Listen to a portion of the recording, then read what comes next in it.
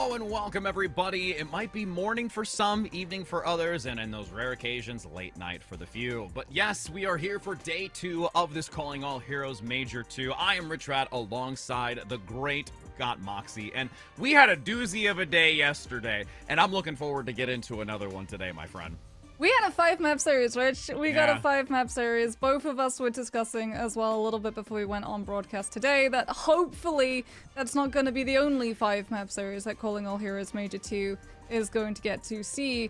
Hopefully this series is going to go the distance as well, because both of these teams that we're going to get to see on broadcast first have a lot to prove. Valentine's having won the previous major, not wanting to fall before a podium finish, and Inarizaki, unfortunately for this team, always the bridesmaid, never the bride. They came 4th last time. They're really hoping to do better. They've been around the Calling All Heroes circuit for a very long time. We even the interviews heard from a lot of players that they want Inarizaki to go the distance as well.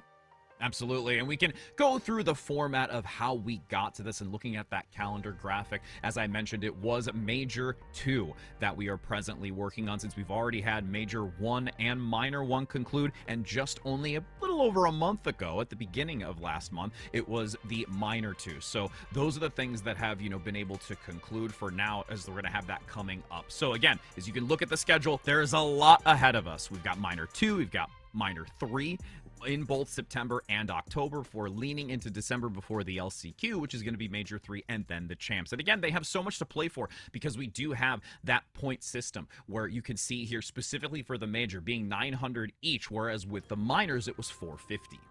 Yeah, and these circuit points are really going to matter. You do not want to have to go through the LCQ, because yes, we have an entire year of circuit that leads to really good teams getting the time to synergize and properly build their core.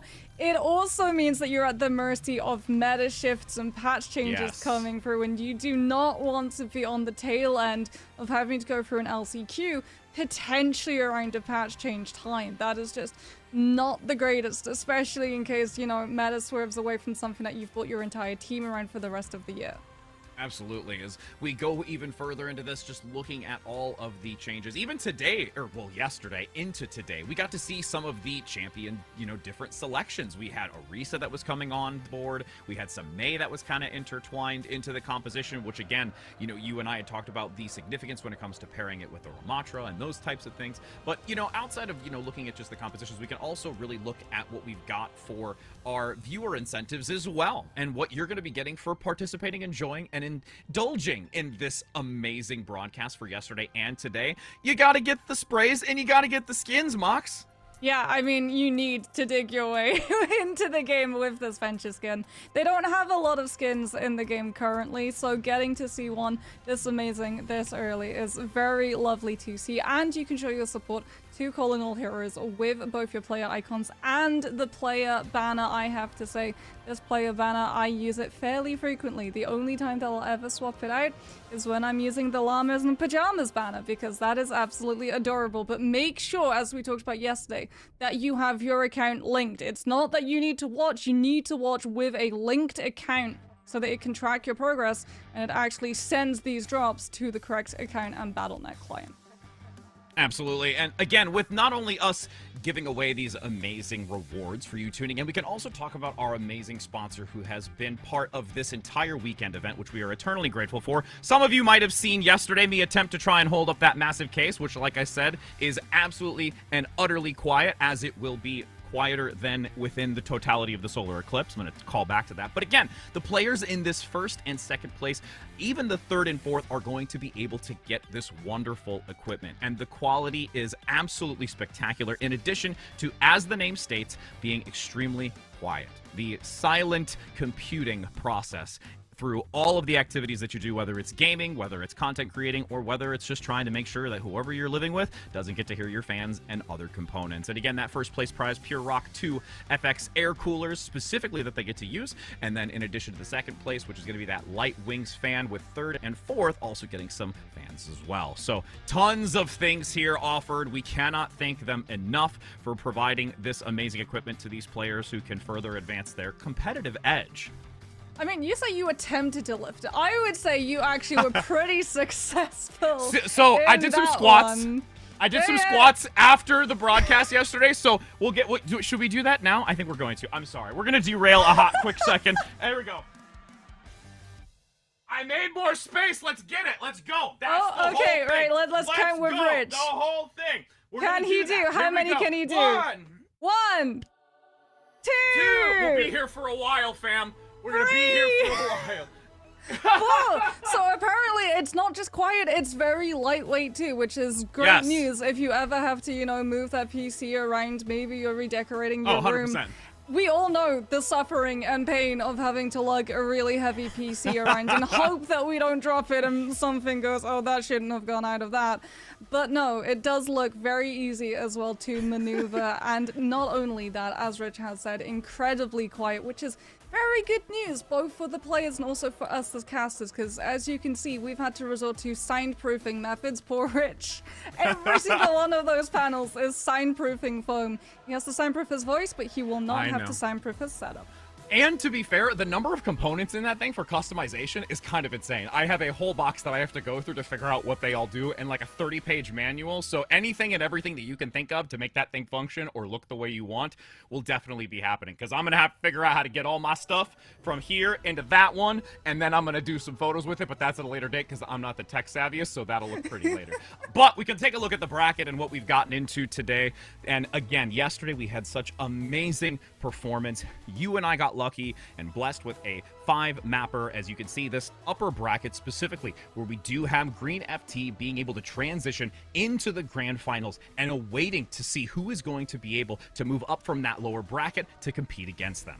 Yeah, will it be the rematch, or is it going to be another team getting to stamp their name and assert their dominance inside the Calling All Heroes circuit? We talked about it a little bit yesterday. Calling All Heroes circuit has normally been pretty dominated by one team, but now that's sort of breaking apart. Valentine, one of those teams that was very up and coming in the last major, were able to take the entire thing, but now they've had a little bit of a stumbling block. They're in the lower bracket, last chance saloon. If they don't manage to beat out Inarizaki, they're not even going to be able to pick up a podium finish, so there is a lot on the line for this team.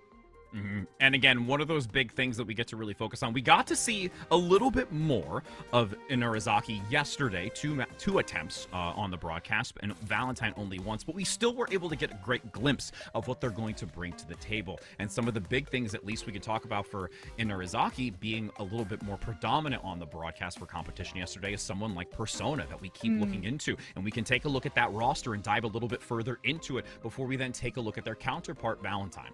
Yeah, Inarizaki, they said themselves, this is a roster that is built around one person, and they haven't been able, well, you can't pick a better person on this team to build around than Persona. As we've talked about on length yesterday, there is going to be fights where Persona just decides, do you know what, I'm gonna kill all 3 people. We don't need to worry about ultimate economy or prior positioning. I'm just gonna pop off and we're gonna be able to clutch out the fight. And that's a really good player to have to build your core around. Mison as well doing a very good job of supporting. She said herself that she hasn't played all that much Widowmaker, but she still had a really good hit scan coming through yesterday, but her Tracer as well to buy Persona that space, that bubble of safety where the entire team on the other side isn't looking at that Ashe, and then vice versa. If everyone's looking at Persona, Mison gets to pop off as well. There's a really good synergy between those two DPS, but there's also a very good synergy between Valentine's entire roster. It's interesting as well that we're going to be starting off with Kindred, not Mari. Mari plays the dive tanks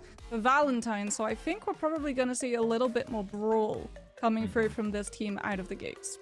And with, the time from yesterday into today, and again, like I mentioned, there were 2 series that we were able to have Inarizaki be able to play. This is an opportunity for Valentine to look at what's going to be brought to the table, what's going to be played. Maybe those decisions going in with Kindred first kind of lean on that and understanding these are some tactics at which that want to be brought into the competition today to allow themselves to be able to take advantage of Inarizaki. So there's a lot of different things that go into this when it comes to preparation preparation. And you know this as well as anyone, of course, when it comes to the coaching dynamic, when you're really starting to dissect those micro and super significantly small plays that can really make a difference, which you even highlighted on a couple of times, specifically in Coliseum yesterday for the teams. Yeah, and it is going to be Samoa, so most likely it is going to be Ramatra versus Ramatra. We might get a little bit of dabbling coming through from the Junker Queen. I would honestly not be surprised if we get to see the Venture come through, specifically from Valentine. Zoe had it on her favorite hero. She had it on her display in terms of her icon, and this is something that Valentine and Zoe herself in past Calling All Hero circuits has broken out to absolutely devastating effect. She is one of the best, if not the best Venture in the Calling All Hero circuit, and especially if you end up on Volcano, something that a lot of these teams have liked to do in terms of that DPS lineup is pair the Venture and a Genji together and act as a sort of like disruptive core where the Venture will go in first, bait you into thinking that whoever is getting burrowed on is the prime target, and suddenly you're being run down by a Junker Queen who just shouts into your face and swings that axe. Yes, swinging the axe is always a great feeling, especially when you like land several swings and you're just like, yeah, that's just me feeling really awesome. It is. We're gonna just have this hack and slash. But as we're entering into it again, it really depends on which of these submaps we're gonna enter in onto first. And even looking at some of the, scrim dynamics previously before going into this weekend, seeing the type of play and methodology, this map that we're gonna hover through as well. You mentioned a lot about when it comes to the tech of where you're specifically anchoring, if the Sigma is gonna be brought to it, how that fight and battle between a Ramatra and a Sigma, which we've seen a lot of go head-to-head, and even just the adjustments between each of these submaps. There is a lot of adjustments, like you said, especially in terms of like where you're positioning. Sigma is really good for anchoring onto the point. Tracer is really good for contesting and sort of forcing the enemy team, if you ever have to play into retake, into and out of a really uncomfortable position. And if we do go to downtown, it is going to be crucial that the retake is played properly between both of these teams. You cannot just run it down main. You have to sweep one of those angles. The way that I sort of teach it is you have to treat downtown as this clock, and you either rotate clockwise or counterclockwise to just sweep your angle and check off every single one of those so that the other team doesn't just get free poke before the fight properly picks up. That being said, we'll get to see which submap we're going to in a matter of moments, and it does look like it's actually going to settle onto Beach. We're going to have a little bit of a sunny relocation. Get to see probably that brawl. If that Murray was through on Valentine's side, I would be expecting something like maybe the Winston or the Doomfist. But since it is going to be Kindred out of the gates, I would be much more adept to see whether or not it's going to be either a Junker Queen or probably that Ramatra mirror coming through against both of these teams. Ah, you can already see the hover, looking forward to seeing Judgment, but no, it's a swap in the dire few seconds as we have Kindred back on the Ram. So it will be a Ram v Ram composition, and realistically at this point, with Zoe going in, and it's going to be that mirror comp.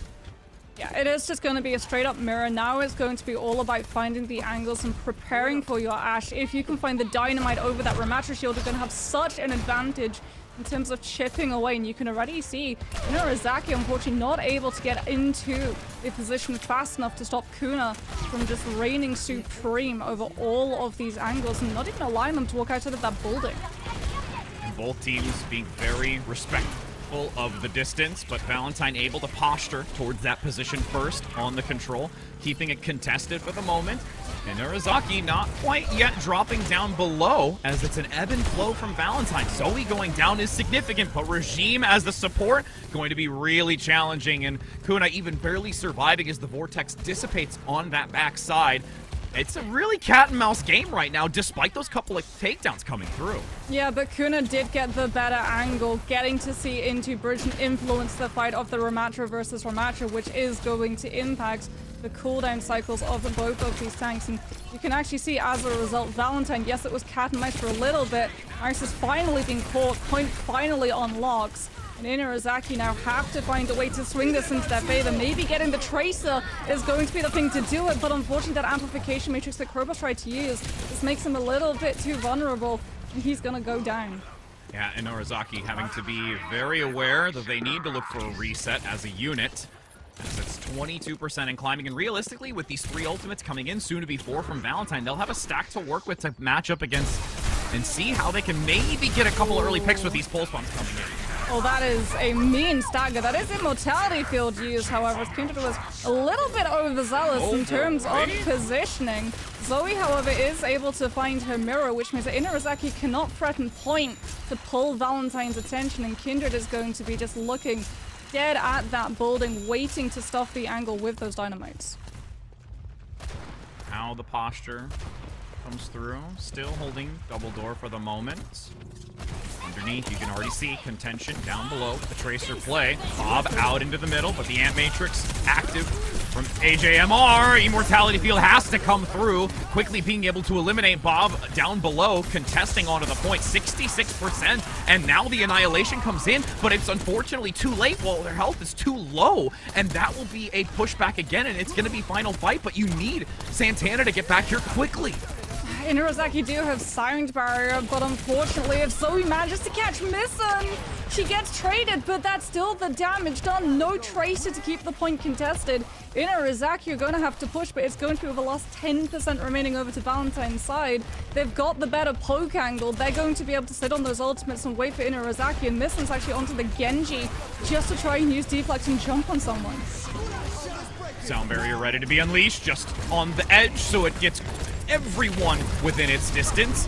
Kindred now no longer having that shielding as everyone else's dissipates and nobody touches the point. This feels like a deja vu moment yesterday from some payload, but this time it's on an actual control point. That's what happens when you swap the Tracer off to the Genji. Yes, you have the ability to jump on that Ashe and use deflect to make sure that Kuna doesn't just get a free kill on walk up. But you forego the point contest, Rich, the blinks, the use of recall. Tracer is so good at being able to bounce that point between herself and the rest of her team. You saw it in the first fight, how long it took for that point to actually unlock because of the back and forth between Zoe and Misson. But that just does not happen because of the hero swap. And now we're going to get to see Downtown. It's still going to be the Ramatra versus Ramatra. It's going to be interesting to see which of these teams decide to prioritize high ground, or if both of them just try and hit that side building and go straight for the brawl. But no, it is going to be Valentine setting up one onto the high ground angle to make sure that they can punish Santana, having only one lane to shield. And Santana anchoring on this initial center pillar with Valentine.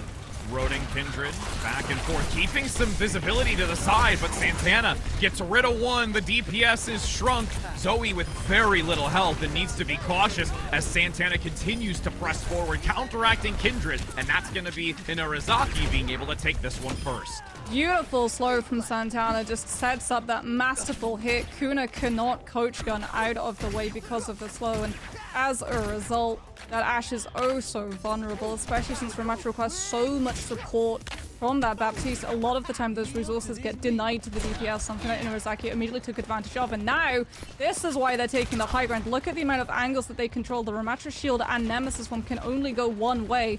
Inarizaki are making sure that they have a full house in terms of the angles that they can pressure Kindred from.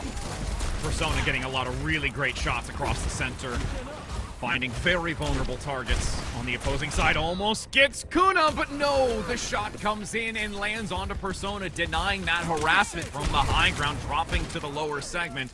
Shield gonna be protective for the moment as the Immortality Field is there, still 45% in climbing, and a chance to just draw this out a little longer. Yep, there's that power of the retake coming through. That being said, Krobus does manage to find the Tracer, and as a result, Valentine, despite coming in of the kills, don't have the Tracer to be able to pressure the point, and they're still going to have to back off. Regen burst comes through from the Baptiste Misson, moving up, almost got the melee kill off of the setup again from a slow from Santana.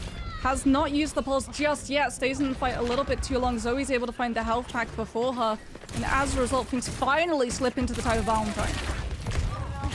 The final 25 in sight. Inarizaki, unfortunately being chipped away, will be swapping over, and there's going to be 4 ultimates primed and ready for Valentine as well to counteract, and they have a lot of time as a whole unit to be able to work through this. A couple of good fights and seeing how they can stagger those ultimates out. Oh, Misson's already on the prowl. She's looking into that building. She has the pulse bomb. She wants to put pressure on this core stack. Kuna's gonna try and shoot her out of that position. They know that the Tracer is there. You can see the continuous check in case it is a double blink across map with that pulse bomb attached. Nice coach gun to reposition, leaving the Vortex. Pulse, unfortunately, gonna go wide. AJMR gets the execution, and that's 30% in climbing. And the amplification matrix just gonna guarantee that as they're fleeing, they're not gonna be able to do too much here. Yeah, Valentine with this prior angle just making it really difficult for Inarizaki. It looks like it's going to be just a full team deathfall attempt over towards this left side. Bob going to be sent in, splitting the team, allowing Santana to close up the distance. A gorgeous slow leads into the Nemesis bomb, which should translate nicely into the Annihilation afterwards. If you have a backline to keep you up. Ooh, the Annihilation going to be doing so much work here. There were every resource in the book to try and keep AJMR alive. It was the sound barrier, the immortality field, and unfortunately there was just so much damage. And now in these last 10%, Valentine's gonna have to rush onto this point. Even though it might not be a clean engagement, it's going to still be one that they have to take. Yeah, those resources were echoed onto the side of Santana as well, and the Baptiste finally fell 99% to 57. The flip finally comes through. Narasaki do not have any ultimates, but neither do Valentine. We are actually going to see Inarizaki looking to try and find any potential kill that they can. Kuna does swing out a little bit too aggressively on the side of that right of point. Gets picked out by Persona, but Missim's already gone down, and you can see that Inarizaki now have to send a core of their team instead of the Tracer, which means they lose space on the sidelines of point.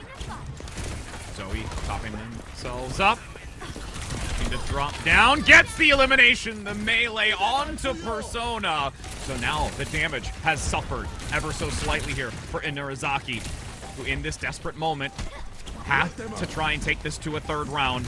Zoe gonna drop down below, forcing so much out of that Baptiste in the back. Looking for the recall, diving back in now. Gets the follow-up with the assistance with Kindred and completely overwhelms this point. Inarizaki, despite them having a early opportunity of taking this quite convincingly, Valentine comes through in the end and is able to take this first map. There's just so many angles against them on that last retake, and you can see as well the fact that they were missing that Tracer, that they couldn't use the Tracer to pressure point. They lost all of the spacing around the rest of the point, and Valentine's identified that. And Zoe just went so much more aggressively into the backline, putting the pressure on the Ashe, knowing that the Ashe having that potential 2-tap was going to be the difference maker, as well as the fact that Dynamite over a Mattress Shield forces so much of your abilities. A lot of the time, just that initial pressure is enough to force the regen burst. You don't have the Kiriko, it's not a Suzu moment. That cooldown is going to get all of its value, and then some, taking away not just your resources, but taking up that Ashe's ability, that use of the Bob, which can be a fight-win condition in these overtime moments. And Zoe, she's been having a great match so far, similar to what we were highlighting yesterday when it came to on Coliseum. Just finding these little channels and these hidden areas where you're catching the opponent off guard. Persona towards the end of it, not really able to be fully focused on checking each of the corners and just being delved on. I believe this is actually one of the moments where just exploiting those subtle few chips of damage coming in, and then once Persona's down, it's just free firing onto anyone that's left, and Santana has nothing left to really withstand the incoming damage. Yeah, Zoe knows the only person who can really mark her location is the other Tracer, and the way that you have to do it is if you know that there's going to be a Tracer problem, if your Tracer isn't playing to mark the other Tracer, if they're playing for like point presence or potentially to go a little bit more aggressive into the backline, you can't play the Ashe, you have to play the Cassie. It's the only thing that's going to stop a Tracer in those moments, and that is why the second that Missing goes down, not only does Inarizaki lose that point pressure, they also lose the ability of keeping Zoe in check. She realizes this, she gets so much more aggressive than we'd seen her previously, and she just ripped through the entirety of Inarizaki's team. And now Hollywood being our next place of excitement. Got to see some interesting collection of Hero's Choice. We did have the Diva, which is one of the things that you had gone through very detailed yesterday in how to specifically play it, and I'm curious if that's going to be something that we really see here. But with how the composition and the players specifically, I'm not sure if we're going to go down that avenue. I think the reason we're getting Hollywood is Persona gets to play Ashe. That's Ashe is true. Persona's Absolutely. best hero, and butter. if Inarizaki are building a team around Persona, the way to do it is take your enemy to the map where Ashe has one of the best value in the game. Dynamite being able to just threaten so much of the spacing, whether it's on the attack, and getting that immediate opening up onto the high ground because everyone is forced to back on off. If they're running the break Ana, Dynamite will always connect unless it gets caught on the break shield. You can still lob it over that. Both of the supports, by putting themselves into that stack together, will both be hit by that continuous tick damage and will have to give a big back step, and then vice versa on the defense, being able to burn a lot of time down controlling these lanes, getting the information of scouting of whether or not they're pushing through server room or if they're going to take a little bit of a longer rotation up the opposite high ground. And if you're able to take off even just half the time or a little bit more on that first segment, this runway through a lot of the architecture before hitting this final checkpoint can be a real time sink, where just being able to manage that high ground, work across the bridgeway, finding avenues underneath, contesting the points, at least still maintain movement, and those couple of really, really tricky parts, if you get locked in the doorway, can't really bypass it. There's so much damage being funneled in there. There's a lot to really just take in and figure out what the best action and course of action is to make it into that final stage where you're not playing for only really like a minute and a half, what we saw yesterday at a couple of occasions, where it gets really dicey. Yeah, I would still say the toughest aspect of Hollywood in an entirety is point A. Like, having to, as an attacking team, walk through all of this poke phase.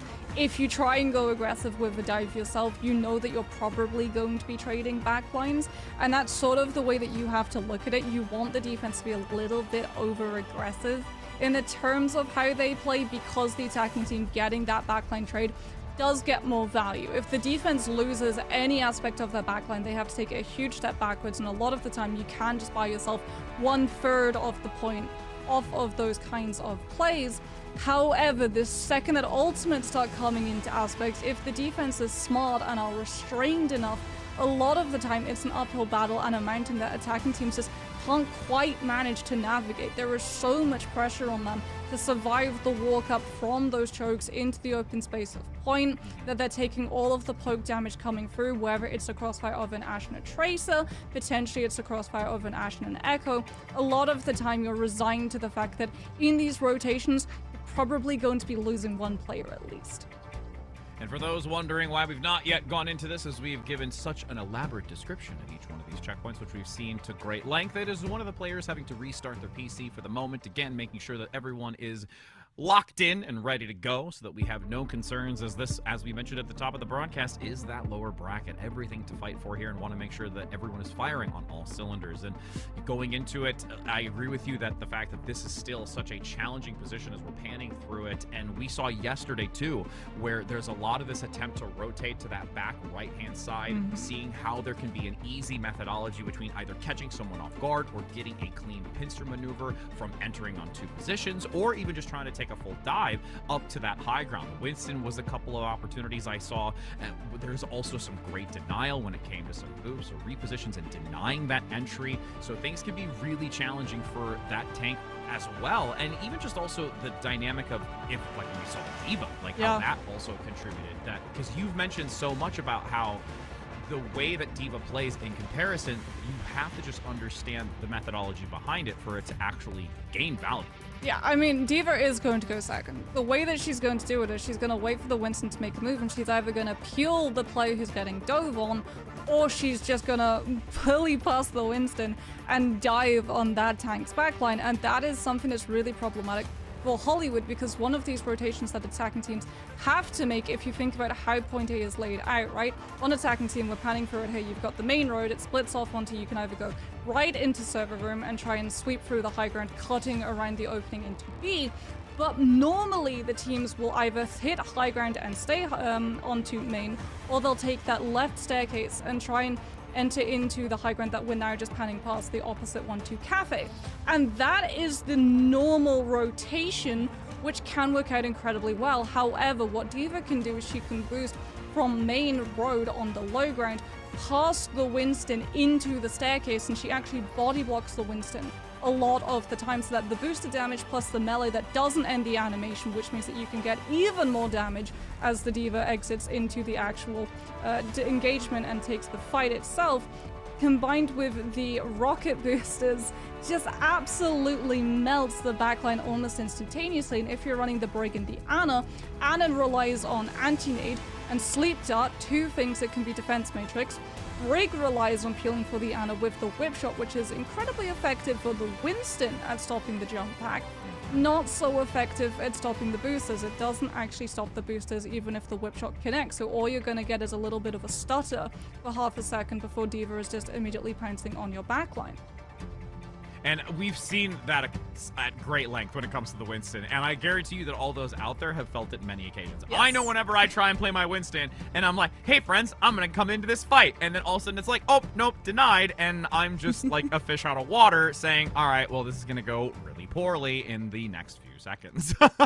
Yeah, it can be really, really tough, as well as the fact that a lot of the time, if it is dive mirrors and it's Winston mirrors, you actually want your Winston to go second, because then you can counter jump the Winston, and more importantly, get second bubble. In the Winston versus Winston, the most important cooldown is actually the bubble, because if you're able to jump on top of the enemy Winston and get your bubble over theirs, you deny the other side the ability to heal them if they're running the Break Ana variant, and even better if they're running the Kiriko Lucio, because with Kiriko Lucio, a lot of the time when you have that Winston dive, you actually have your Kiriko TPing in with the Winston and immediately hitting Suzu, which means if you're a Brig and Ana, you're sort of just rubbing your hands in glee because you're waiting for that Suzu animation to just come out before you can anti-nade both the Winston and the Kiriko and catch them when they both don't have any disengagement plans. Speaking about plans, I'm pretty sure Valentine has planned a substitution as heading over to Hollywood. It is going to be dive more than likely, which I would imagine is going to herald Mari coming through into the roster. And as I believe we're entering finally into it, you've all been patiently waiting, and we greatly appreciate it. If anything, we're making sure that you get all of your rewards. Yeah. That's the goal here. I mean, we checked into Circuits Hotel yesterday, and now we're heading into the Babylon Hotel, Rich. We just really enjoy our hotel stays, and that's just, I think, what we really need to address. This one, I would definitely say, I feel, is a little bit more of, like, humid type of, like, cool kind of dew point weather, whereas, you know, when it came to Circuit Royal, I feel it was a little bit more, like, I guess maybe not as tropical. You know, I'm actually not too sure. What would be more It's tropical? sunny. It's definitely sunny. But no, like, we had like a book of heat? vouchers that we rifled through to make sure that our stays were as cheap as possible. And if you want to get some discounts as well, make sure that you head to Radiant.store with that code RAD10 to get 10% off of your order. As the order is up, Mari is on the table, coming through for Valentine so that this team can now divert to dive. Ding, ding. Order is indeed up and ready. As we've got this movement forward, attempting to take the high ground. Mari going to get funneled with that healing for the time being. And also topping up the remainder is, oh my goodness! Regime just got blown to bits on that intro. So now you can see this just defensive position, trying to see how it can be recovered. Correction on the attacking side. It's being really challenging for Inarizaki. Yeah. I mean, unfortunately, Regime just wasn't able to catch the anti-nade in time. Kuna's gonna move up more aggressively to get a dynamite onto the players left behind in main, understanding that there is no chance Inarizaki were in a position to launch a counter dive. And this is a lot of time now burnt off of the clock. There's the Winston dive coming on through. Anthony does land onto Wicker. However, we are going to see the reposition in time so that the Brigader will be able to survive it and get back into position to prevent the actual dive from coming through. Both of these teams very much building up to that traditional win condition of dive, which is the nano boost. Whip shot didn't quite connect either, so it was a lot more of a retreat moment on that high ground, understanding the distance, so there's not this overwhelming force to deny the DPS on the high ground. Here comes a second. There's a sleep for the time being. No damage to Wake for that. Still in Dreamland.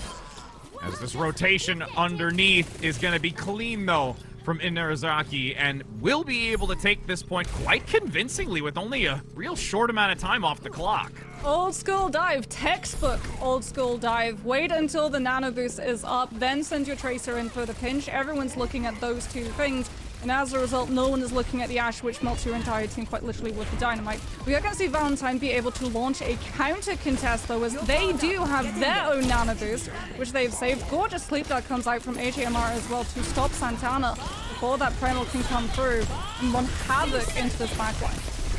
You know, they made a decision altogether to say this is going to be a time to still encounter, not give ground, and trying to make it work. Zoe gets the elimination on the Tracer, so it is still a lot of control down below. Santana up top, still having the shield to chip away at the health values, but there's not going to be enough damage to actually eliminate either of supports. So Valentine making a very quick decision and actually being able to capitalize on that. Yeah, they had the rally. Regime did not, and as a result, Inarizaki didn't have that stabilization that they were looking for.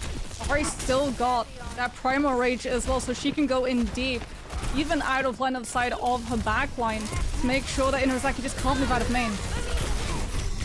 Mari, very far forward, gets the Primal Rage off in time, despite the stun being there, a microsecond in favor. With now this reposition up top, holding the corner for the time. As you see the counter dive now from Santana up top onto the cafe. Can't get nearly as much value as Zoe does onto Inarizaki. Sleep a third time in a row we've seen up top, but this is still a chance now. Wicca down below will get the health pack to pop up and make sure that there's enough health to work their way through that as Kuna gets 2. So this is Valentine again on the defense now, leaving only 30 seconds remaining here for Inarizaki. They're taking no prisoners. They're looking for the staggers. Persona goes down 17% away from ultimateness, and nice swaps onto the Widowmaker, seeing that Valentine were planning on just aggressively pushing Inarizaki all the way back to spawn to burn off as much time as possible. Is going to stick with the Widowmaker too. This is something that we saw yesterday. This was the turning tide for this team. We'll see if it's able to do the same. Almost finds a sightline, but that shield just in the proper placement. Aggression forward, overtime remaining. Now, having to get back into this, you can see that this movement forward, attempting to contest, can't quite find the shot. A pulse bomb gets 2! And that's going to be round 1 completed with a stellar defense by Valentine. Oh, stellar defense and stellar aggression coming out from Zoe again. She understands the threat of the Widowmaker and immediately launches onto the backline. As a result, everyone is looking at the Tracer and trying to peel for the Widowmaker and their Ashe in main, and no one, unfortunately, is around to provide line of sight for Santana, who just had to dive directly onto that point. No Tracer, as we've talked about again, means that someone has to be pulled out of position in this composition and go incredibly disconnected from the rest of the team in that overtime. Valentine doing a very good job of juggling all of these spaces and threats to make sure that Inarizaki can never quite have the comfort level of establishing themselves in the space that they desired. That being said, though, we have talked on length about how hard, how difficult it is to get your way through the entirety of A. I would be very, very unsurprised if we see a draw come through from both of these teams. And we'll see with the 20 seconds now remaining.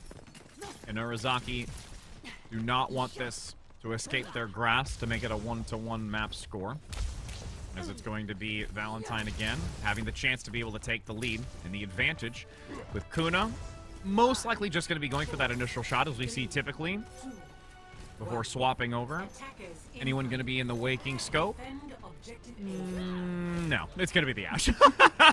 Yeah. The big difference is going to be if Valentine can manage to establish themselves on point before ultimates come online. Inarizaki had to wait for the slow burn of the nano boost. If Valentine can establish themselves with a good first original dive, sans ultimates, they're not even diving high ground, they're pressuring the Winston! Santana's so low! Santana gets out just in time. There's so much fueled healing going right into the Winston play. That's given ground down below. The initial tick has already been obtained after only 30 seconds. AJMR gets hit by the bio, and there's no way to get topped up. Santana also by the skin of their teeth able to survive through it until, unfortunately, Zoe gets that tick. And now, with only 45 seconds in, it's still looking favorable for Valentine as long as everyone from Inarizaki is forced back. The damage is consistent. That's the second tick. The third is about to approach. There's no one really left for Inarizaki, and that's going to be a take. No one can touch as Valentine is able to take it and put themselves now on a match point. Oh, that was so smart from Valentine. Not going for the dive onto the backline, but forcing the Winston out first, and then Santana goes incredibly low. Her only option is to dive to her backline, which means that the Winston can go for the second jump, second bubble, as I mentioned, having all of that power, their team understanding immediately no one is going to be jumping on us. Winston's jump is on cooldown. There is going to be no potential backline trade. All of this free space in front of us, we do not have to worry about. There's a Winston bubble blocking off the Ashe shots. We don't have to worry about any of the counter dive potentially coming through. We can just establish ourselves in this space and make it so uncomfortable for Inarizaki to try and launch any sort of recontest. And again, it's that subtle, real, just heads-up decision-making, because Santana's health was there and gone. Yes. It was just so lightning fast, just watching it vaporized. And now as we take a look here at the replay aspect of it, the last-moment change-ups, bringing the Widow into this, again, is one of those options that we see happen a lot in the last-ditch effort, but unfortunately, there's just not enough here to counteract the way that Valentine has been playing. And you mentioned this when we were looking at the roster as a whole, that their coordination as a unit and just their strategic gameplay is really on point and is speaking volumes for this team. Yeah, it's the macro understanding as well of like looking at how a lot of teams would normally approach Hollywood and then flipping that on its head, because you can see that Inarizaki were sort of setting up for the usual, setting up to do the thing that Valentine had done on their defense. Very quickly hit the back line, make sure that that Brig and Anna are always getting accosted with the anti-nade into the Winston jump follow-up, so that every single time getting through that space just sets you on an absolute knife's edge in terms of abilities or even players that you're working with, because someone tends to always go down. They swerve away from all of that entirely. They don't go for any of the default plays that you would see on Hollywood. Instead, they force the Winston out, understanding that, hey, we might not hit the high ground, but we're going to be able to control the high ground as long as we bubble it off, because their Winston is incredibly low, and Anna and Bray can establish yourselves in a position which, if Mari needs to, if she needs to get out, if she gets hit by an anti-nade or a sleep dart potentially coming through and her health starts to deteriorate, she can simply press S and drop off of that high ground to the point to the rest of her team. And looking forward now, a match point position to where we have Valentine looking to knock out this team, where it's going to be all on this, which we didn't get to see yesterday. We didn't get to see this map. So it'll be nice to see a little bit of a difference in this. And the one thing really to highlight as well, and I think to really focus on the Tracer dynamic of this, is because there are so many little channels, corridors, and openings that can be used to network through to really catch certain players or an entire team off guard. And that's, I think, one of the most exciting dynamics of this map that I personally enjoy. Yeah, and it's going to give a real debate to both of these teams about what they want their DPS lineup to be, because as we talked about, Cass's damage is not where it once was. The fall-off has hit him incredibly hard, and as a result, it's led to the Ashe power creep coming through, especially on maps that have these really long, extended, straight line of sights. And with all of these small rooms that are perfect for Tracer, it's also really good for Dynamite to be able to get a lot of damages onto enemies that are clumped up inside those claustrophobic areas. Unfortunately, if it is good for Tracer, as we've talked about, Ashe isn't really able to mark the Tracer and keep her under wraps the same way that a Cassidy is. So now you have a decision to make. Do you forego the distance damage but have a better chance of keeping a Tracer off of just ripping through your backline at a moment's notice? Or do you play for those pokes and hope that your Tracer is going to be able to mark their mirror and keep them away from yourself?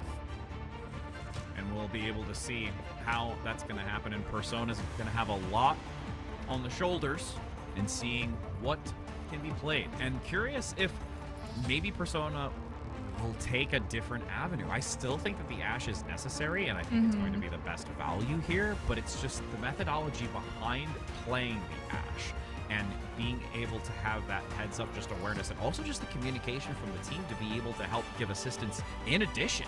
Yeah, Ashe needs a lot more space. You spend a lot of time scoped in, unlike the Cassidy, so a lot of the time you're actually only working with the image in front of you, which is smaller through the scope, which surprises, that's the way that scopes work. But it also means that you're relying much more heavily on your team, right? If your world is narrowed down to a very small scope sightline and you don't have your team continuously calming you the rotations of other teams around you, a lot of the time you suddenly look up from your weapon, from your Viper, and you go, wait a minute, this enemy team is a lot closer than I thought that they were, because someone's rotated on top of you through a side angle that you haven't been able to watch. See, what happened is that things got closer faster than I understood, and my understanding of depth perception is no longer there. That's realistically how I feel a lot of the time, though, especially when I play tank, where I'm like, yeah, we got space, don't worry, and then we don't. No, I think like the best example of this is if you've ever played Ashe on Nepal Sanctum and you're sort of like trying to scope down, a lot of the time that scope doesn't let you see the sightline of the side lane, so a lot of teams will just send their entire core down main and your Ashe just will not understand until there's a Sigma or a Matra just bearing on top of her that they've closed up that distance as quickly as they have. And as you've talked about in terms of all of these like alley workways that are present on this map, that is going to be a concern for these Ashe players. The reason why Ashe relies so heavily on poke is because she gets to see the bigger picture. The fight is further away from her, so she doesn't get punished for sitting in scope as long as she is. And as we start to enter onto the map, we've said it already, it is a match point here for Valentine, so Inarizaki really has to step up right now and keep this going. We talked about hoping for map 5s. And this is the point where a reverse sweep needs to occur. We mentioned and highlight that so many times whenever we see that 2-0 score, but in the lower bracket, it means just that much more. Rich, that's a Doomfist.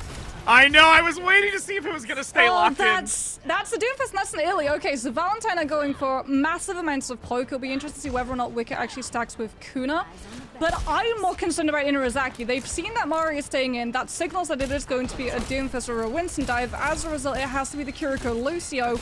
But that means that Santana's resources are going to be 24/7 occupied by Kiriko with Fuda, and there's not going to be a lot of peel available for Persona. Zoe going down early, not what you like to see, so that gives some space for Inarizaki to take the early lead, but Mari gets a great punch into the wall, forcing out defensive. Sleep as well onto Santana. Could look for a great combo into the wall, but it's not going to be enough to overwhelm, so this is still the payload moving. This one is just going to draw it out as long as possible until finally Zoe's back on the low ground, with Persona keeping a sightline onto their counterpart as Santana gets the final hit. Yeah, Valentine are trying to go after this Ramatra instead of hitting Persona in the backline. It is forcing all of the resources. We did see the Suzu coming through. Unfortunately, that Suzu will let Persona to hard swing out onto the angle and catch the Ana.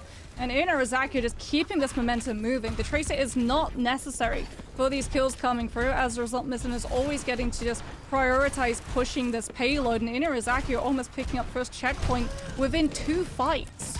Yeah, this is huge advantage. 1 minute 30 seconds to get this far. Now held into the small room. Still some very narrow sight lines available to Persona, taking as much advantage as possible while Mari's getting overwhelmed and shell-shocked for the time being. Watching the outskirts, Kitsune rush forward. This is going to be a go button. And the Dynamite going to chip away even more. Vortex doing work in the back from Santana. This looks like an entirely different team on this map of New Queen Street, and it is absolute perfection right now. That was Nana boost onto the Doomfist as well. I wonder if this is going to mean Valentine are going to be swapping away from this composition. Gorgeous pulse bomb is going to be able to connect, and Mari maybe go down, especially with that Ramatra slow. And there it is. Misen's able to follow up. The tank falls. Valentine now going to be swapping onto the Ramatra themselves. But it might be a little bit too late. Rich and Inarizaki have already been able to pick up forward spawns. It's such a huge advantage this early. And at the same time, though, we've seen many teams when you get this far of a lead, there's, you know, some slip-ups through the midway that can really turn it around. But for the moment, it's Inarizaki still in full control as an elimination finally comes through onto Persona. They've slowed the damage. The Annihilation not yet brought to the table, still waiting hesitantly to actually force that out. There's no real need to do so, as this barricade is still moving forward. Yeah, AGMR, despite using Nano Boost previously, I don't think actually died after Mari, and as a result, they've been stuck on this Ana rather than the Baptiste. And you can see now that the Anti-Nade has been able to hit. Captive Sun comes out from Wicked to put pressure on the Ramatra. Merge not going to use the Suzu, didn't have it on CD to be able to cleanse that effect, but there's just no follow-up damage. The rush is going to rely Santana to save in the space. This Annihilation is about to be brutal. Took a brief moment to reset the weight and then lean forward. That Kitsune rush is going to give a lot of opportunity to move into this. And again, the Sunstruck from the Iliari didn't get any value in the previous fight, and now most likely would have been liking to have it here, but then the Annihilation just consistently applies pressure to anyone fleeing in the back, and that's going to be another pickup here, giving so much space. There is some harassment on the back, though, causing the bot to not be completely connected with the barricade, but it's only a matter of time until the team regroups and keeps this pressing up the rampway. Okay, that was the death that Valentine needed. AJM are off of the Ana onto the Baptiste to be able to pocket this rematch. Valentine now have much more sustain in comparison to Inurazaki if it does become an all-out brawl slugfest on main road. Have to make sure that your Baptiste does not go down early to the Tracer, though. There's Zoe starting to check the mirror and make sure that Misson does not get free access to this Baptiste and force the mortality field before the fight sets up. But look at how great Misson is playing between both the gym and that stairway. Just constantly chipping away at the back line, causing Valentine to have to deviate away and have bandwidth towards an area that they're not presently looking at. The Annihilation from Mari in this inner corner is more so having to be used defensively, it feels, just tucking away in the corner with the Immortality field as well. 5 minutes and 20 seconds, and it's still Valentine barely able to get this back to neutral, with Bob now being tossed into the extra member to hopefully give the numbers advantage. Santana, very low, almost gets picked up. Is there enough healing to top it up in time to see if there is competition in this engagement? And actually giving ground for only a brief moment. This barricade really isn't moving much, and a Kitsune Rush is even going to come in to try and once again shut down Valentine. Yeah, Persona has fallen 4% away from the ultimate, but Valentine aren't getting any pushback because off table, there's a contest going down on the bot as well. So East Postman will be able to finally clear Santana. They will fall. And Valentine should be able to keep this card progressing, but they have 4 minutes and 35 seconds. Inurazaki have so many good ultimates about to be coming through. That Bob to be able to split this team, Sound Barrier to be able to take advantage of the sustain, and Merge now, seeing that the dive is finally being toppled, is going to swap to the Baptiste as well. So it is going to be a straight mirror for mirror. The one wrinkle is that Ejima has that amplification matrix. Inurazaki have to be smart about how they kite this, and you can see the angle that Valentine wants to take control of setting up for the Ash. Matrix already active. Huge pickup out the gate, getting Santana, and this is where the momentum shift starts to happen. Like I said earlier, you can take so much space that early, and then somehow just those few unfortunate turns of events and that momentum of this almost rolling snowball down the mountainside becomes a great avalanche. Yeah, Inurazaki do have a high ground position, but one of them is going to have to try and contest and drop down. As you can see that Misson is not getting the freedom of facing that she's used to. Soundwave not in time! Wicker is unable to save everyone inside that small room. And Inurazaki saw Valentine immediately up the ante with their previous amplification matrix, and then turned the dial even further and went even faster. Yeah, Santana came in just fists blazing and said, no, no, no, no. You may got some sound beats, but they ain't going to give anybody some coverage today.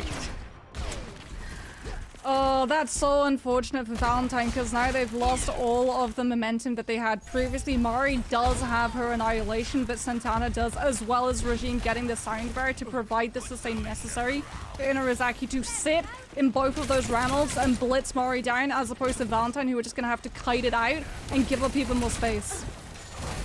Pulse Bomb ready to be tossed out, seeing if there's any value up front. A lot of focus. And there's the stick. Will it deny the Annihilation? No, it won't. There's more than enough from AJMR and Wicca to top up Mari in this Annihilation and negate any opportunity of bringing it down. But there's also a return Annihilation from Santana, both just sitting, looking menacingly at each other of whose Annihilation will do more, and really a standoff to say the least. Yeah, but that benefits Inurazaki. They're still in the lead in terms of distance. They're dwindling the timer down. They're also in a position to be able to kite away from AJMR's amplification matrix, and with Persona picking Kuna, this is not a fight that you want to commit that. No! Valentine are going to double down. Amplification matrix comes through, and Inurazaki just move away from it. Giving ground for the moment, but waiting to hit back. Oh no, Zoe finds a flank. they weren't ready for it. Persona now has to go back to spawn, and Baptiste falling as well on Merge. So this is, again, a couple of really key picks in the back where Zoe, she's been taking full advantage of these flanking angles. Yeah, Zoe took full advantage of the fact that Inarizaki were just pushed to hold their presence on that high ground because not wanting to peek into Amplification Matrix. That freed up the Tracer so much. When you're stuck inside one of those awkward positions, you're stuck in a catch-22. If you try and move away from the Tracer, you die to the Amp. If you try and stay where you are, you die to the Tracer. And as a result, she's been able to pivot things back into Valentine's favor. You still have to worry about Persona, who's getting healed for. Taking that side alley does mean that Valentine are going to be close enough to immediately steamroll to its Ash's position, which is why Regime actually accompanied for Peel. But unfortunately, that Bob has found nothing. Valentine blitzed it down. And now with only 50 seconds left, those picks are going to be absolutely critical for Valentine to put themselves into a perfect position to take this map. Kuna gets 2 more on the exit, and this is a massive multi-fight round win that's going to happen from Inarizaki to succeed on this map. But the stagger means that they don't have their full group at the moment. We are going to see a pause coming through, but this is going to benefit Valentine. We either see Inarizaki have to just overcommit in terms of their ultimate economy and go incredibly aggressive to just win the fight out with the little players that they have, and Valentine just kite it out, or they hold their ground and use the player advantage with the staggers that they'd had previously to just blitz through the remaining players on Inarizaki's side. It's so tough right now to be in this kind of position, and then also to be coming out of the pause as well. There's just a lot of tensions. The mental here, it's where it really differentiates a good team from a great team. And when you know that you have this massive mountain to climb, it's one checkpoint. You talk about climbing Everest, there's several checkpoints that get you to the very top, and it's going to be like I mentioned, probably 3 to 4 significant fights to be able to get back to that position and actually take the advantage. So it's a monumental feat in just these few seconds. We've moved away from Everest. We are now trying to scale the Mariana Trench. And it is going to be incredibly difficult to be able to pull off because, like you said, coming out of a pause, it's so awkward because when you hit these pause screens, you lose a lot of momentum in terms of the comms, but you also a lot of the time have to remember your position and what is looking directly at you. And what is looking directly at a lot of players on Inarizaki's side is an Ash scope.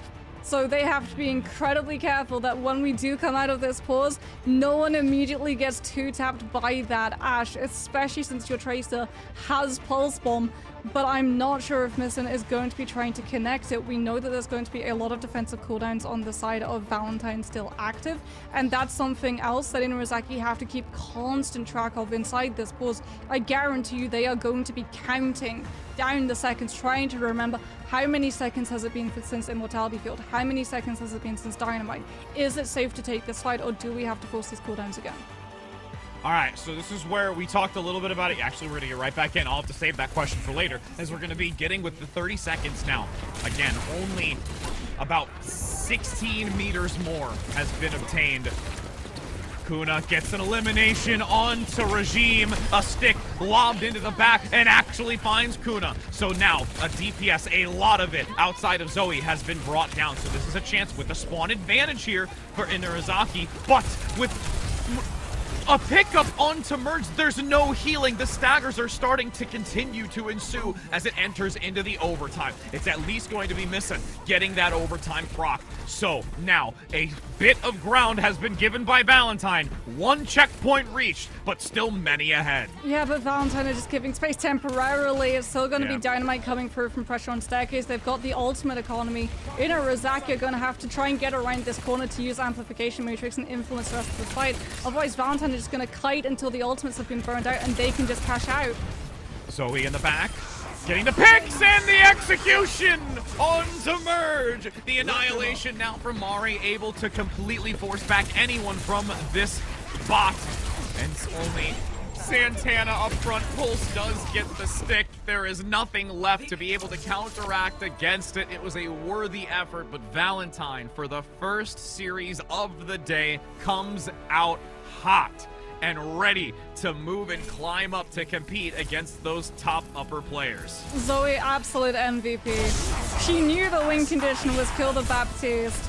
That was the moment that Valentine were looking for, to hold their ground and properly mint through Inurazaki, understanding in overtime when Amplification Matrix comes out, you cannot kite away from it, and Ramatra struggles into Amplification Matrix. He doesn't have the opportunity that is afforded to things like the Orisa or the Sigma, where you just press shift and move away from it, keeping all of your team safe from those projectiles. No, you have to use Nemesis form and just kite your way into a position that you can go past it, which is exactly why we saw Valentine actually pop it inside tunnel on the high ground angle, so that it was literally just amplified healing coming through from AJMR's end that Inurazaki were just not able to out-sustain, given the fact that they were missing one of their key support players. And taking a look here from the beginning, it started with the Doomfist, and then just this evolution from Valentine, recognizing that this shift has to happen. And once it started to gain that traction, it really was just a force to be reckoned with. There was a worthy attempt when it came to this initial part just before the checkpoint, but once it got to that later portion, in these dire moments where all of Valentine surpasses the checkpoint and then starts to stagger out in Inurazaki, there's no hope for return. Yeah, the moment that you can sort of see the momentum switch between these two teams was that Amplification Matrix, where AGMR just swings out so incredibly quickly and allows Kuna that angle just before their checkpoint. And you blitz through not only key components of Inurazaki's team, but Inurazaki had thrown Bob in the hopes of being able to buy themselves the space of pushing onto that team caught inside that small room, which is absolute feast for a Ramatra, right? You saw what happened when Santana was able to get their way into that space in the fight afterwards, but unfortunately for Inurazaki, it meant that not only did they lose a fight, they committed a really valuable ultimate and tanked their ultimate economy by trying to clear up that space with the Bob early on. And with that conclusion here, we have this first series completed and looking to have an interview, but we're going to be heading to a short break to see if we do have someone willing to speak on how that match went and how they're going to continue. So don't go anywhere, friends, as we'll be back in just a moment.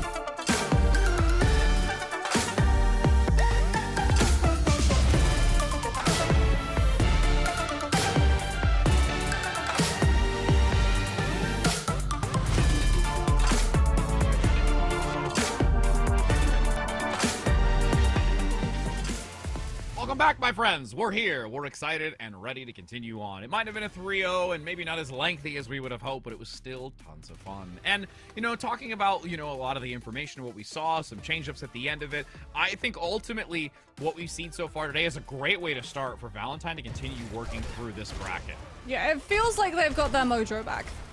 Absolutely. Looking at this series, like, it really was just Valentine's doing everything that made us fall in love with this team in Major 1. Zoe being an absolute monster, ripping through all of the backlines. Kuna, a new pickup for this team, also making sure to have that accuracy that has been associated with them all the way through when they played on previous teams. Mari getting to come through, play that tank, getting to go for a little bit of the dive, as well as the Doomfist on the opening of New Queen Street before pivoting over to the Remacha, which is something that we haven't really got to see from her. So I can't wait to actually get to pick her brain on her feelings on that one. AGMR and Wicker as well, the dynamic between these two in the backline, being able to sustain Mari and also deal with all of the tracer pressure coming through from Miss Un. Really strong stuff coming through from everybody on Valentine's side. And we're fortunate enough to be able to speak with Mari. She's here with us. How are you doing, Mari? Can you hear me okay? Yeah, I'm good. How are you? Fantastic, doing well. Stellar performance, 3-0, being the front line and the shield necessary for the team. So, how you feeling after that one and going into the rest of these games? I feel good. I feel good. I think that was kind of our second warm-up. I mean, we need to mostly prep for our next couple games. Okay. Yeah, Super Shy next, and then Grand Finals after. So I think I'm excited. So then, how has the team been preparing for Super Shy? Because from the signs of it, that is the match that everyone on the team had their eye on. I think mostly we're still working on a lot of fundamentals. I mean, I think from what I've seen, they're not playing any super crazy comps. Like, they've been playing some Winston, which I think we're confident in the mirror now, especially with the Ana Brig. If we end up playing a dive map, I think we can just play the mirror mostly, whether they're on Ram or Winston, and we should come out on top. So then, Is there... Oh, go ahead. speaking about the Remacha, because obviously when we've seen you previously in the Colonial Heroes circuit, you're known for being, you know, that dive hero that comes and plays the Winston and also the Doomfist. How does it feel for you getting to move over and flex your muscles onto the brawl tank that is Remacha? It's kind of easy. Ram's not a very complicated character, so I can kind of just like shoot them and chill. I mean, normally it's Kindred, because she's really smart in a lot of these brawl fights and ult fights where I just don't have as much experience. So usually if we're just playing Ram or playing the Queen or playing the Mauga, she's in, like, especially on those first control maps. But it's not a super big adjustment for me since I've practiced it a lot previously. Okay. Is there any specific individual or just dynamic about this upcoming opponent that is most concerning, or that the team is weighing in on to be able to counteract specifically? Just curious. I don't know. Maybe it's the Curie Lucio, because they seem to like that. Okay.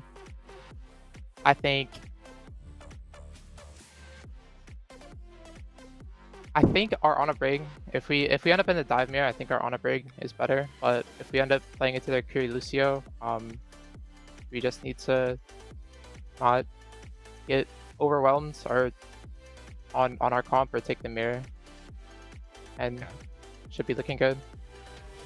As a tank player, there's been a lot of discussion and debate between which is better in terms of the dive, whether it's the Winston and whether it's the Diva. And while we have you here, I would love to actually get your opinion on the matter. Do you think that there is a stronger tank? And if so, why?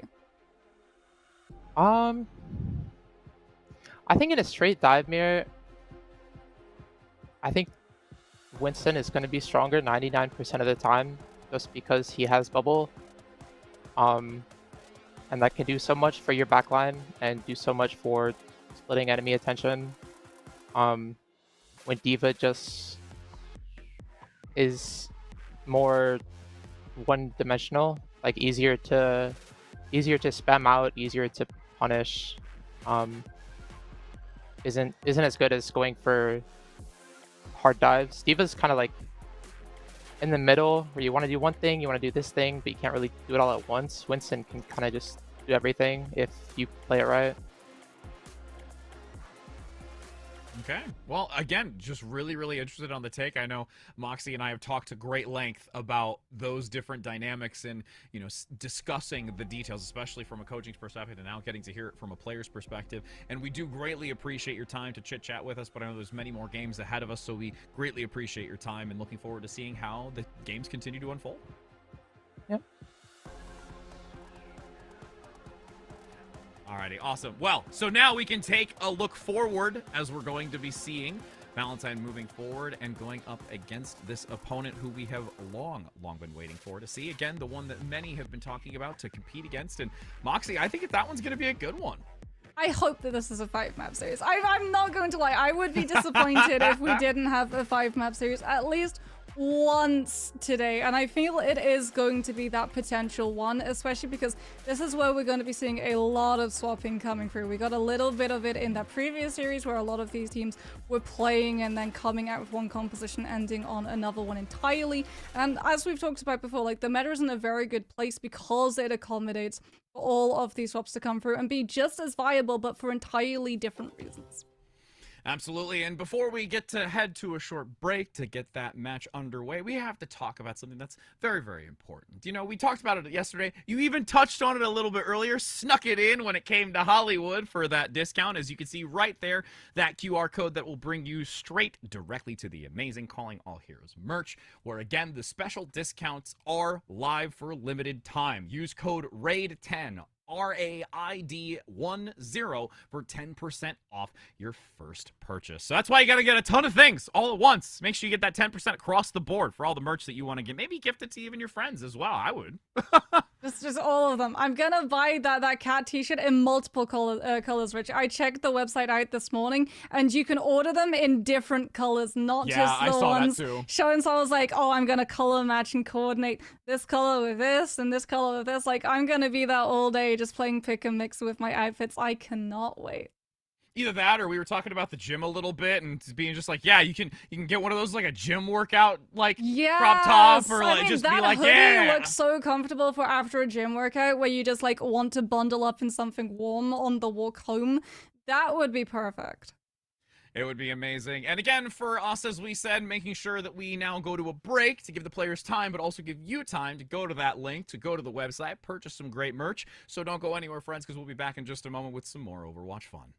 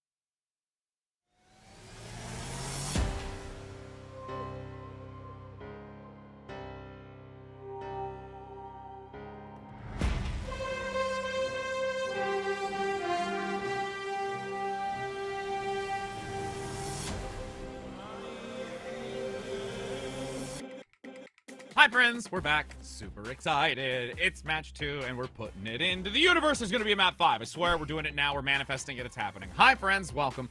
As we now have another match ahead of you. We're super excited as that we will see who's gonna be moving into that grand finals, Moxie. Is it going to be Valentine getting that shot at taking that crown back, or is it going to be Super Shy Ivy getting to go head-to-head with Green FT for a chance of sweet, sweet revenge? We will have to wait and see. We're both hoping that it's a 5-map series. Valentine was saying that this was one of the matches that they had their eye on. We heard from Mari. She was saying that that previous game was treated as sort of a secondary warm-up.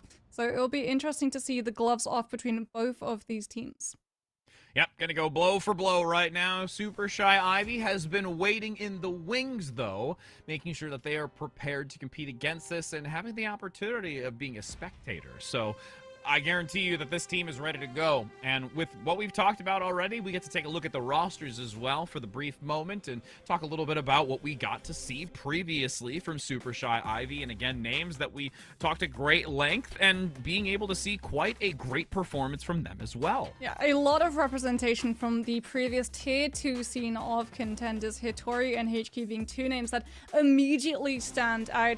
Hitori always doing incredibly well whenever there is a Sigma meta, HK as well being able to play things like the Genji, but also pivot over to that Mei that we have talked about being so incredibly strong at both setting up your team in terms of that brawl, but also shutting the other side down. Super Shy Ivy can play around a lot of tempo with those cooldowns, and as a result, Valentine are going to have to be careful that they don't go a little bit too over aggressive because the punishment will be slow but immediate. And I know it only seems like a moment ago that we talked about Valentine, but you know what? We're going to throw that roster up as well. Got to be able to take a look for those that might be coming a little bit later on the broadcast saying, hey, I missed the beginning. Let's go ahead and touch base once again. We saw some great play overall. Zoe being a massive highlight here when it came to the Tracer, especially when we talk about that last map that we just got to see on New Queen Street. And then Mari as well, really understanding initially with the Doomfist that it wasn't going to work, then making that change onto the Ramatra so that it can be of great value to counteract against it. So overall, this team really working cohesively, and one of those major characteristics that gets them to be so successful. Yeah, and Mari starting this time in round instead of Kindred, which means that Valentine are probably going to be playing a little bit of the dive composition on one of these controls, which makes me believe it's not going to be Samoa. It's more than likely going to be somewhere like either Busan or potentially Lijiang. Lijiang being one of the favorite maps, as well as the fact that it has been in the game so long means that a lot of these teams have had a lot of time to formulate all of the strategies that they want, and it plays into the wheelhouses of both of these teams. Valentine will be able to play dive in places like Gardens, and then on the other hand, Super Shy will be able to play things like the Ramatra alongside that Mei on Control Center. And going into this first control map, this sets the stakes. And again, this is for all the marbles to see who is going to be able to move up to that grand final spot so they can just see the light at the end of the tunnel. It's like right there. It's just, you want to just go and get it, but you first have to bypass just a tiny little obstacle, which this tiny little obstacle is going to be quite an obstacle. So, you know, we had a first 3-0, and you said it earlier, we think this could really go to a 5 map that we had towards the beginning of our segment in the previous broadcast yesterday. So hopefully we can get the gracious opportunity of seeing such a competition. Yeah, and I think some of these teams find a real advantage in the fact that they've already played a match, right? Valentine, when we talked to them, Mari was not sounding exhausted at all. Because it was such a clean cut and dry 3-0, for them it very much was just a secondary warm-up, as opposed to Super Shy, who, while yes, are going to be refreshed, they're not really coming into this series all of that warmed up outside of probably the 1 hour that they did with another team to get themselves ready and raring to go into this matchup. And there it is. I get to be smug. It is indeed going to be the Lijiang Tower pick coming through. Highest seed decides to take us to this map point, but like I said, it's going to be really advantageous for both of these two teams. There are reasons why Super Shy want it, but there are also reasons why Valentine's want it, and as a result, I'm expecting Valentine to do really well on Gardens and Super Shy to do really well on Control Center. Night Market is going to be the big deciding factor, because you can play the Doomfist in areas like Night Market, but we have seen what happens when your Doomfist goes a little bit too over-aggressive into some of those hole rooms against things like the Ramattra. The punishment is extreme. So Night Market is most likely the deciding factor, but if one of these two teams take the other team's map, then we've got a real upset factor coming in, Rich. It can be really dicey. And again, when we look at what we've been able to see over the course of these 2 days, I mean, Lijiang Tower and Samoa being the two profound control maps that we've been able to see, Busan and Nepal really kind of just being cast to the wayside and not really being as decided upon. And going into this first sub-map is really going to set the tone. And like you said, seeing which is going to lead more in favor to the team's compositional strengths. Yeah, Nepal being avoided does not strike me for any sort of surprise. It's one of those maps, especially Sanctum, that has one of the most punishing retake angles because you have to send someone through all of the poke phases. You can't just have one person take a little bit of a detour and then pop up on point to pull everyone's attention away, which means it can do incredibly well if you win every single fight, but if you lose a single one of them, you're sort of stuck up the river without a paddle, as opposed to Lijiang, which is much more expansive. There's a lot more routes, there's a lot more plays that you can go through as a result, and it isn't that immediate lose one fight, you're shut out for the entirety of the rest of the map. And as we pan through, we'll be able to get that intel close enough at making sure that all of these individuals are primed and ready to go. Just waiting on the map to enter. And I almost feel I kind of want to see Gardens first. I kind of want to see Gardens first. I kind of want to see Night Market first. I love how we're the opposite. Like, we have this thing of where it's either we're on the same page or we're on the polar opposites. Like, hands down, there's no middle ground. If Night Market is first, because it is sort of that knife's edge between both of these teams where no one's really favored over the other one, whoever wins Night Market is going to put the other team into a much more pressuring spot. If it's Gardens and it does go to that dive mirror versus mirror, and we've talked about Valentine being incredibly adept on that dive, Super Shy are going to be like, well, we've still got Control Center coming up, and Night Market is sort of that shadow waiting in the wings, and it looks like it's actually going to swing neither of us into the favor of Super Shy. It is going to be Control Center, neither Gardens nor Night Market, which means it's probably more than likely going to be that Ramattra with, I would assume, HQ breaking out the Mei alongside. We had a 66% chance of getting it right. Yes. You and I cumulatively. And we both failed. We both failed miserably. So now we're going to just have to accept that as we're entering into this. You can already see some hovers coming out, and what will finally be locked in, only 20 seconds remain. And again, you mentioned Super Shy Ivy having the advantage here. It's an opportunity for Valentine coming off of a very great, successful series win that they can now, as a unit, be able to start battling back. And if they take this first control sub-map, it'll be significant. Oh, we are actually going to see Super Shy Ivy locking in with the Junker Queen. I told you that Junker Queen Venture and Genji has been finding significant footing in the CAH circuit. This Junker Queen composition is going to be able to collapse immediately onto either the Ashe or the Baptiste. Valentine have got to live the initial engage. Tori now rounding the outside alongside HK with the Genji. Tons of damage being pummeled into Kindred, aggressing forward dominantly to take the space, but a great rotation from Valentine. They're going to be able to take that back high ground, the counter side, and start actually gaining this initial position to start calculating some percentage. Yeah, they flip the map. They don't go back into their main, and as a result, Super Shy Ivy, despite having characters that can move incredibly quickly, don't get anyone to actually rush on to.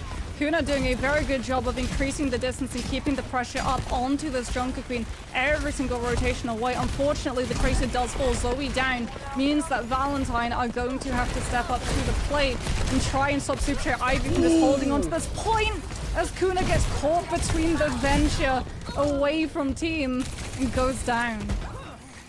Unfortunately, going to just get that collapse taken down. Not seen any Venture so far for us, but we get the chance now to see them in action.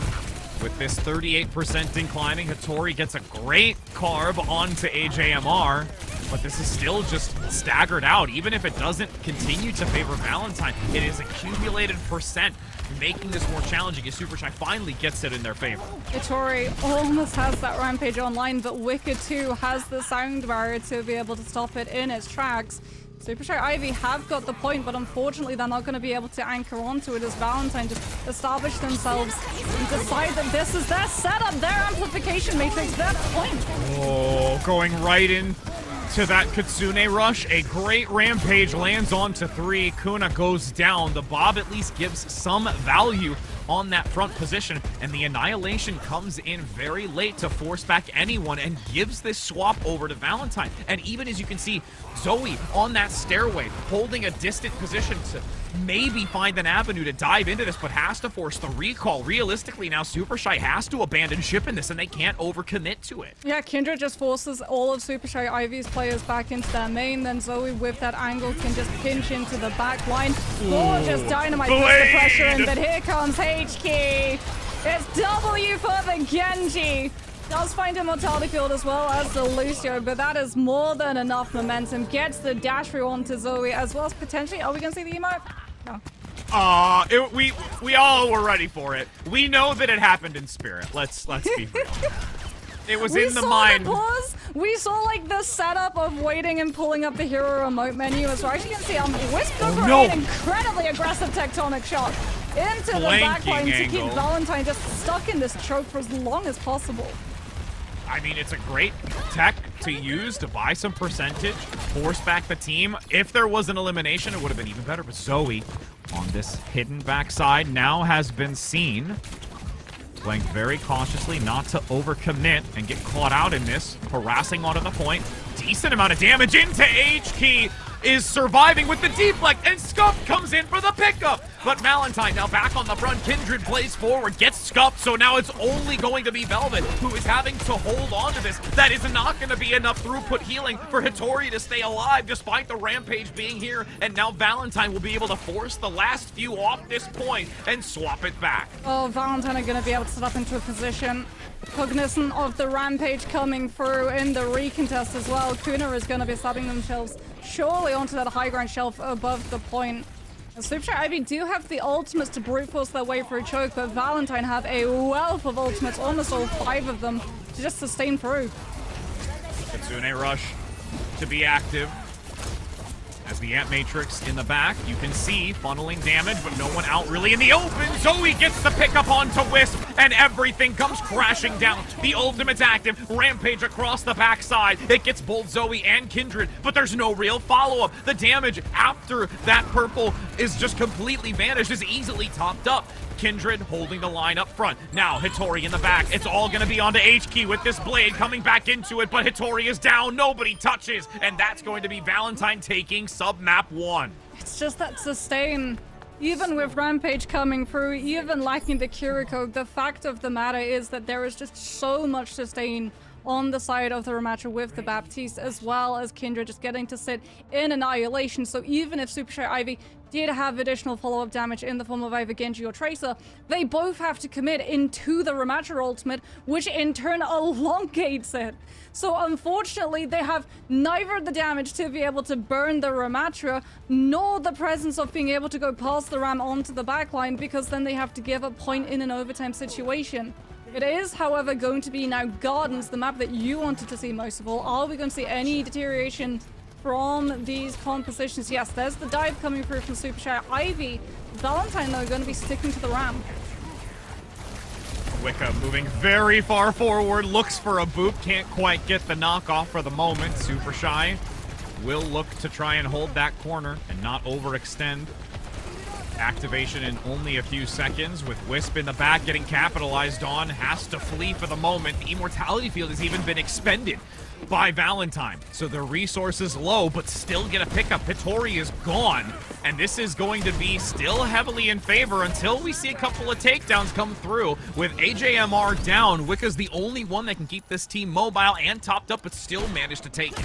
Yeah, but Kuna is still murdering everybody and now gets to reposition into an area where it's going to be incredibly hard, and the Winston has to commit deep into the backline with the Kiriko and Lucio having to consume those cooldowns to be able to join Hitori's end, and Valentine still just positioning themselves onto point, making it even harder for the dive to mobilize. Oh, H-Key gets picked up though. Great focus fire to eliminate one of the DPS, again, making this even more challenging to try and compete against the defensive position of Valentine. 1-for-1 again here, but the fact that Kuna is down gives an opportunity for Super Shy Ivy to have more control, and you can see the snowball, especially with the Kitsune Rush that comes in from Scupped. Yeah, AGMR just bullied off of their position. As a result, Kindred, without that avenue of sustain, just falls like a puppet with strings cut. Super Shy Ivy now establish themselves onto point. Kuna swaps off of the Ashe onto the Cassidy to use that Hindinate and make it harder for things like the Echo Tracer and Winston to survive the deep commitment into the back line.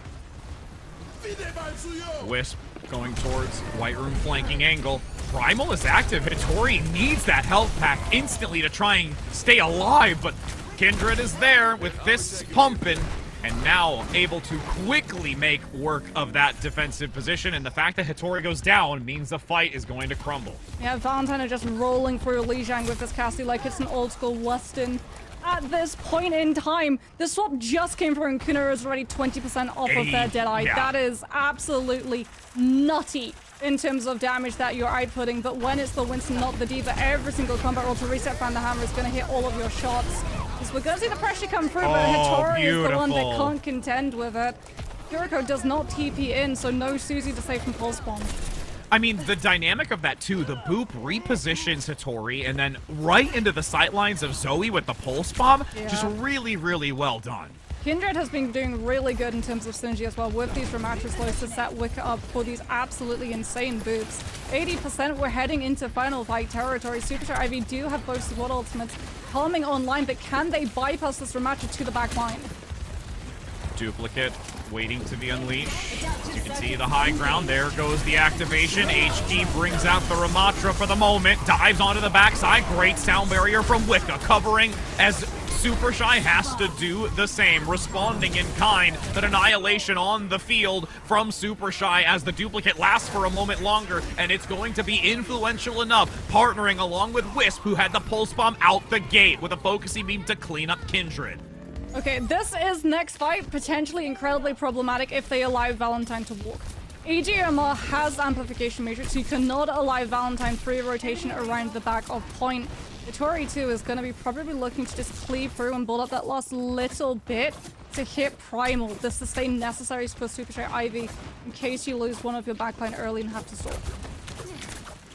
A couple of scary shots that come through. Focusing and funneling down that area. Oh, that's the amp angle. With the amp, yep, amp matrix active. Vortex down, attempting to slow movement, and Wisp gets picked up in this amplification matrix window. Pulse bomb now ready for Zoe, goes for the mega, grabs it in time, hyper fixated onto Scup, who goes for the reposition, but you cannot escape the grasp of the aggressive play from Zoe and Kuna as they will overwhelm, take this back, and in the 99 overtime, Super Shy Ivy is going to have to blitz forward to keep this in contention, but their health values won't be high for long as the chase continues, melee in the back of the skull. And this is just too few for too little. Valentine is just in the potential opportunity with the stick now. Rounding the inner corner. There's actually a duplicate, but no! Pharah, a desperate play, desperate measures. And I'm not sure that they've got enough lifeblood in them from Super Shy Ivy to do it, but if these shots continue, it could look to swap in the dire end of this. Yeah, that Ramatra now has to go into Nemesis form. Unfortunately, HQ not able to get over the angle and into the back to bypass the damage reduction. However, Sound Barrier and Kitsune Rush both on the point have allowed Super Shy Ivy to start regaining a little bit of stability. They just don't have the damage yet again to burst through the annihilation though, Rich. They can't Wisp get is off trying of the so hard. They're trying so hard, but it's absolutely futile. And Valentine take Gardens and Lijiang as a result, all off of the back of that amplification matrix. For what feels like so long ago, I said that this dive team could not allow the BAP to walk for free, and unfortunately that's exactly what happened. Amp set up, it gave so much point presence over to Kuna on the Cassidy. and immediately everyone on the dive just had to split away. They gave up control of that space, and when they went for the recontest, you were seeing like all of these abilities so vigilant of where that Tracer would be popping up from, whether it was Zoe holding her angle with the pulse bomb, anticipating the blink over moat, which was actually doubled up on by Kindred using the slow. The Ramattra used the zone in case the Tracer tried to blink past their own DPS and onto point with the pulse bomb, and as a result it actually diverted Super Shy Ivy's Tracer's path away from the point to the health pack, allowing Zoe for the trace down melee kill.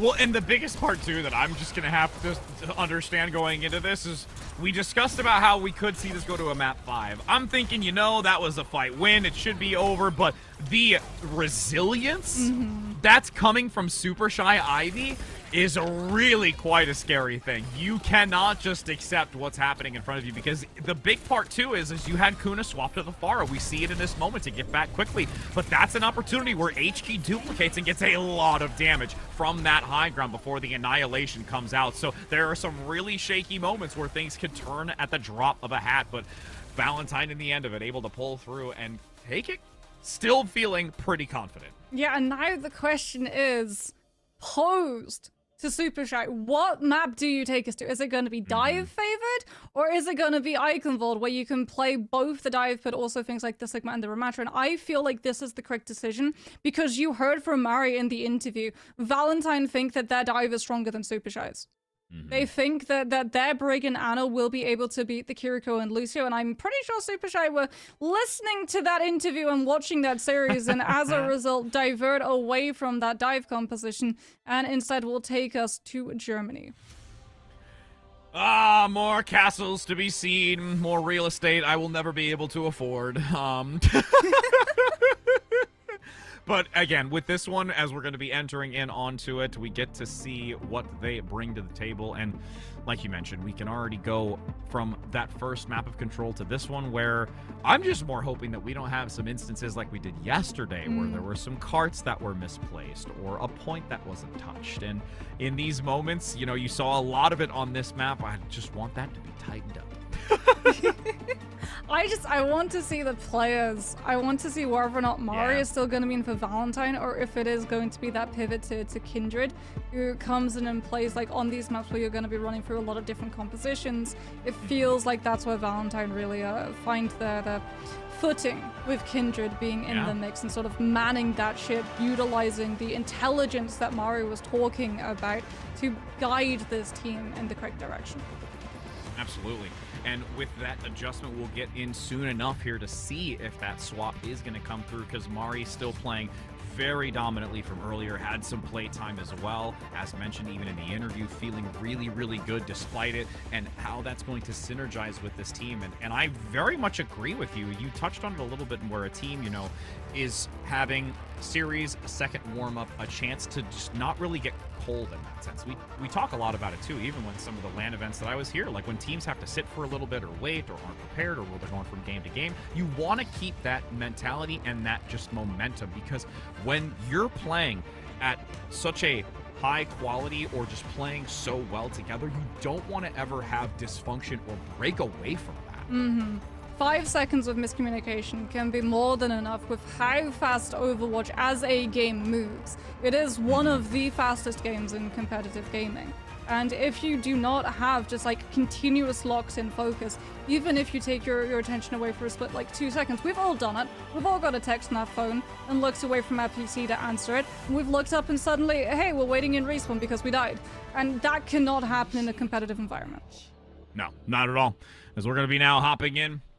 So only seconds remain before getting that defensive composition, which we will be able to see locked in first, so we can get some more insight on what our expectations are of this. And one of the big things, too, is when we were looking at least games yesterday when it came to the compositions, the initial point seemed much more quickly attainable, whereas when it starts moving into that second phase just before the castle, outside of course, the, you know, backline tracer push, that high ground right here is such a pivotal anchoring point where you can funnel damage with this Ashe, and it looks like it's going to be Valentine on the defense here, so Kuna is going to be the one that you really want to be watchful of, just holding that junction, and how well they can do dwindling the time bank when Super Shy Ivy comes out on the attack. In the first 5 seconds, you're actually going to be wanting to keep your eye on Wisp, because remember, Widowmaker grapple off of that attacker's spawn first building can be incredibly dangerous for all of the reasons that we have listed, right? If you're a little bit too out in the open, setting up an aggressive dynamite on an attacking team trying to cross that first corner, and you get caught out by that grapple shot, it is GG, game over. Well, not game over, but definitely point A over. And here it comes, Wisp setting up, gets the Lucio! Oh no! Wall riding! Oh no, it's where you start to get a moment of, I really just let that happen. I really, really just let that happen. And that's point A. Yeah, it's done and dusted. You lose that support. You don't have mobility. You don't have healing. And everything just starts to crumble in front of you. And this is a massive opportunity here for Super Shy Ivy to start putting some competition against Valentine, who played so well in that first map. Oh, and it's gonna be so decisive a fight as well that Super Shy Ivy, and this is really bad for Valentine, are going to be able to occupy the high ground before Kuna can get into a position and punish this attacking team as Portcullis opens. Hitori is already on the angle. Oh, if there's any more eliminations that come through right now, this is going to be dire for Valentine. Oh, the dynamite. Everything's just, well, you know, starting to feel a little shaky here. Valentine's going to have to take a moment to just recalibrate on the pulse and say, all right, let's just start over. Yep. Let's start anew, Just and let's hit the not let reset this button. happen. Yeah. Hit the reset button, forget what has happened previously. You have to lock in for this map, otherwise it is just going to be snowballed against you. Good dynamite comes through from Kuna, but gorgeous anti-nade came through from Scuffed, connecting into Valentine's backline. Despite this, it is Hitori that goes down. And this is the fight win that Valentine's needed to finally stop the momentum, because the entire time, Rich, that payload has been moving. It's almost halfway through. Yep. Now Valentine using the pulse to get a nice little two-piece there. We've seen a lot of that yesterday and today. 2 for 1. As 4 minutes and 35 seconds, this is a deja vu moment, as I mentioned earlier, where Kuna is going to be up top alongside with both supports, where you have so much funneled in through that doorway to deny entry into this choke point. Yeah, Hitori's already gone through as well. Stuff does have the nano boost to aid the Winston in the jump up contest onto that high ground, but you have to be so careful about the Ashe angle, and you can see both of these Brigidas playing for the Ashe, making sure that you get the most value as Nano Boost goes out onto Velvet in anticipation of Mari going in deep against the team. Okay, trying to read very, very well. Hitori getting an elimination, and then Primal being expended. So now you've got 3 ultimates for Valentine, looking to cycle, but there's 4 primed and ready for Super Shy Ivy to unleash an attempt to dislodge this high ground, which is going to be a massive fortification. Yeah, HK might just have to go all the way through the low channel of Castle and just force point at this moment. That's the only way that you're really going to get Valentine's head to turn and give up this high ground position. That crouch was the moment needed most, because that would have been Kuna eliminated. Bionade comes from up high, but HK actually gets the better exchange here onto Zoe. So now with this payload still being pushed, there needs to be some kind of committance. Finally, you're going to have Mari drop down below, but then that gives ground for Hitori to dislodge this upper position. So things just a constant trade back and forth, and unfortunately, it's going to heavily start to favor Super Shy. Oh, the Primal as well to isolate Wicca so that rally isn't going to apply to Valentine's team. Super Shy Ivy finally managing to break through the defense. Gorgeous jump away as well from Hitori to make sure that you do not go down to that pulse bomb. And HK was the determining factor. Winning that duel against Zoe on that payload allowed Super Shy Ivy to finally bypass that high ground defense that Valentine had established. That being said, Valentine are going to double down on this. Primal comes on through. Faster respawns are in their favor. Yeah, Bob in the corner also just going to put out some chip damage in the back. And unfortunately, Mari can't use that payload as a defensive position because Bob is still inside of the shield. So the damage is still gonna take the health value away and allow Super Shy Ivy to actually take down the tank and remove anyone that's remaining. And now it's all gonna be on Wicca on this Brig hiding close but can't stand any longer. Yeah, Brig may have been a raid boss when she released, but not anymore. And Valentine are actually going to pivot away from the dive onto the Ramattra. This is something that we see a lot of teams actually decide to do when they get into C, both on the attack and on the defense. Kuna's going to go for the Hanzo to try and put a little bit more pressure onto Hattori when the Winston jumps in and break this bubble. Has anyone scouted H-Key? Yes, Zoe blinking past means that H-Key has to reposition. Oh, and now H-Key could look for a pickup here with the pulse bomb, but is going to draw back for the moment. Super Shy Ivy not wanting to overstay their welcome, as this patient timing for abilities to come back online. Nice Vortex, though, to block the entry. Double dash across the center, forces the recall, attempting to find a pulse for the recall themselves, but nobody gets completely eliminated. Wisp extremely low. Hattori forcing out the Primal Rage and attempting to survive as the rally gives some armament. Playing close, looking for the stun, but the harassment still comes into the back line as HK with the Tracer dives onto it. Kuna firing those arrows rapidly like an Olympian, but can't quite hit the mark as the Winston from Hattori plays forward, eliminates that immortality field, and chases down the remaining few of Valentine. Health value so low across the board, and Valentine loses the engagement in the home stretch. And they had to give up so much spacing as well, because when a brawl composition goes up against a dive, the way that you prevent that dive is by backing off, but now they don't have any space to back off with.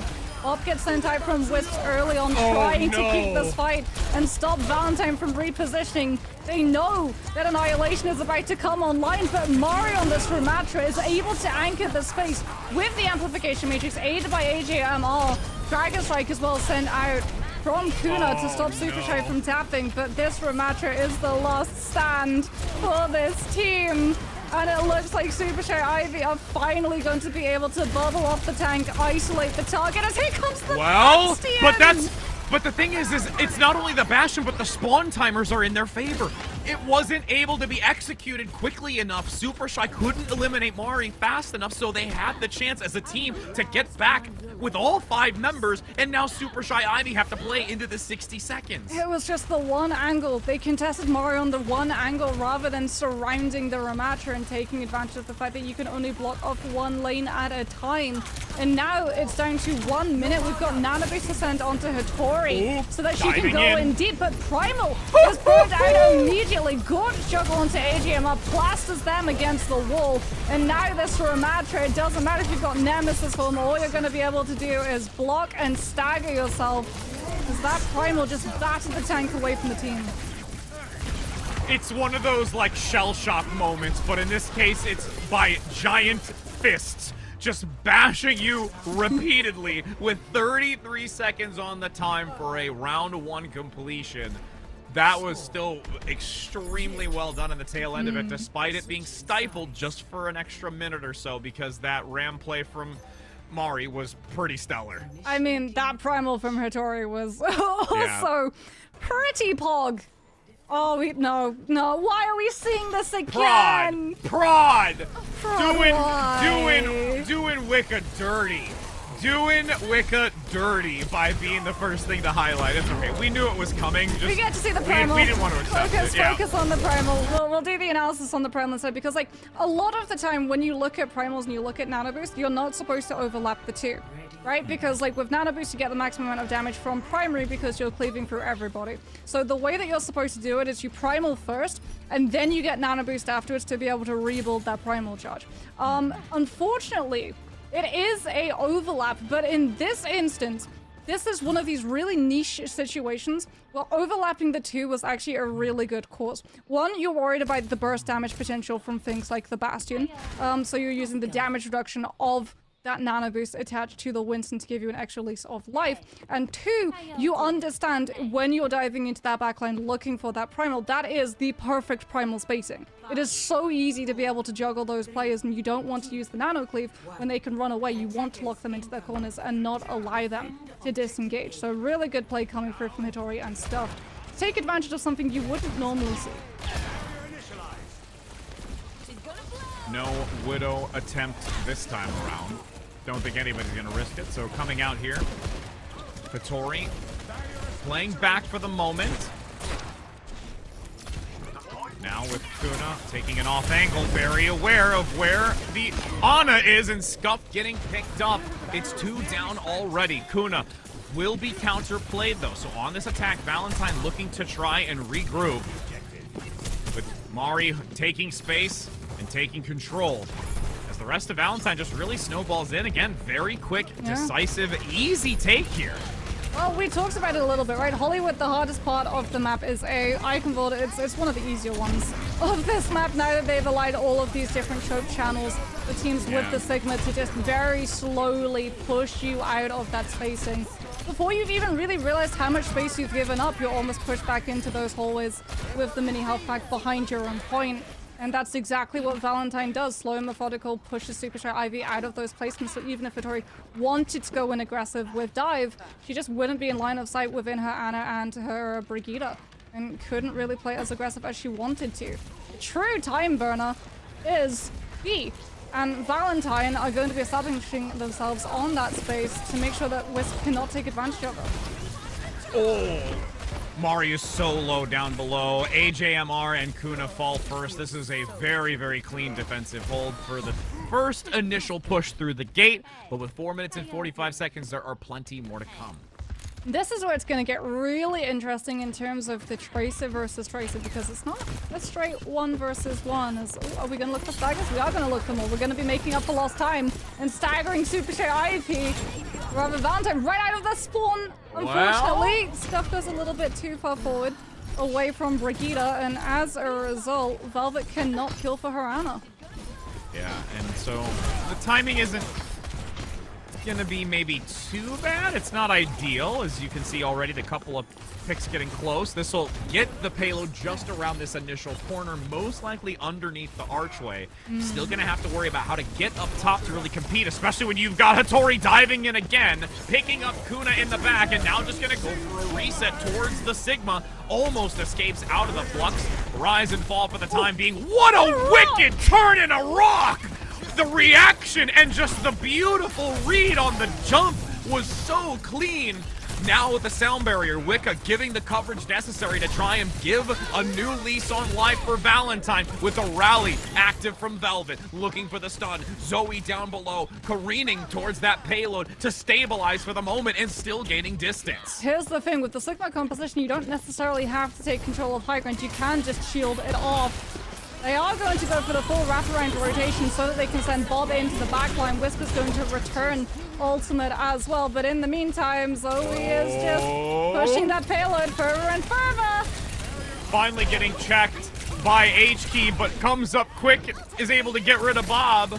That big Omnic Butler not here to give much assistance. As now Super Shy Ivy on the defense. Attempts to hold ground. Pulse bomb tossed out by Zoe. Goes a little wide. Comes up short. Oh, we're going back to that capping. We saw the Tracer blink past us. No! It's going to be pushing it. You can see it in the distance. Even though it's Super Shy Ivy getting the pickup, it's the payload still moving. H-Key recognizes it and has to do something about it.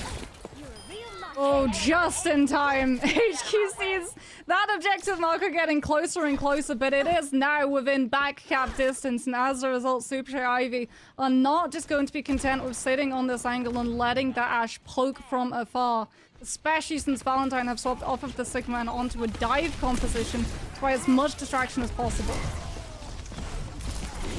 Reads quite well, knowing that Valentine's going to move into that under portion near the stairway, and this is just a absolute multi-prong attack by Super Shy Ivy, finding multiple angles to completely surround Valentine. That lovely jump from Hattori to be able to cut off the disengagement as well, catching Valentine just before they can hit that staircase and take control of the Mega Pack and their win.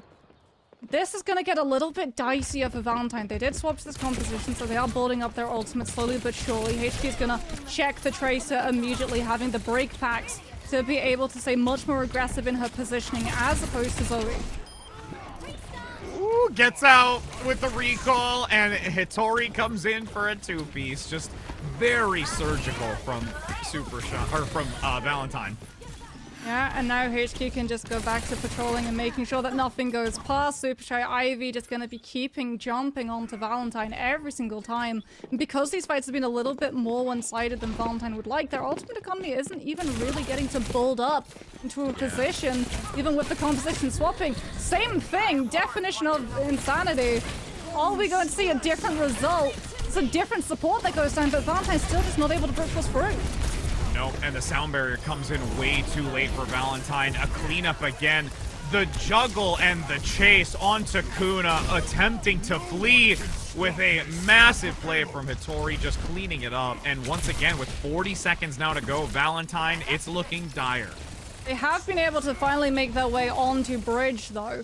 HQ and Wisp both have ultimates as well as Scuffed. Mori only has the Primal! Oh, no! She doesn't even get to use it! I think the call came through that the Valentine with too many players down. They had to just hold on to the Primal and use the jump pack reset to be able to just close the distance to the payload in this next fight and tap the payload for overtime. But this is so risky because Wisp is just getting into position to send the Bob directly into Valentine's forces and uproot any form of coordination.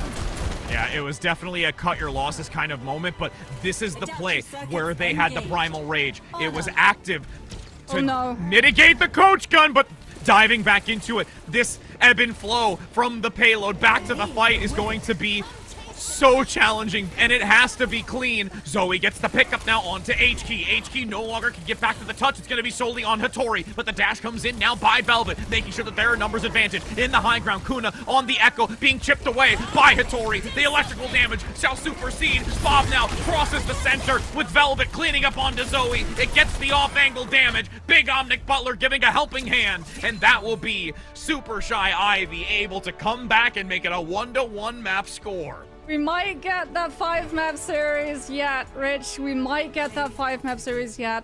That point bouncing at the end was really, really clean, but unfortunately the ultimate economy just was so against them in terms of that final fight push. Having to utilize Primal not to be able to lock down any of those kills, but literally using it for the jump pack reset so that you didn't have to just fight your way through blood, sweat, and probably a lot of tears through either the underside of Castle or the top of it, immediately tapping onto point. But then you could see, in terms of the Primal, you didn't get to utilize it for anything else. There was sort of those thinkings of maybe I can jump away from the payload and help out my team. But it... not what... Prod! Prod! Poor Wicker.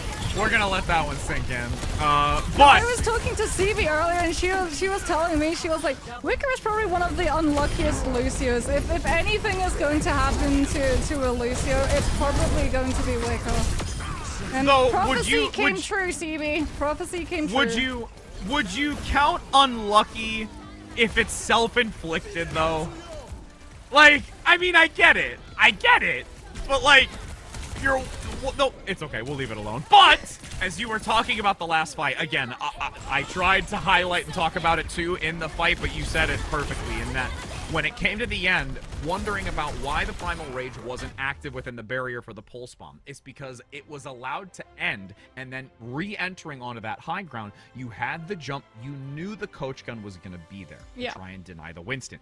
Instantly proccing that Primal Rage resets the jump factor to then do it a second time over, which again, most likely with the Brig, not anticipating it in that quick succession, potentially does allow the overtime, and that beautiful dance gives a decent attempt, but you're right. The economy ultimately, and the fact that you had Velvet rotate back to give the extra assistance in, and also the fact too is that the Echo's health value was so low going into that engagement. The second it was close to the payload, the Tesla damage is more than enough just to get rid of the Echo when you would have really liked to have that for the focusing beam, the sticky bomb, a lot of that cleanup characteristics. Yeah, I mean, the big difference maker was the Bob that the Ash was able to just have in the back pocket and send immediately. So even if your Ash gets pressured out, Bob is still going to be there, and you know that Primal got burned. There's no way that they're going to be able to sustain past it. But that was Eichenwald. We are now going to head into Colosseo. We get to see this push map now pop up in space of New Queen Street. And I would imagine that it's going to be either the Sigma or the Ramatra coming through from both of these teams. We have seen Widowmaker yesterday taking advantage of these nice, long, clean line of sights that previously had afforded Sojourn her throne to reign supreme on this map, entirely uncontested as the best DPS, but Sojourn has been hit by more than a couple of nerfs, which has dunked down her effectiveness in terms of controlling all of that space and terrorizing teams in the mid lane with Alt Fire Prospect.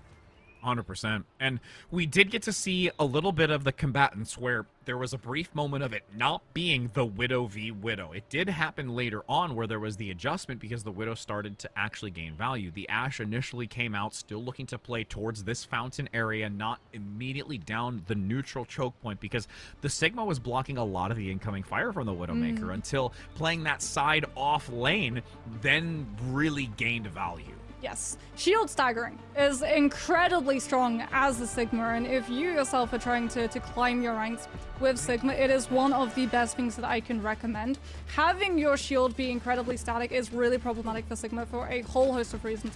One, it means you're not getting any ground of it, and two, it just leaves it so tantalizing an option for the team to be able to break down almost immediately. So if you look at how some of these top tier Sigmas actually play their shields, players like, Vestola, they only stagger their shielding and have it up for a maximum of 2 seconds before pulling it back and then repositioning it, because it still counts as a shield when it's in that travel timing. It's something that you're probably going to be seeing Mari doing an awful lot of to just remove the amount of space that Wisp has available to them. And Wisp gonna bring that Widowmaker to the open sight line. Shield already active, and we'll have to see how this continues, putting a lot of shots into it, but the reposition to the shield now, to the side angle. Couple of shots again, but still being denied. Realistically, Wisp is going to be nullified for the moment, and really great usage of the architecture as well for no value to really be gained. Yeah, and now we're seeing that shield move a little bit more aggressive, not just to block off the Widowmaker, but to also block off the Winston from line of sight. And Superstar Ivy are running the Ana, which means that line of sight will be interrupted by the Sigma shielding, and Hattori's lifeline will be cut off. See, no one really pushing forward because the Winston is drawing back most of the players. Hattori will give space, but in the meantime, all the focus from Wisp in that small area gives a chance for Zoe to sweep in from the side and now get a second. This is one of those moments where we talked a lot about the Tracer on this map, and Zoe is picking up that torch and really running with it. Yeah, and the shield pressure that Mari is putting onto Hattori as well is forcing her into having to jump a lot higher, which in turn is then being calmed to Kuna, who gets the opportunity as Ashe to look up into the sky and immediately take the Winston down. Wisp will be able to get a lovely grapple headshot off, but it is onto the tank, not a squishy, and as a result, no kill comes through. Ooh, Hattori looking to dive onto a lot of low health players. Does get an elimination, but unfortunately can't escape themselves. Trades continuing to ensue, but Valentine again really taking control of this and exploiting every minor mistake that's presenting itself. Yeah, and the Sigma with the AoE on the spheres can make sure that Superstar Ivy aren't able to just keep themselves on this high ground bridge and contest that objective even without the line of sight onto it. We are going to see that Valentine, sans those players, are going to start drawing back. They have been able to accumulate a lot of distance as Kuna finds a kill onto H-Key, and Wisp at just the tail end of the grapple drop down finds Kuna. And now will there be a second? Pulse Bomb comes in, low health values on to Mari. Oh, that would have been almost another moment for Wicca, but thankfully gets out as the shot continues to come whizzing by Zoe. Flux now landing on the ground, but there is a reposition as Hattori goes in with the Primal Rage, juggling the Baptiste in the back, who no longer has Wicca's sound barrier, and the Immortality Field is the only lifeline. Great recovery. Kuna comes in on the Ashe and still pummels onto Hattori. Yeah, Immortality Field just buys enough time for Kuna to be able to find the angle onto Hattori. Swift Step burns out as well, as we are going to be seeing a little bit more pressure come through from Wisps on the disengagement. That wouldn't make it just as deadly. Kuna with the jump shot finds the head of Wisps, takes them down. The Amplification Matrix is going to cement Valentine's position with distance lead. I was so close, a Pulse Bomb. I heard the sound bite of just the beeping, and I was like, oh, Kuna, are you out of range? You're out of range. And it was that nerf that they hit the AoE distance off with Pulse Bomb. I think it was a month and a half ago. If it had been Yeah. all pulse bomb distance, Kuna would have been gone. But as it is, Kuna's able to jump out of pulse bomb and jump into the headshot of Wisp as well. Really clean stuff. Now, we're going to see how Wisp goes for the Tracer. Can't quite hit the first shot. Assault rifle out. Since this close encounter is not nearly as favorable, Bob gonna just be slept for the moment. Was gonna go for an elimination quickly onto it, but just leaving it alone for now is a better option. With H-Key looking for a regroup, having to fall back, hiding in a corner, looking to get topped up for this. As the rest of Valentine starts to get the bot moving. Shot still going wide and really not gaining much value, and Zoe gets the pick once again. Zoe's just able to collapse on top of this Widowmaker. She's being enabled by Wicker as well with that Lucio just speeding her into these prior positions so that Wisp isn't able to hit some of these shots and keep Valentine looking constantly, especially Kuna. Like, this Ashe should be losing to the Widowmaker if Wisp was set up in a position to be able to hit these pre-shots, but unfortunately, it's just not happening because of Zoe and Wicker's control. And with only 5 minutes down on the clock, reaching the checkpoint right here would be extremely helpful for Valentine. Juggling coming through now. Zoe, as you can see in the kill feed, in the outskirts of this Primal Rage Hattori, gets the elimination, and it makes me wonder if Wisp needs to try and make that adjustment, but Velvet with the rally now, locked with the Flux. Pickups continue to come through, the numbers dwindle, and Valentine should be able to get this checkpoint despite that pulse bomb getting a nice half health onto the Sigma play, but is easily topped up from the supports. Oh, they're gonna have the long angle of bridge to control with Amplification Matrix as well, so he gets scouted out. He does manage to burn out Sleep Dart, however, which means that Valentine can not have to whittle that cooldown away before the fight properly kicks off. Escape for now. The barricade looks to round the corner. And you can just see Wisp searching for anyone at this point and just can't quite find it. Okay, well, I said can't quite find it, and then I really should just bite my tongue. Because now that helps tremendously with Kuna not there for the damage. Yes, especially with that pulse bomb as well being utilized and taking out Velvet. HQ is going to go on to the Genji. We are going to see Super Shy Ivy just try and jump this Ashe as quickly as possible, as well as this Baptiste, to force the cooldowns and give Hattori a little bit more damage when she actually jumps in. That has been something that has been lacking. These dives have been good. They have been on the correct target. Unfortunately, there just hasn't been enough damage to be able to just shred through the immortality field that allows AGMR to live from. That was a great read. Kuna gets the chip damage. Climbing ever so close to that next Bob with the 2% left to go. Wisps now back to the basics down this initial position. Still a lot for Super Shy Ivy to catch up on. Can't quite find the shot. Didn't make the decision, I think, as quickly as could. You can see the split with the crosshair going up and down of which the target was going to be. HP now finds Zoe, so that's big to eliminate, and a second comes in onto Kuna, but I think in the midst of the dash gets knocked down by the boulder, and the accretion gives much more value to Valentine with Mari now praying forward. Oh, and the bomb is still active from Kuna. It sent it understanding that Super Shy Ivy in terms of that dive would be split. Velvet didn't have the sound barrier. Like you said, HQ on this Genji is going to be very good at diving with Hattori and providing that additional damage, but against the Sigma, Deflect cannot beat accretion. And we are going to see Wisps now off of the Widowmaker onto the Ashe to provide a little bit more focus fire with those dynamites as well. Be a little bit harder for Zoe to just collapse on top of as freely as she has been in the past. And Hattori looking for a chance to dive in onto this. Primal Rage is ready. Couple of right clicks with that charge. Look at the space that they're getting as well. So now much. the threat of the dynamite just cordoning off one of those angles, and then the dive and the Genji getting to move forward and just shove Valentine out of these spaces. This is more placement. And Super Shy Ivy have had the entire round so far. Well, and again, with the adjustment now, with that Ashe, it's so critical. I was curious if there was going to be a decision needing to be made sooner, but the Amplification Matrix instantly takes down HK. No blade. Nice coverage here on the Sleep Dart, so it won't be too much of a concern. With Super Shy Ivy drawing back once again now that players have been eliminated and need to regroup, especially with Hattori going down. No nano blades. Yeah. You lose the Genji, you don't have the Nano Blade, and I have a feeling that Maru is holding this Flux either to disrupt the Nano Blade, 2 ultimates for the price of 1, or to disrupt Hitori's Primal. Wisp goes down, Kuna's Dynamite is able to pick off Velvet, and Super Shy Ivy are bleeding players. They need to go for the regroup, but Valentine, again, are just not allowing them the space to do so. And with only just over 60 seconds to go, again, it's like one of those moments where we saw on New Queen Street earlier where the distance is so grand.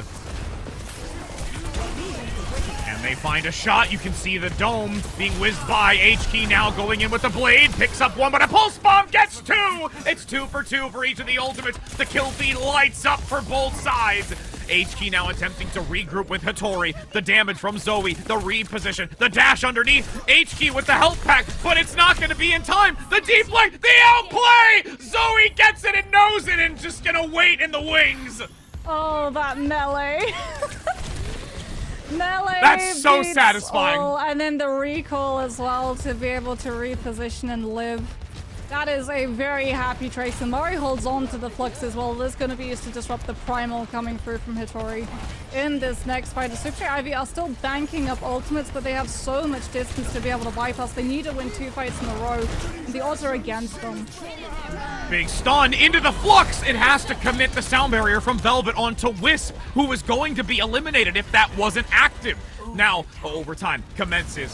Hitori with the Primal, not going to be able to get much out of it. Dives in towards the tail end of it. The supports are attempting to fuel the front line to keep Hitori alive, but the accretion from Mari lands upon the entry and exit of this Winston play, and the picks come through. Velvet is down. Scuffed is the only one with the healing capabilities necessary, and with the amplification matrix funneling damage down the choke.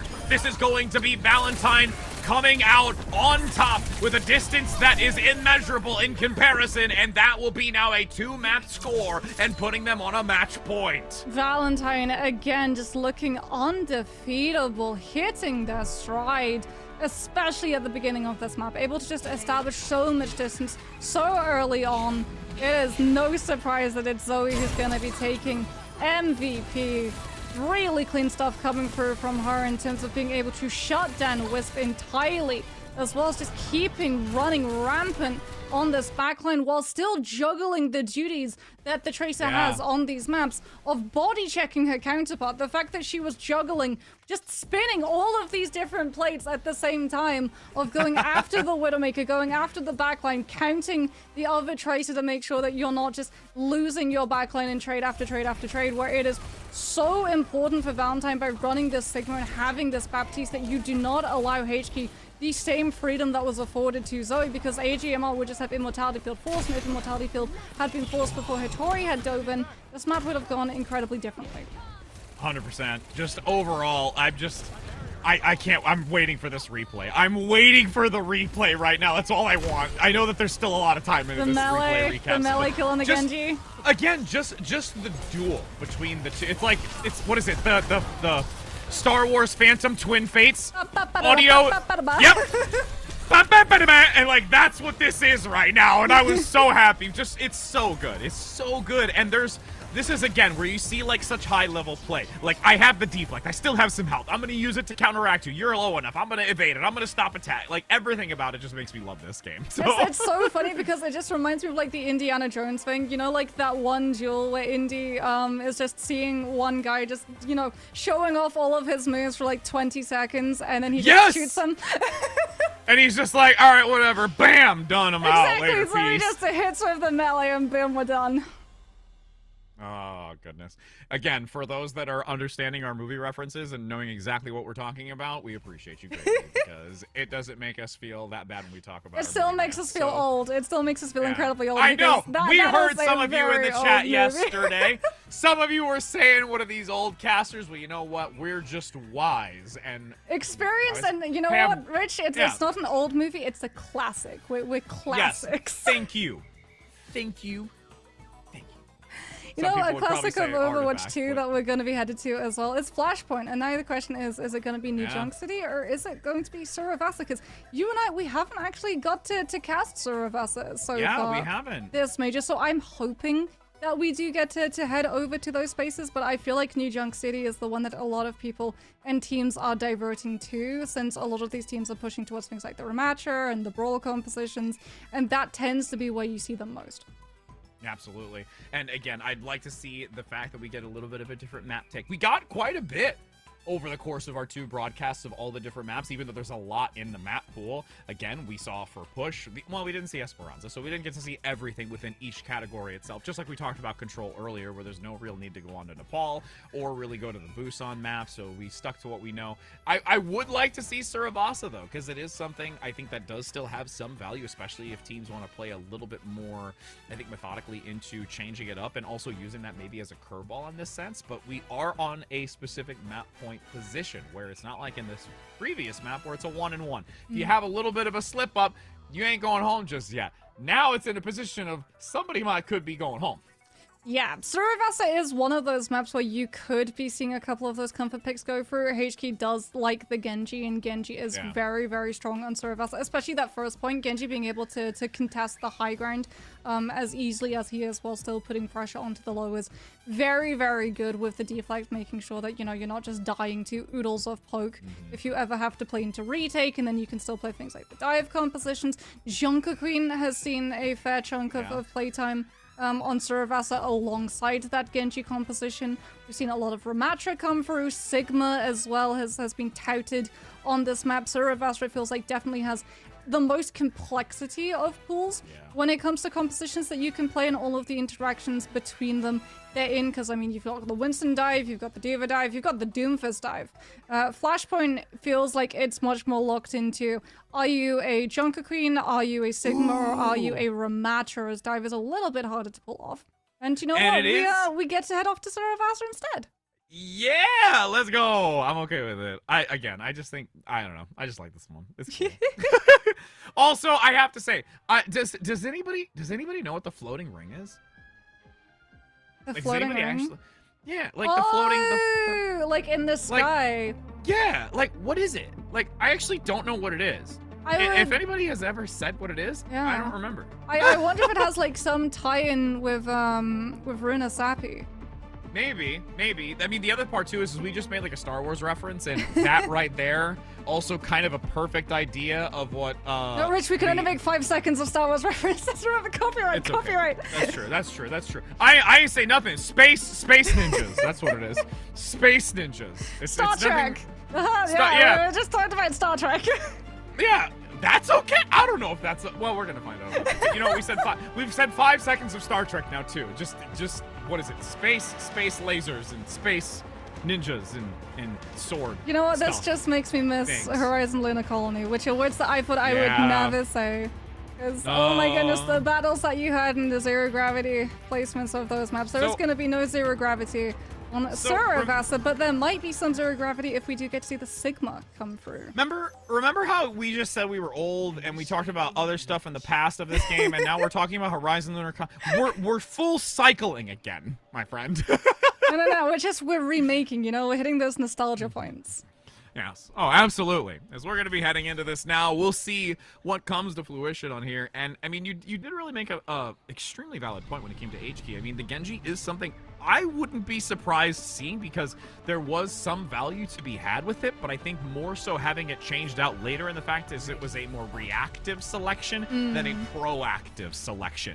And if it comes out the gate, which I would feel is more proactive, especially when it comes to these initial points, because we talk about it significantly when it comes to the control aspect of this, is that it does tabulate faster than a standard control point. And that timing, if you get that initial point and you win the fight, the chances of being able to recontest it, depending upon how long that combat is extremely difficult. Yeah, there are going to be no happy crocs in the muck. There is going to be a lot of pressured teams at this point, as we are going to see 2 different compositions come through.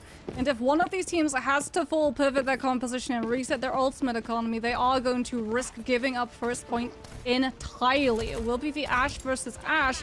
It's going to be the Ramatra versus the Winston dive, and Wicker already going incredibly low.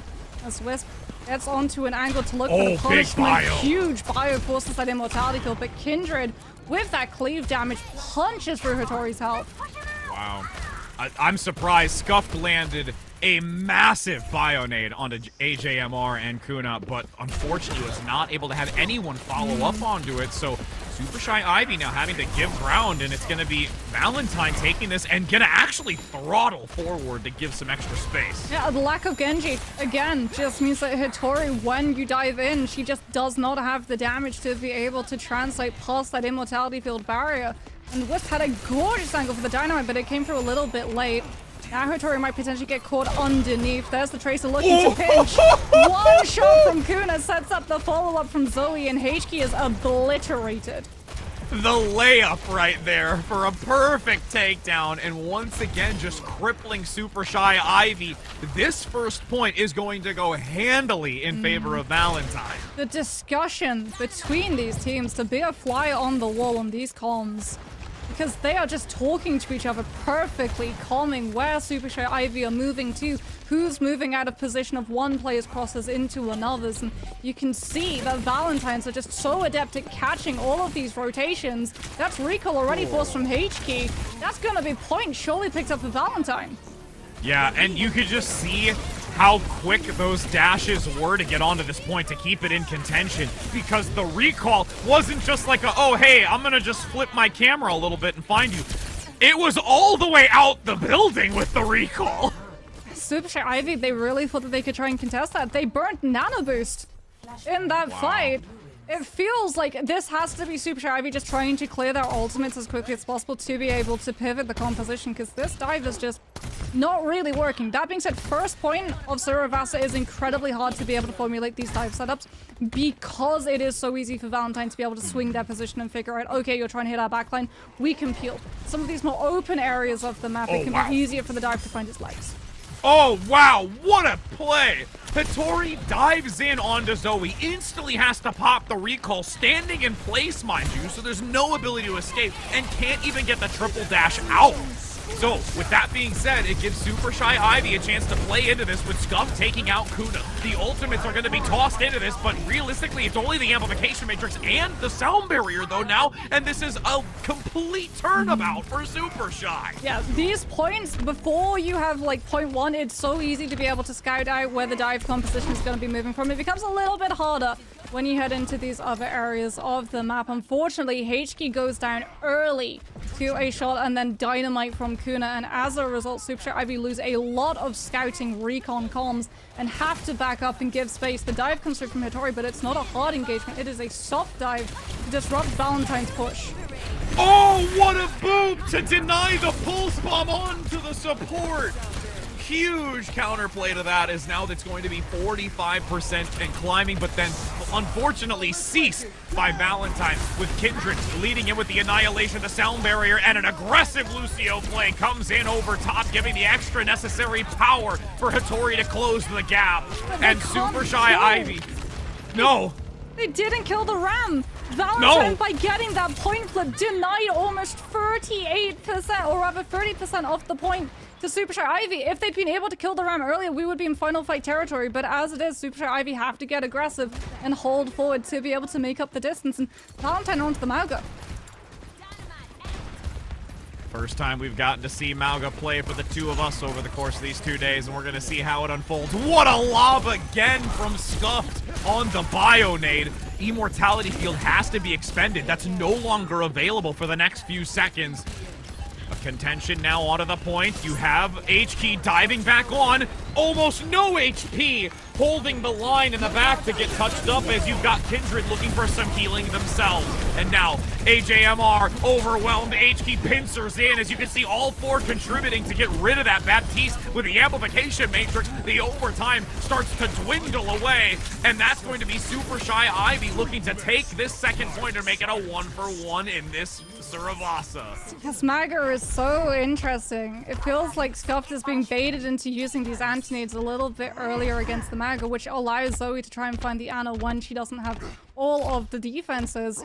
But unfortunately, Valentine were just not able to blitz the Winston down. Mauga losing all of the chances of the cardiac, it being denied now to only the 3 seconds just makes it so easy for you to be able to blitz them down. As a result, it's going to be a return to the rematcher, which worked for them so well on first point.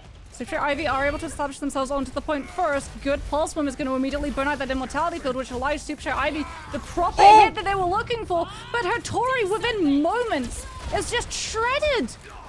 Yeah, Hattori tried to drop down below to use the wall as cover, but it's instantly gonna be Kindred dropping down to follow up. The supports couldn't top the playing up. And now you're gonna have Valentine able to take the advantage here. And there's no way that Wisp is gonna peek that corner and just hug until they can escape. And there was no cap. Superstar Ivy went as quickly as they did because the pulse bomb baited out that immortality field. They weren't able to wait until the point unlocked. It's now Valentine who are the ones taking that percentage up, making it harder for the dive to be able to eat directly into this backline. Wicker getting into position to be able to knock back with the Lucio and Peel if Hattori does try that same aggressive jump angle that we saw her take previously. Wouldn't be surprised if it could take an off angle. You can see some damage being thrown in on the side.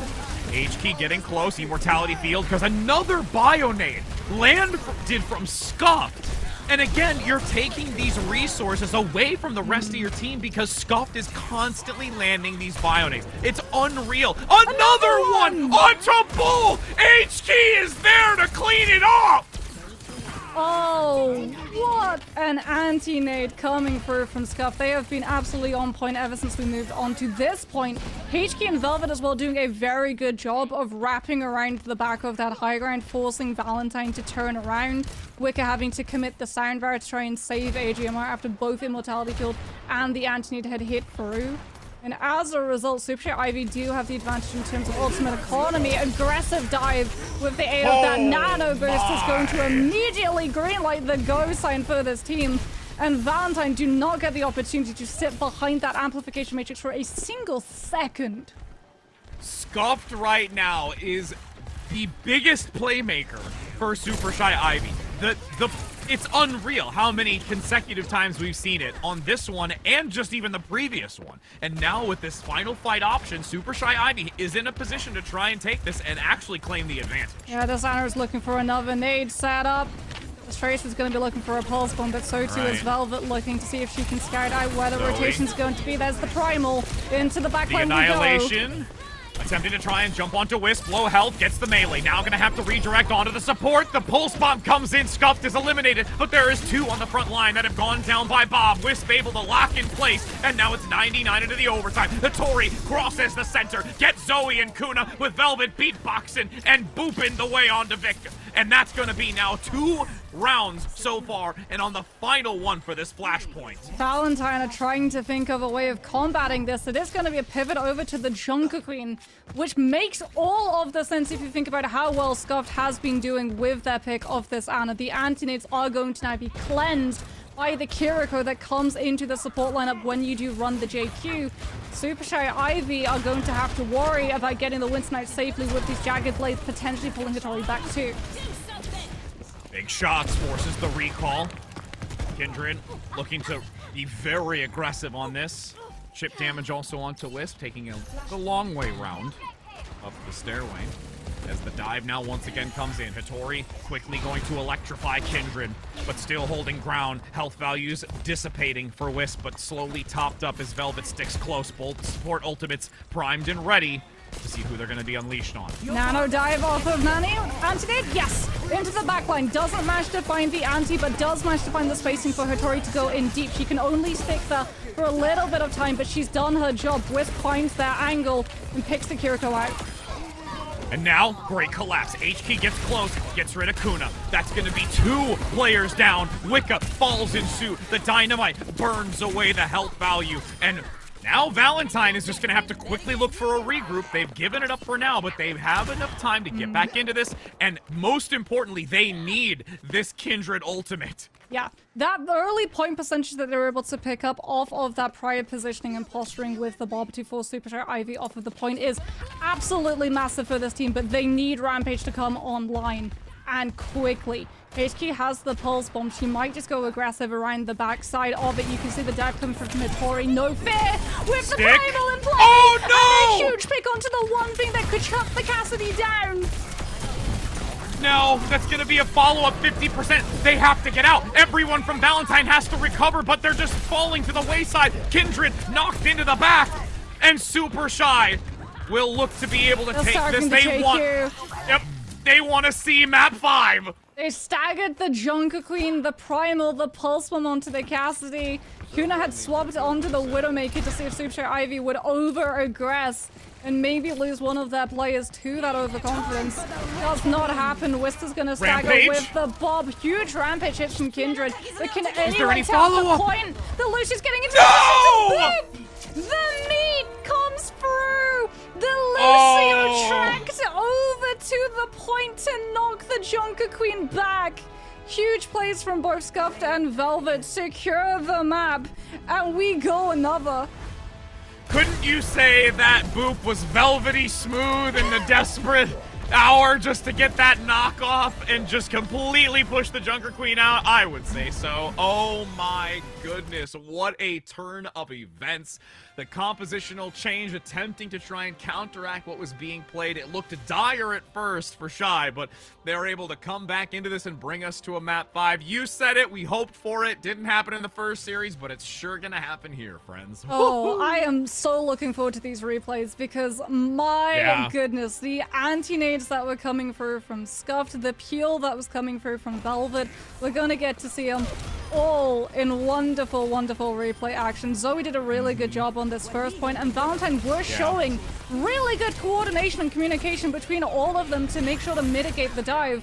But it fell apart after that first point when Scuff started hitting these anti-nades, and immediately the claps from the rest of their team trusting in understanding that the Ana was setting them up for success. Yeah, that was...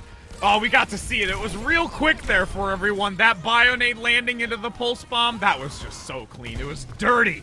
Dirty as it could be, as we do see the conclusion here towards this final position where Super Shy Ivy was able to clutch it out, and that Pulse Bomb right there, a absolute deciding factor to not let that potentially swap over in favor of Valentine as we are entering into our last map of Escort, which defines it all to see who is going to go in the grand final. And realistically, I couldn't have asked for a better time, because the team that's fighting to the end to reach that grand final matchup and going to the first of 4 is going to be a wild, wild ride. I mean, the team that's fighting to the end that manages to get through is probably going to be very tired.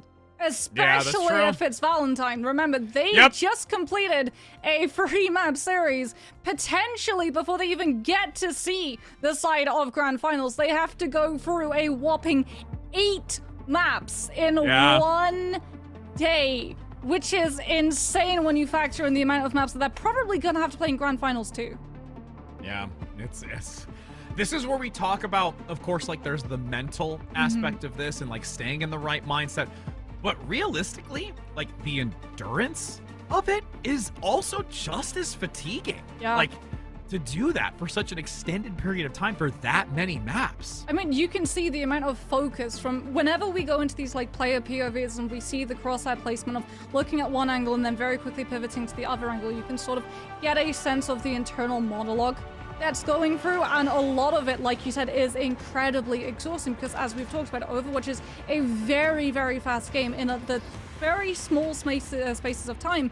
There is so much going on, right? We only talk about a smidgen, about 5% of what is actually occurring on your screen because you have 10 players inside the lobby, multiple different abilities, multiple different positionings, and micro and macro discussions going on and turning fights into taking like different ways and influencing how you're going to rotate, how aggressive you can be, how defensive you can be, the timings of your attacks, where you're going to kite away, where you're going to try and hold your positions, when you want to hit your abilities, if you have to use your abilities offensively or defensively. Like, all of these questions are running through these players' heads every single second of every single one of these matches. So that's why you have that fatigue moments where players who aren't used to these long game days hit that point where they overwork themselves because of everything that they have to be thinking about.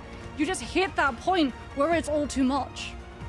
I'm gonna take a shot in the dark for those in the chat just listening to all of that and thinking about it like in the moment. It's like SpongeBob looking into his own brain where he's got all the filing cabinets and they're all on fire and all of the SpongeBobs in his brain are running around in chaos. That's exactly what I think, and that's probably how I function in a moment like this. You're all welcome for that visual. If you don't know what I'm talking about, you have to go look it up because it's legitimately how I feel right now and just hearing that. Well, so that's why, like, these teams, they have different roles and jobs assigned to them with your inner workings, right? You have one person, mainly your main support, who is the ult tracker. You have mainly one person who is your IGL, who tends to be your tank, so that they can make those calls on, hey, we're going 3-2-1, let's take these engagements, or 3-2-1, let's disengage, like, back to here, and then your DPS can chime in with, oh, I've got this ultimate, I want to use this here, or let's try and go for, like, this early play here. A lot of the time when you see, like, these Tracer players go for incredibly aggressive early pulse bomb attachments onto backlines, for instance, that's the team basically calling, hey, we need more space. We need to stop this team from taking these angles against us. Buy us some time, hit the backline incredibly quickly, hit 30 seconds reset for us, and we're all good. Yep, 100%. And as we're going on to Shambhala Monastery, again, I haven't seen this one in a while, and I'm really excited to see how that's going to play out as well, just with the compositions. It's like with this initial point, too, where you've got like that upper high ground in the back, just thinking about how the Ashe is going to contribute to that. Also, when we get to this specific point, as the threshold is passed, where you work through this S curvature and really utilize that high ground and window position as well. There's just so many dynamics to this map, I think, that are going to be really critical to understand how to play. And like you're saying, every one of these players has so many things going through the mind, and having their specific designated roles to make sure that they play flawlessly, especially in a position of where you are now on a map that decides whether you go home or you move on, and look at quite an adventure in a grand finals first to four. And I mean, Shambhala is one of these maps where if you make the slightest error, no matter how small it is in terms of your position, you are immediately called out for it. There's a reason why we see a lot of Ashe players really just run rampant on this map in particular. A lot of the time when you're swinging around some of these corners, you don't quite realize how far into main road you actually do go. And as a result, the Ashe with the high ground angle from the other side is going to be able to pick you out incredibly easily.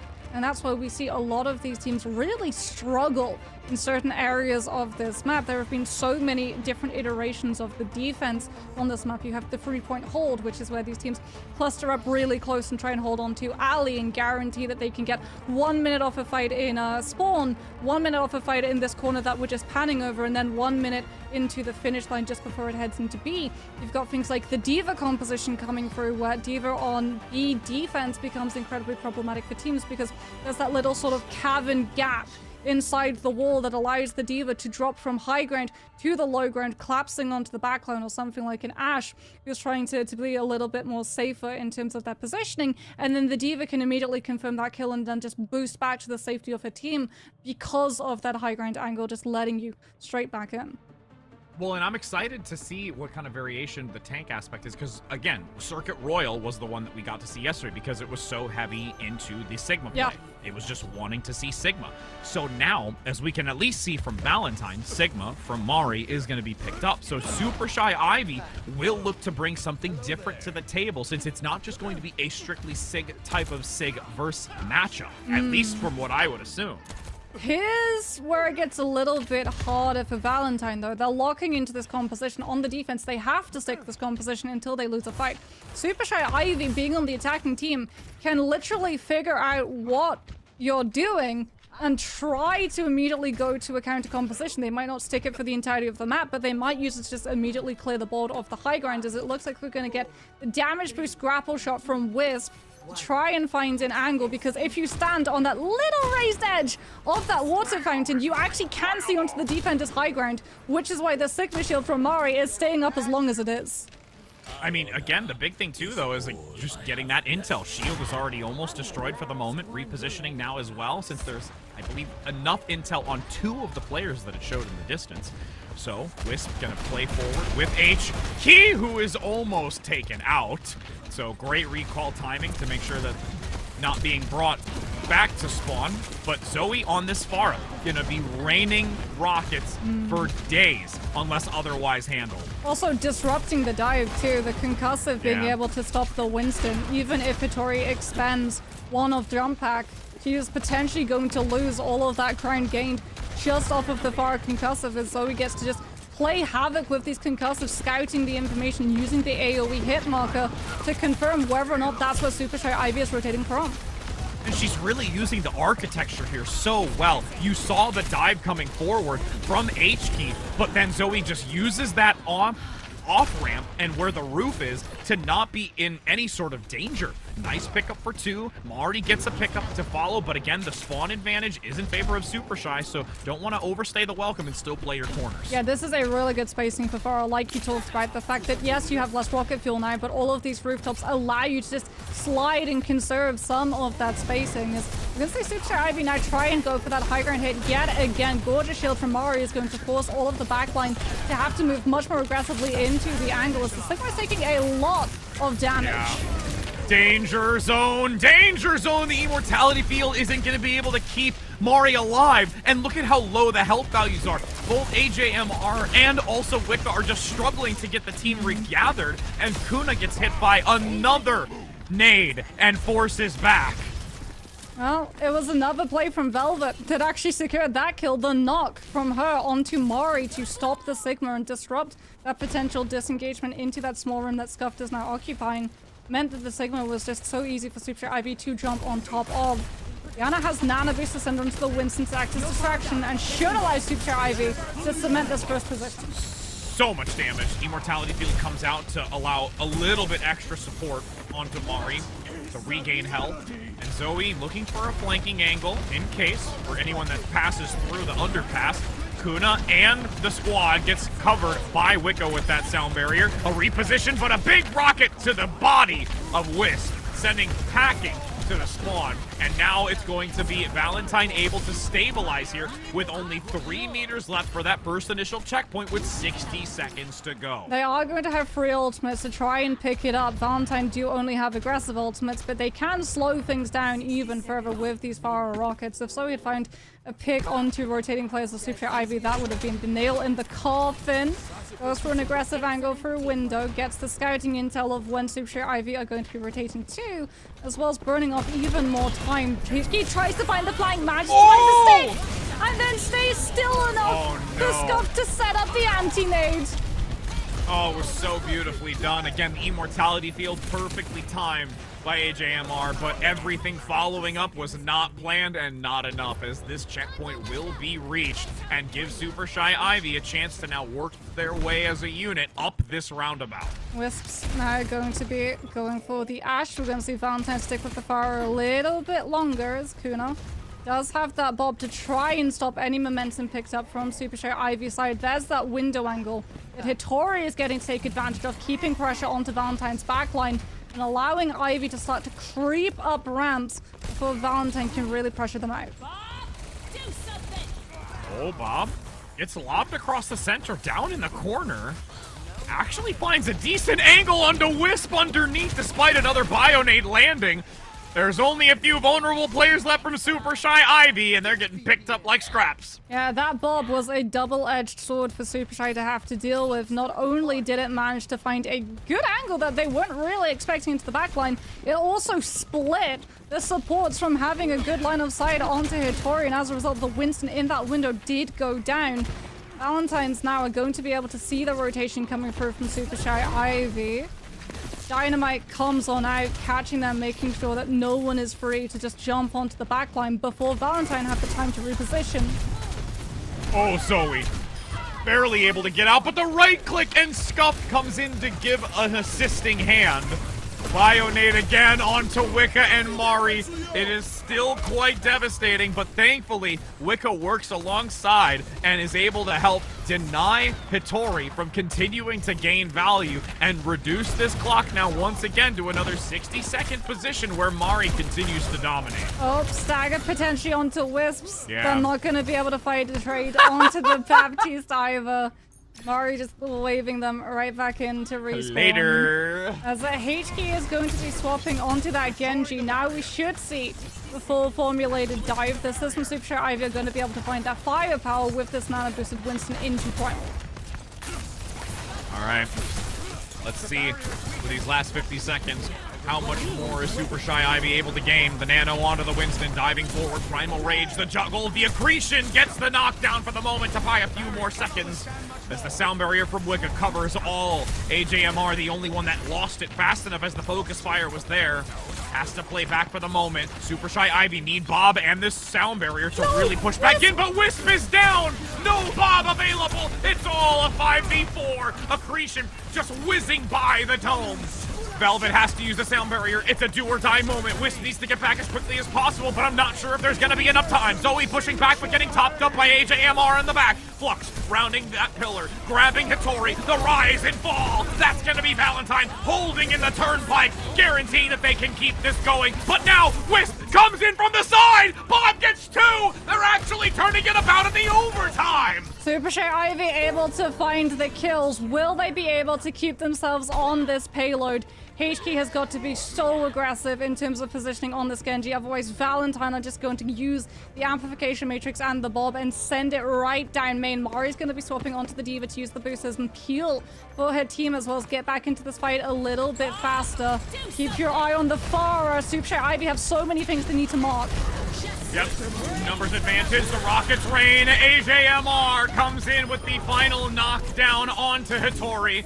It lights up in blue. Valentine takes it, but it was an absolute worthy attempt with Wisp coming in with the Bob to give them a second lease on life for that extra distance, which realistically, Moxie, could make the difference. Oh, that Diva swap was so good. That Diva swap was so good. This is what I'm talking about, right? When you have to juggle all of these different things and think about how best are we going to be able to set up for this fight. That Diva was so niche and it was literally picked to peel the players.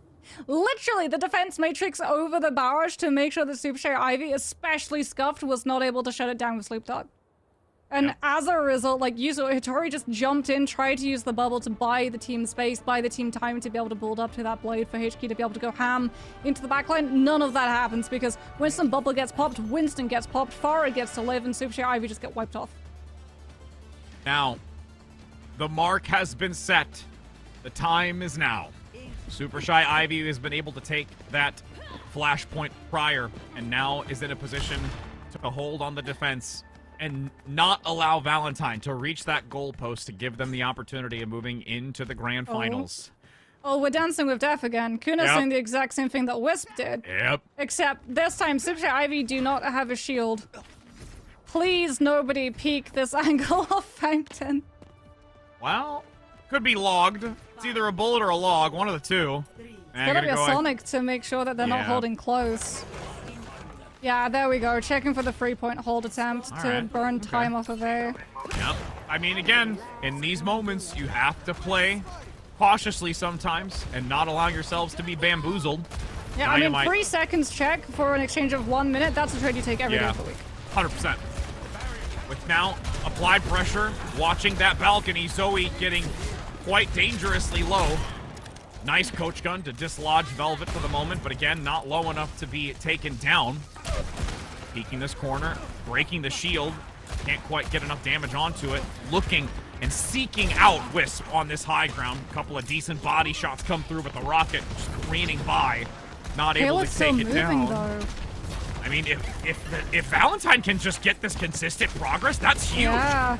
Super Shy Ivy just have not been able to posture up a dive. Lovely anti from Zoe, but there's just no follow-up until now. HQ with the Genji will be able to find the dash into the melee, confirm onto the Pharah, but Super Shy Ivy have just given up so much space, and Kuna unleashed on this corner.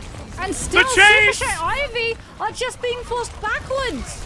The chase is so real. Valentine, in only a minute and 15 seconds, is making absolute significant gains on this and will be able to reach the checkpoint. Super Shy Ivy really gotta pull it together. They've got to regroup. They will have Bob, they will have Nano Boost, they will have Primal free ultimates that they'll be able to use to reset and burn off some of this time bank, but This is getting really dicey, Rich. Valentine are going to be able to have the window angle to keep the pressure up onto the backline. You can see that Mari is using the Sigma Spheres to be able to scope it out before seeing that Super Shy have set up on that high ground in front. Shield comes out, catches the anti-nade as well as the Ash shot. Look at how low the health values are. Hittori and Wisp have to be careful as Kuna gets the pickup.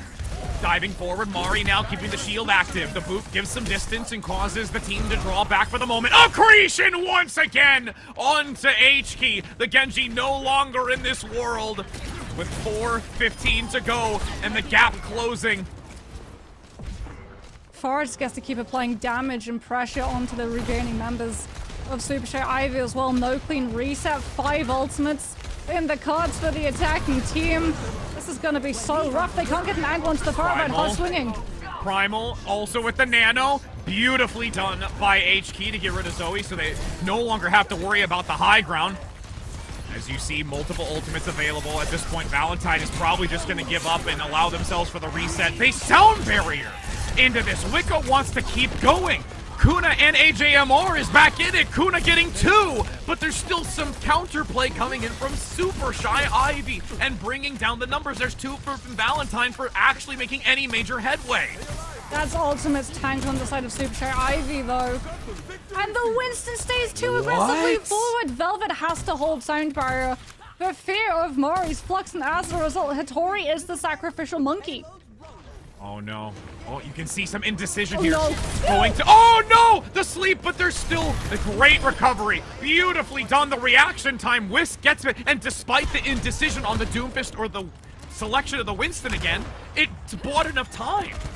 And they're not able to take the Ash down. Wisps will be able to hold onto the angle and onto the ultimate. That barrage could have been the nail in the coffin for Super Shy Ivy's circuit. On calling all heroes, Major 2. But they will be able to hold strong. Huge sleep up from Scuffed. Valentine's go for the ultimate wrap around. The flux being used. There's the sound barrier. But Do they Velvet, have any sustain after? Oh, Velvet, so low. Just playing hide and seek right now. Is anybody close enough to bring down the Lucio? Can anybody even top Lucio up? That's the real question. Scuffed also at half health. Bomb tossed into the mix. Gets the knockup. But Mari with the kinetic grasp able to mitigate the incoming damage. The immortality field is placed. The stun comes in. But a beautiful deflect by H-Key to cover Hittori. It's not going to be a takedown. What a beautiful play from the Genji to keep the squad going.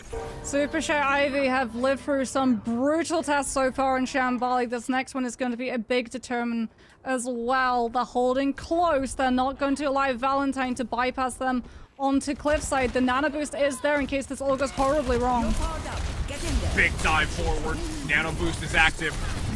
Huge Tesla cannon damage onto Zoe, and Wisp gets the pickup. So again, they forced a reset here, and now it's only 1 minute and 40 seconds. Valentine on the attack needs to figure out a weakness and exploit it. It's gonna be both support ultimate, surely, as well as a rotation through from Cliff to set up this amplification angle and give Valentine space to push Super Shy around this corner.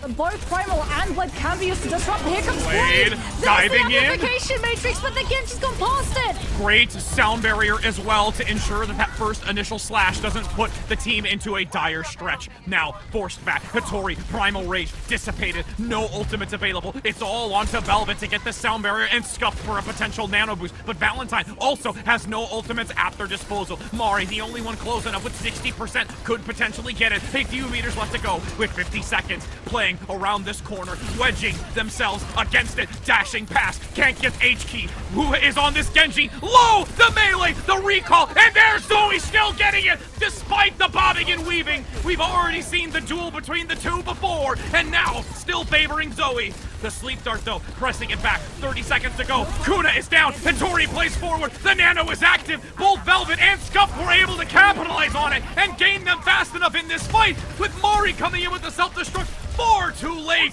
Valentine with 20 seconds now are in shambles. AGMR's gone for the Kiriko. Zoe got picked late, doesn't have Pulse Bomb to be able to help her team. Super Shy Ivy pressing forward incredibly aggressively, not going to allow a clean regroup from this team. Hittori so close to that Primal Wisps with the ultimate economy advantage as well. It has to be a huge Pulse Bomb from Zoe to be able to swing things for Valentine. Will Zoe find the target? staying focused onto Hattori, who drops down below. Wisp now with Bob, having the extra player lobbed into the corner. The knockup comes in, the reposition with the coach gun. The dynamite gets the ticking damage. Hattori comes sweeping back in after gaining the health pack, and the supports are fueling them. But Zoe getting one themselves. Both are gonna lose their DPS, and now there's a chance. Valentine coming back in. HK gets the pulse bomb themselves, able to eradicate Wicca in the back. No more mobility, no more support from AJMR, and now it's all on to the last sole remaining player who's brought to their knees, and that's going to be Super Shy Ivy working their way into the grand finals to face off against Green FT. Tradition is broken. Valentine denied the opportunity to defend their title, knocked out by Super Shy Ivy. What a shambali, what an explosive series between these two teams. But Rich, I think we can both agree, Scuffed and Velvet showing that supports, they can do everything. They can eat their red velvet cake and still keep that team alive, as well as DPS, because this entire series, that map, those last two maps, Travis, Suravasa and Shambali were both absolutely carried by Super Shy's backline. The sleeped out reaction on that barrage when Zoe was going for the flank play to try and hit the Ashe when you're not expecting it, that saved the map. The sound barrier coming through from Velvet, that saved the map. The sleep darts, the anti-nades, absolutely everything. The boop knockback from Velvet to deny the tap from the Junker Queen on that last part of Suravasa. Super Shy Ivy owe a huge thank you to their backline for putting themselves into the grand finals. Absolutely. That is an understatement. We talk a lot about the DPS. We talk a lot about the tanks. But when it comes to significant support play and absolutely pivotal moments for success, this is a perfect map to encapsulate that. And just hats off to everybody that was participating in this, because this was a 7-map absolute banger. There's the sleep, like you mentioned, could have been so dire, but seriously, all around, I'm just thrilled to be able to see this type of competition, and I hope that this carries over into a massive 7-mapper just after this. I really hope so too. I think that it does have all of the opportunities to go the distance. I think the fact that Super Shy Ivy were also the team to make it through means that they're not going to be quite as tired as Valentine would have been, because we said that it had the potential to go a 5-map series. We got the 5-map series that we wanted to, but you have to imagine, especially with how close Shambali actually came to, that is fatigue and tiredness on both of those teams. Having to just play continuously to that pressure level, sitting back, understanding on Super Shy Ivy's front, you lost A by just backing up, and suddenly when you hit into B, you lose that space to be able to give. You have to hold your ground. You have to hold those corners and be able to scout out those rotations, and it's not easy on Shambali when you're backed up all around the corner, because there are so many avenues that you can be hit from. So even when they're not actively taking a fight and having to rely on their mechanics, it's still continuously warring with their minds, having to stay that alert. Staying that alert was actually the thing that allowed Scuff to hit the sleep dart onto Zoe. If you hadn't had that alertedness, if they were not ready to hit that cooldown, everything would be entirely different, and we would be seeing a different team make it into finals. Absolutely. And with us being able to take a moment of reprieve, we'll let the heart settle. All of you at home being able to just take a breather with us. We'll be heading to a short break before the interview, so don't go anywhere, friends, because I'm guaranteeing we're going to get some excitement out of this one.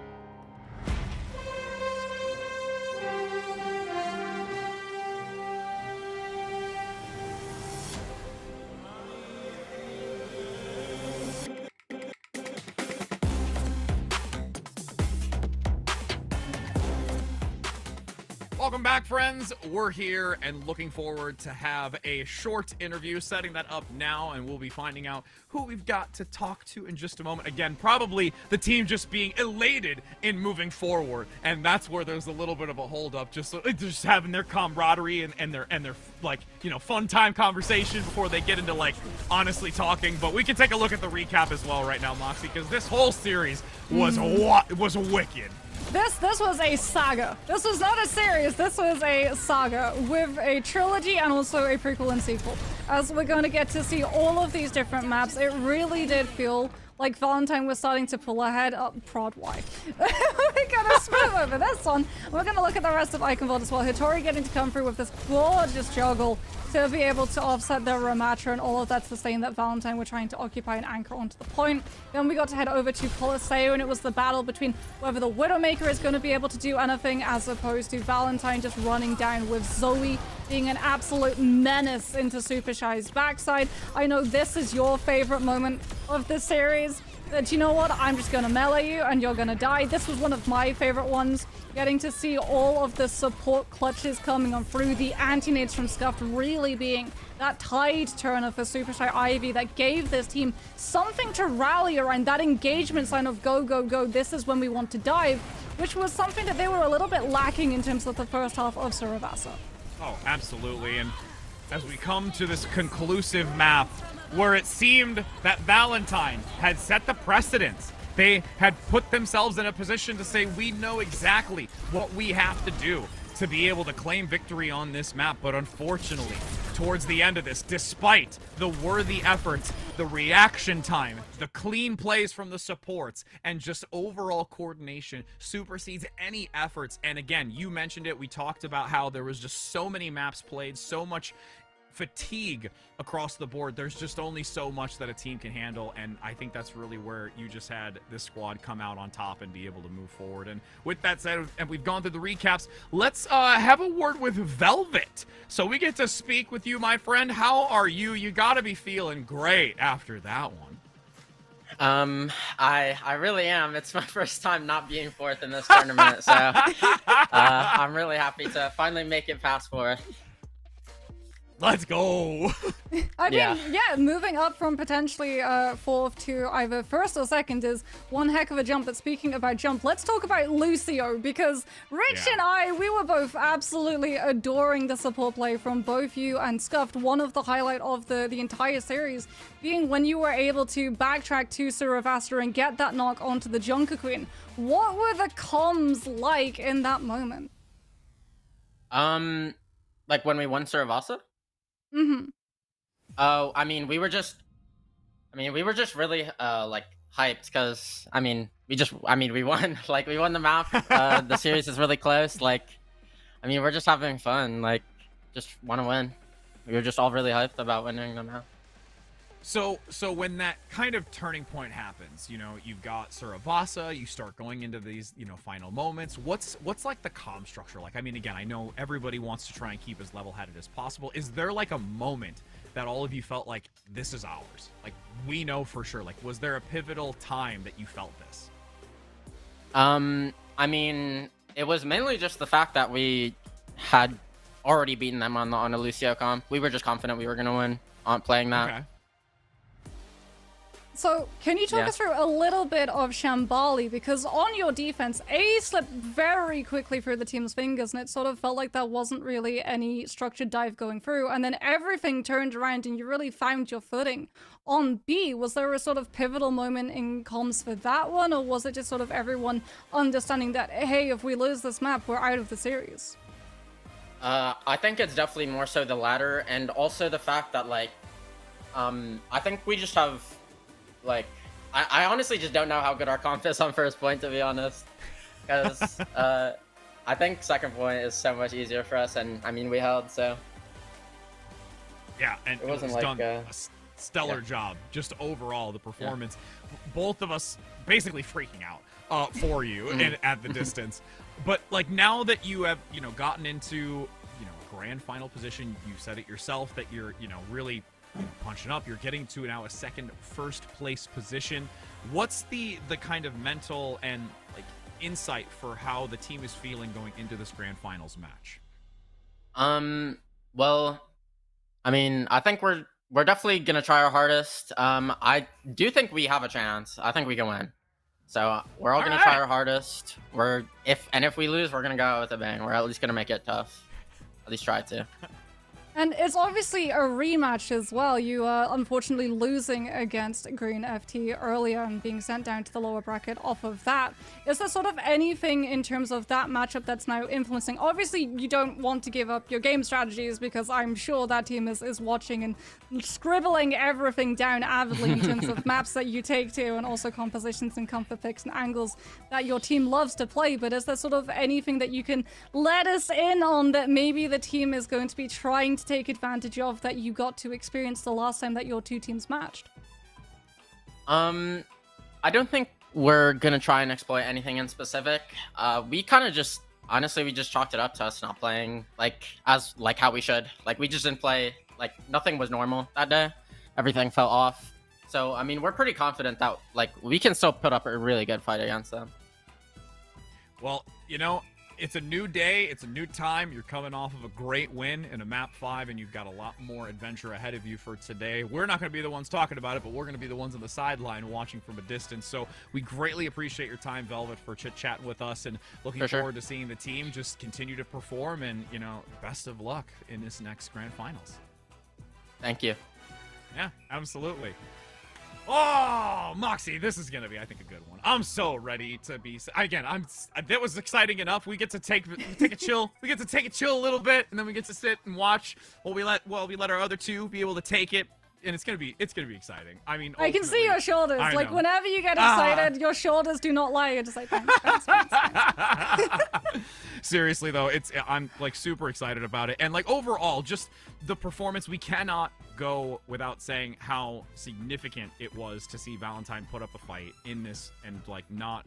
Because they're still getting points. That's the other aspect of this. It's like when you think about it and pull back a little bit, of course, we talk about the individuals moving forward into the grand finals, but there's still something to be gained from getting the placement that they did. Yes, and I mean, it is all leading up. The Colonial Heroes Circuit is all leading up to the championship at the, well, not tail end of this year, but the entry of next year, 2025, which is coming upon us incredibly quickly, Rich. Right? It very much feels like we blinked and we were still in 2023, but no, we're past halfway in 2024, which is scary to think about. But for a lot of these teams, it does allow those synergies, those rosters to really acclimatize to each other and build. And you can hear it in all of the success from the teams that we've talked to, the fact that they can play together, that even when these metas change, because they have the core, because they've already established these synergies and relationships, it's a lot easier to be able to pivot into terms of coordination. And with that said, for us, that will conclude our segment of the broadcast, but there are still two amazing matches to unfold. But that's, like I said, by our two other casters. Both Tiny, Shiny, and CB will be taking you on the rest of that adventure so we can see the final crescendo of this Major 2. So we'll be going on a short break before continuing. We hope you have a wonderful rest of the broadcast.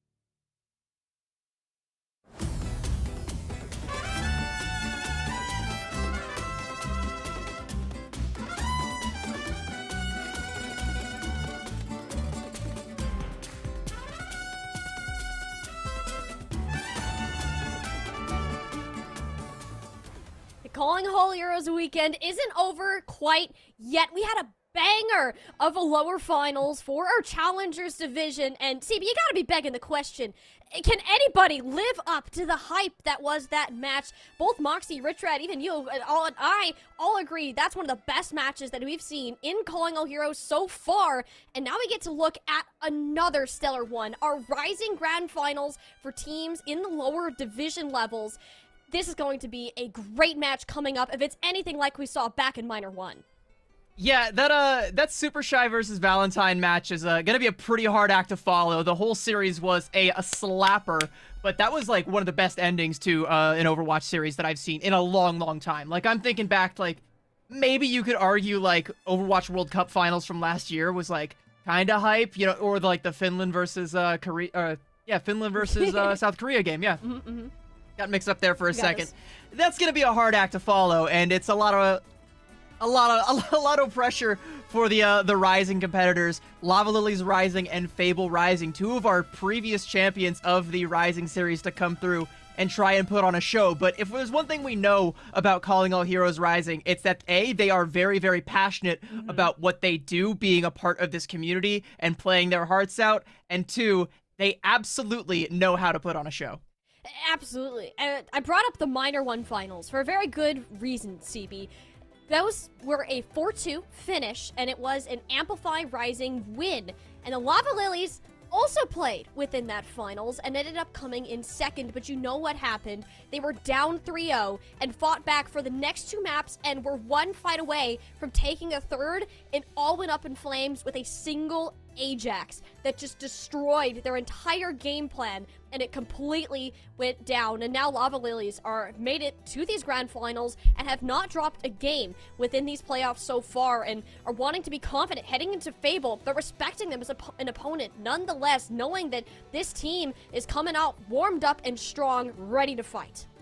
Well, let's have a look at this team, Fable Rising, and there's a lot of personalities on this team that I'm very familiar with. We'll start off with on the Reaper there, Megalass, a VTuber fellow caster that I know that you and I have both worked with. We have a lot of other talent on this roster. Anna, Najila, their backline there. Someone not currently listed, but also that I know does play for this team, is Zumi, the actual esports director of my college and current intern at Blizzard, working on the World of Warcraft servers. She is known for not necessarily Ajaxing beats, but something entirely different. Something we can't quite quantify altogether. It's like Ajaxing beats in some of the most hilarious ways. I mean, I promise she's a good player. This is not like selling her. She's a great player all around.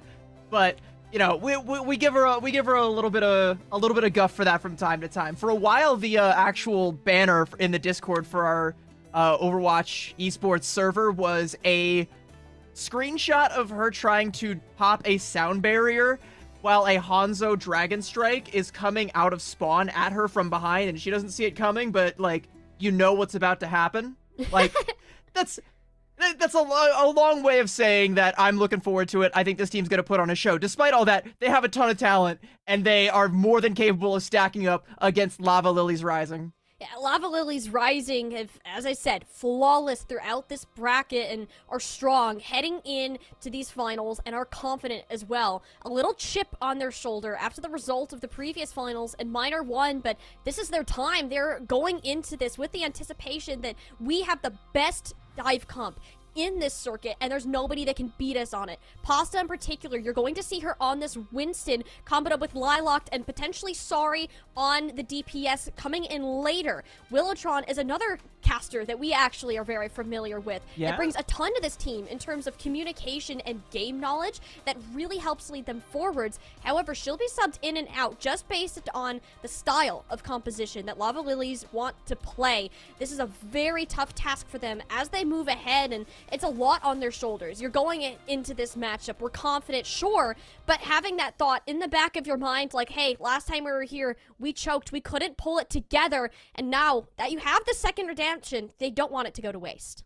And I really like that they are, I mean, at least as far as the starting graphic goes, showing Willowtron, because like you said, she's a caster, she's a color caster, so, you know, very much like me, I know I've actually worked directly with her, so I know that she is a smart player. She knows, you know, how the macro flows, how the entire game, all the moving pieces go together. And it seems weird for a player like that to be playing the Mei of all things, but she actually makes it work and actually is a standout in the Calling All Heroes Rising. So having her on a map like Lijiang Tower, I think especially when you get to Control Center, can be a huge boon for this Lava Lilies team. You say they like to try and focus a lot more on the dive composition, and we're not gonna have the most divey compositions outside of potentially Gardens. I think Control Center and Night Market, we're gonna go a lot more brawl heavy, and that's where you want something like a Mei to try to control these lanes, control these chokes. And if there's anybody in Calling All Heroes Rising that I want to be able to step up to the plate for that, it's Willitron. This is just the best map for her to go out on, whether it's, with the exception of Gardens, we're looking particularly at a Night Market and a Control Center. If we want a Mei that can just run a lobby, Willitron is the player that you're looking at, and there's just so much story behind this team and how much that they've been practicing. They have experience in this exact position and running throughout tournament brackets, making it to the top, where as Fable Rising have quite the opposite effect, CB. We look at their journey just through this bracket alone. They lost 3-0 to EP Pookies in those upper semis and took that 3-0 to heart, took out Kaiju Corp, and then beat EP Pookies just now in a 3-0 fashion in 4 maps because there was a draw to find themselves here in the Grands. It's been a long, long day for Fable Rising, where Lava Lilies, they're just getting started. Not only is this a test of skill, but a test of endurance as we begin to roll out here. Lijiang Tower starting our grand finals. You're saying it's been a long road. It's not gonna get any shorter because this is a best of 7 series, first to 4. So, you know, Fable Rising, yeah, if they can win in 4 maps in this situation, that'd be incredible. But they can't afford draws. They can't afford to get tired. They can't afford to get fatigued. And right now, I mean, they're gonna have to worry about this this Pharah coming up from Willitron, going around the entirety of the point here, pumping in a bunch of spam damage. While Fable Rising, they're playing this bunker comp with the Symmetra, gonna try and prevent any entry specifically through that front door, but it's not the front door you gotta worry about. It's the windows, it's the back door, it's every other opening in the walls. Fable Rising keen to take this first capture, the nature of their composition, but that's exactly what Lava Lilies want. They're like a fish in a barrel for the taking. Willitron can just chuck these rockets down mid. Already has a barrage. Mind you, it hasn't even been a minute. There's no way. Fable are ready for this barrage of rockets to come down, and oh nah, is blown to bits. Great entry point from Lava Lilies, playing to their win conditions and showing how strong of a player Willitron is. Yeah, as strong as she does fall, but that's going to be, you know, a worthwhile trade. She did her job, did exactly what she needed to do. Pasta there with the cleanup, and that's going to be a flip at 27%. And now it's going to be all the more difficult for Fable Rising to try and stick with this composition. I think Megalast might want to consider swapping off of this Symmetra unless they can really get a cheeky teleport onto the point again. But while Lava Lilies have control, that's not going to be the easiest thing to do. They're going for it, and they do actually get the TP off.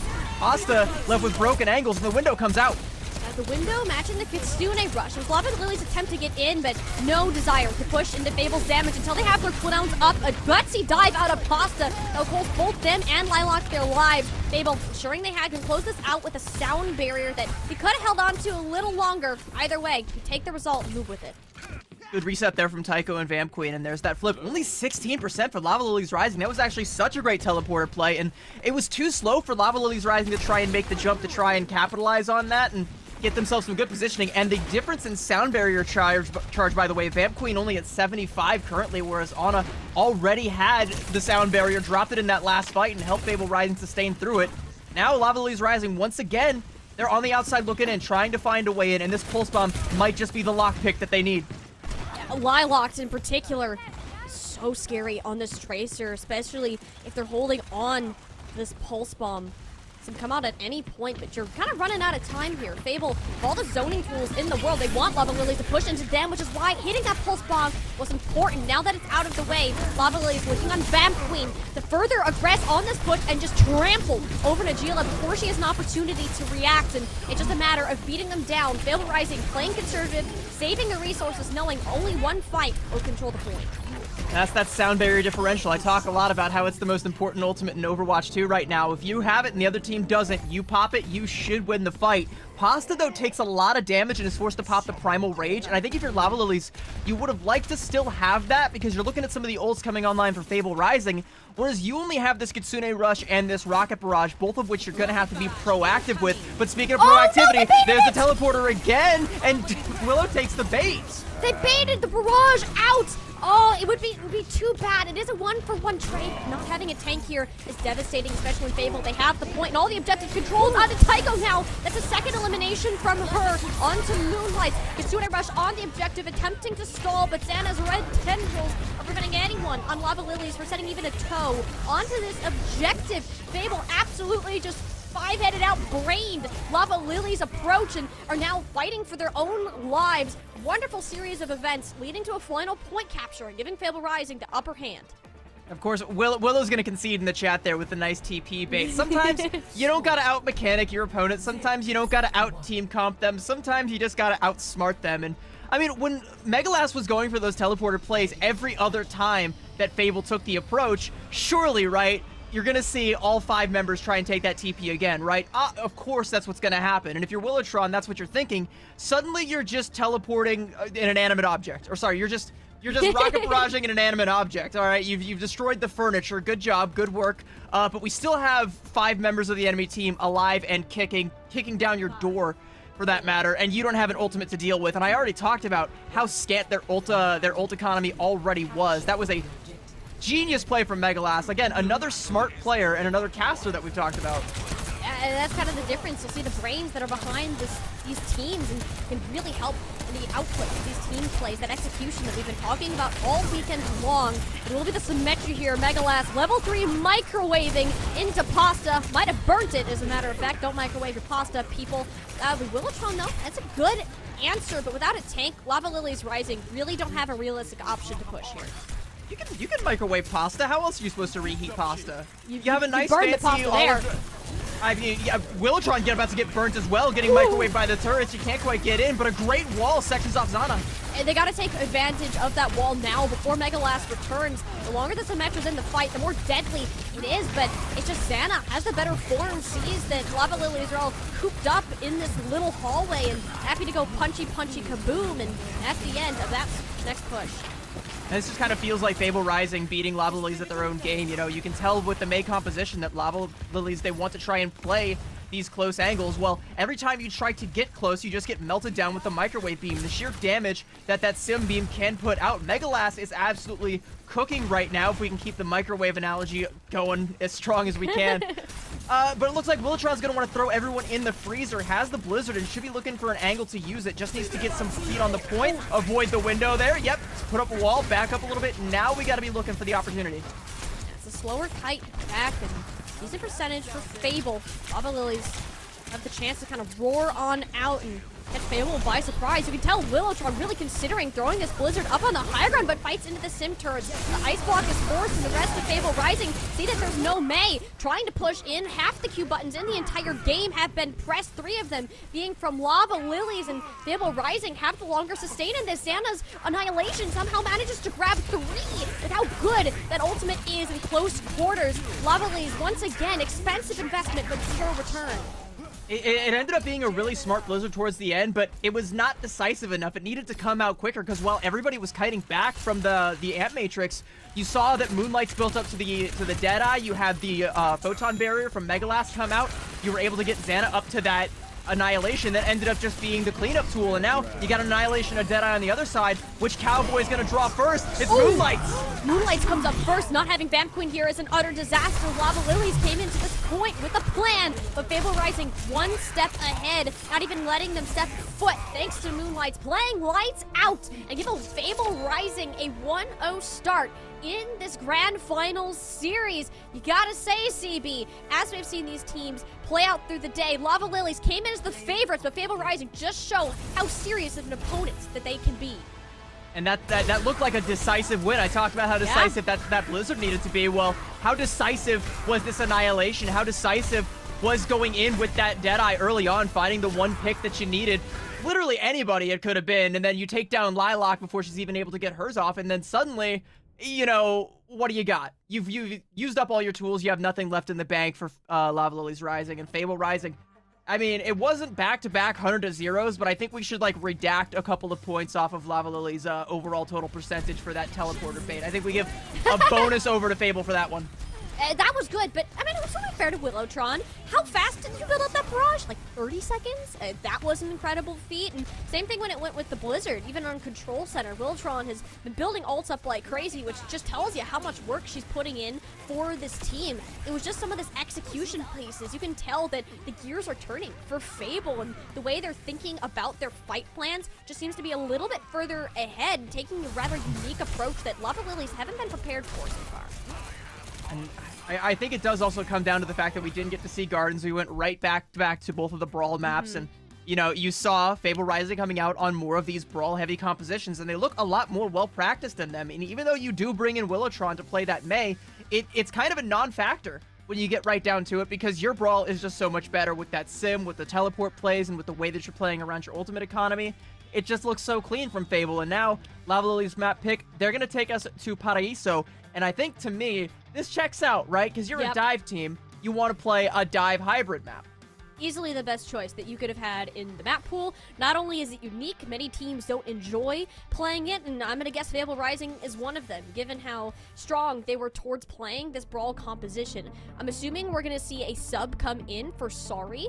Will be on the Echo, most likely, but it's very practical. Pharah could be a continuing strat. Willowtron was able to get a lot done. It's just up to Lava Lilies about what they're really feeling. I am curious to see more what the backline will do, as I know on a Brig is typically what we've been seeing when it's been this Winston dive, especially on these hybrid and escort maps, more so than a Control. So if that's a swap that is going to happen as well, having another win condition available and both sleep darts and anti-nades, all things to consider with Paraíso being such a switch up from Lijiang Tower. And this is where we can also start to see some potential switch-ups coming out of Fable, see what they're made of, see if they are just a very Brawl-heavy team, or if they also want to be able to try and adopt that, like, maybe Tracer Echo, if they can match blow for blow with the dive compositions. We'll try to see what it actually is that they are capable of cooking up with. But, I mean, you know, if we had gone to, like, maybe even, like, a Hollywood, I think, where the first point tends to be a little bit divey, but also has the potential for some Brawl, I think, you know, we would definitely be looking at Lava Lilies looking a lot more strong coming into hybrid here. But with this right now, or yeah, I got mixed up for a second. Fable. We were looking at Fable coming in a lot stronger here. With this being Lava Lily's map pick, I think, yeah, like, they definitely want to try and play into the dive. We'll see if the subs do come out here. I'm also curious what flavor of dive we're going to be seeing from Pasta. Is it going to be the Winston, or is it going to be the D.Va? I know they have Jasmine, aka Blood Bunny, as their assistant coach for this team, and I know she's a big proponent of D.Va and works very closely with Pasta, so I'm sure she's got her nice and D.Va pilled there, and maybe that's what they're going to want to come out with. And we've seen just how strong D.Va has been as of late.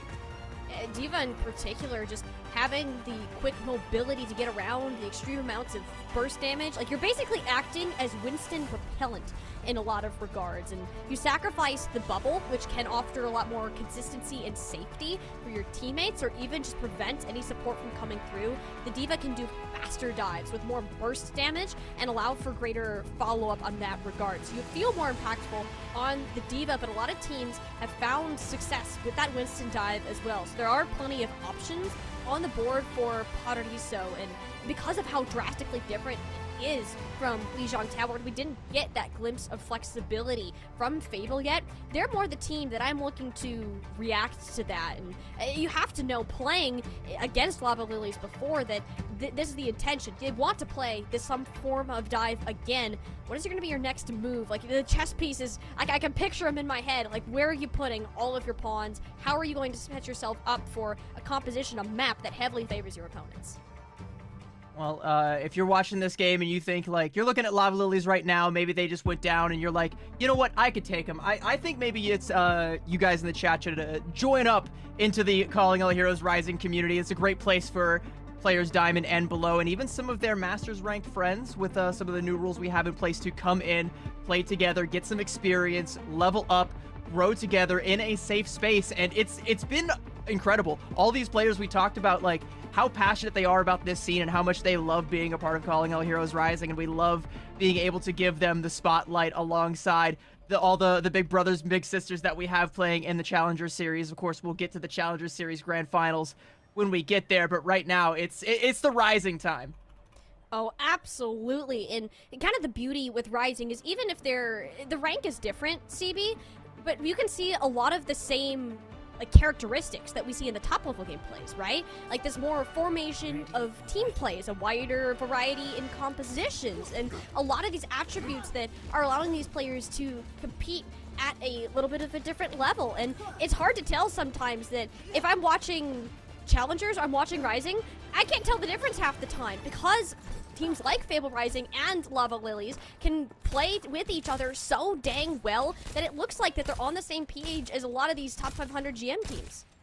We do actually have a lot of subs coming out. Zumi, my esports director, is in on the brig right now. We've got the on a brig just like you called out, and it looks like Lava Lilies Rising on the attack.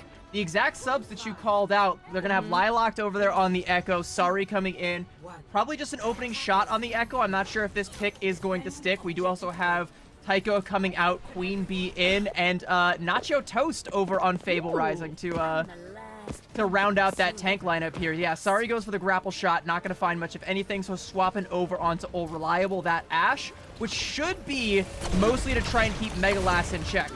It'll keep Megalas in check, but also Moonlight, Sari, is a scary hit scan player that you're going to want to be keeping your distance from. And even that, look how close Najila and Zumi are kind of holding each other's hands on that back high ground there, knowing that Sari can just peek around this corner and just chuck a couple of shots in their direction. It is a bit of a slower start with that Bionade onto Nacho Toast, sitting sub 200 HP, jumps back to the supports. Najila is in trouble. Thought that they were safe for a little bit, but Sari will find their head at the end of the day, and the second one on to Zumi. Oh, CB, the Sari sub is ridiculous.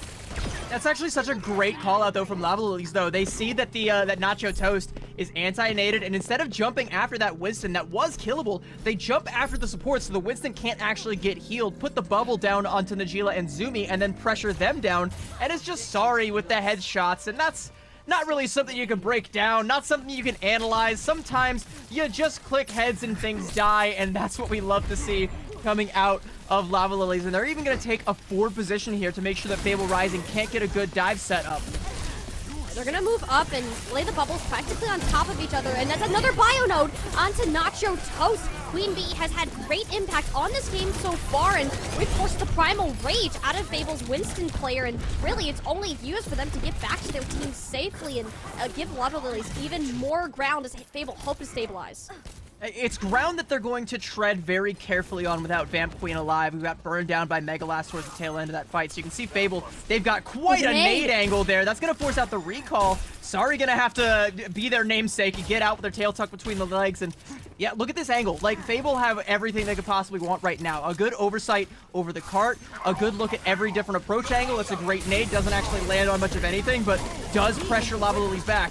Beautiful, but this nano boost into the back line. Nacho Toast knew there was nowhere for Vamp King and Queen Bee to go, essentially negating Pasta's ultimate altogether. Unless the supports are traded out now, will be a duplicate from Lilac out of the Winston. Yes, that's both of them sent wheeling off the edge. It's not Pasta, instead the second Winston coming into play from Lilac to third with the Primal Rage. Who says that DPS players can't play tank? This one very well can. That is a 3K with the Primal Rage and a 4K if you include that focusing beam towards the end. And this is a blazing fast pace for Lava Lilies Rising. And just like we said, they are a dive team. You like the Tracer and the Echo? Well, they are playing it to perfection right now, cycling out their ultimates really well and not giving Fable Rising the opportunity to use anything besides the nano boost. They're going to have to invest, surely, the duplicate or the rally or potentially both. A nice sticky bomb there onto Lilac, though. They've got the advantage now. They can hold. Fable Rising needed an elimination like that. It has to be careful treading though. That kill onto Pasta, and means Nacho Toast can get healed up, and this is a much safer spot now for Fable Rising to be standing.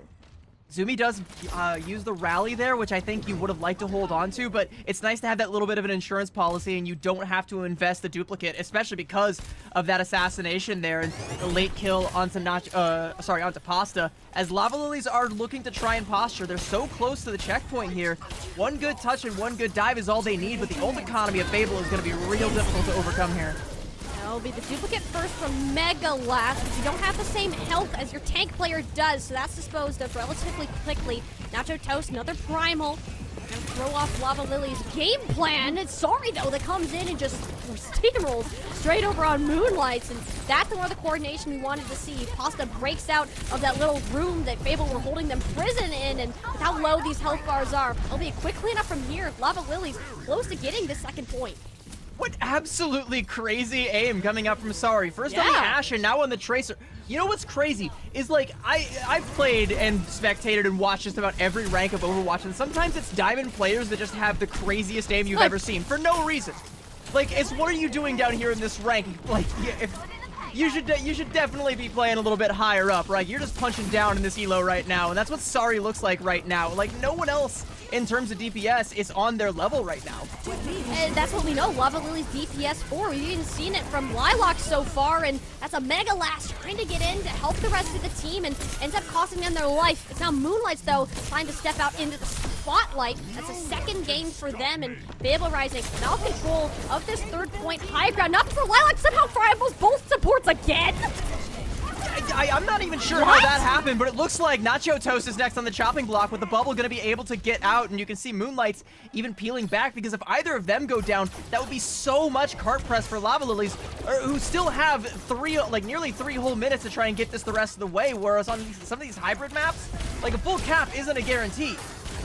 No, not at all, and this is just getting worse and worse for Fable Rising. Every time they think they're stabilized, it's been Megalast typically who's been getting picked off, and Lilacs has just been chucking these massive sticky bombs into the backline, playing Assassin as Echo does in such a powerful position. Nacho Toast trying to take things into their own hands and replicating the heroics that Lilacs has done to their support line. And for the past couple of duplicates, Lilacs barely hanging on to their own life as everyone is playing so split right now. Nacho Toast get caught out in La La Land with that rally, and Lava Lilies can keep this payload moving. That's such an aggressive commitment there from Nacho Toast. You know, went in with that Primal Rage and tried to pressure the supports down, went so far back, and sure, forced out the rally, but didn't live to tell about it. And now it would be really nice to have a Winston on point to try and go for a contest, but all we got right now is an Echo falling to the ground. Nacho Toast is now back, with the rest of Fable gonna have to come out with this rally back together and try and make something out of a defense here. But they have the down boost 2 and Queen Bee, Vamp Queen, both of them have hit the deck. The Queens are down. You don't know what to do without your leaders in the backline. The support ult coming out at the final hour, and make sure that Fable can hold on to this at least for a little longer.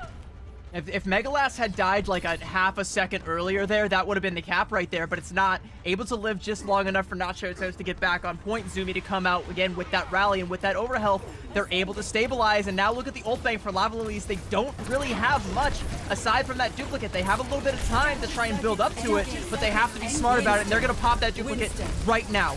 Now we got 4 Winstons on the field. Things are about to get a little bit bananas. It'll be Megalast, though, knocked out of that form first for Lilac, sending it straight for the backline. Has another Primal Rage, has our sights set on Zumi, and will go down just as the ultimate expires. Fable Rising don't have any supports. It's on to Nacho Toast to hit the button, but no! They don't hit Primal in time, and Lava Lilies might be able to get this through with some time. We'll never know what could have happened with a further stall. This will be 30 seconds remaining and a full cap to move on forwards on their attack. And I've never seen Planet of the Apes, but I imagine that 4 Winstons bouncing around is about how it ended, and it ended pretty good. If you're Lava Lilies, I mean, you had a lot more time in the bank when you went into point C, and you did end up kind of fumbling a couple of these pushes, and, you know, it's just Fable Rising, digging and clawing their way back into some of these fights that they had no business winning, but regardless, Lava Lilies still do get the cap, and they do cap with time, which is important. Not going into OT, so they are, at the very least, securing themselves an OT push if Fable are able to get the cap. But I imagine that with how clean the dive looked from Lava Lilies and how it kind of looked desperate at times from Fable outside of that point B defense, they kind of looked like they didn't really have the best grasp of when, where, who, and how to dive. A couple overcommitments from Nacho Toast as well that I think need to be ironed out if this Fable squad is going to get that full cap. Dive is an incredibly difficult composition to perform as a team, as there's these small little execution pieces that you need to worry about, and the one that Fable seems to be struggling with the most is where do we position at one time, where are we diving, where are we going in, and actually getting to the same place. There's been a lot of these fights where Lava Lilies have managed to completely disperse, where Fable were holding on that defense, are going to hope to do so even more with Pasta picking up the Diva. And looking very anti-fragile on it indeed. We're going to go ahead and see just how strong the D.Va is in this current matchup against the Winston. And I don't know if Lava Lilies are going to be if Fable are going to be prepared for this. To see how Nacho Toast deals with this one, as well as Najila. If you know, Fable are able to land a big nade and follow up on it, that would be a great way to break their way in, but it's a lot harder to do against the D.Va than it is a Winston. Yeah, now you have to worry about that defense matrix constantly getting cast in your face. Queen Bee has had some great nades so far, but Lava Lilies are a team that don't really need to be aggressive. They're going to be playing more reactionary to what Nacho Toast does, and it'll be a dive back onto Queen Bee, which that's a happy D.Va from Pasta, able to peel back and prevent any significant damage from being done, but at the cost of the high ground. Lava Lilies now a bit more split. It's on a Pasta to find an elimination, and that will be it on the Mega Last. This is a great point to start to stabilize. A lot of Fable Rising's damage is completely gone, and you're rounding up to a nano boost here should Lava Lilies need it, but the Primal Rage already built up. Nacho Toast has been putting in the work on this Winston and is zoning Lava Lilies out even further.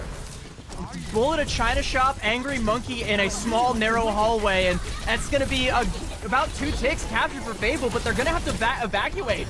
Yeah, Nacho Toast gets really low, no longer has the Primal, so much damage coming out, the Nano coming out from Lava Lilies, and oh my god, what a sticky bomb and pulse bomb follow-up from Lilox and Megalast. And this is wonderful follow-up. Lilox came alive and just blew the competition to bits, and the nano boost. It was a bit more expensive than Lava Lilies wanted, but it got the job done, preventing Fable from getting that final tick.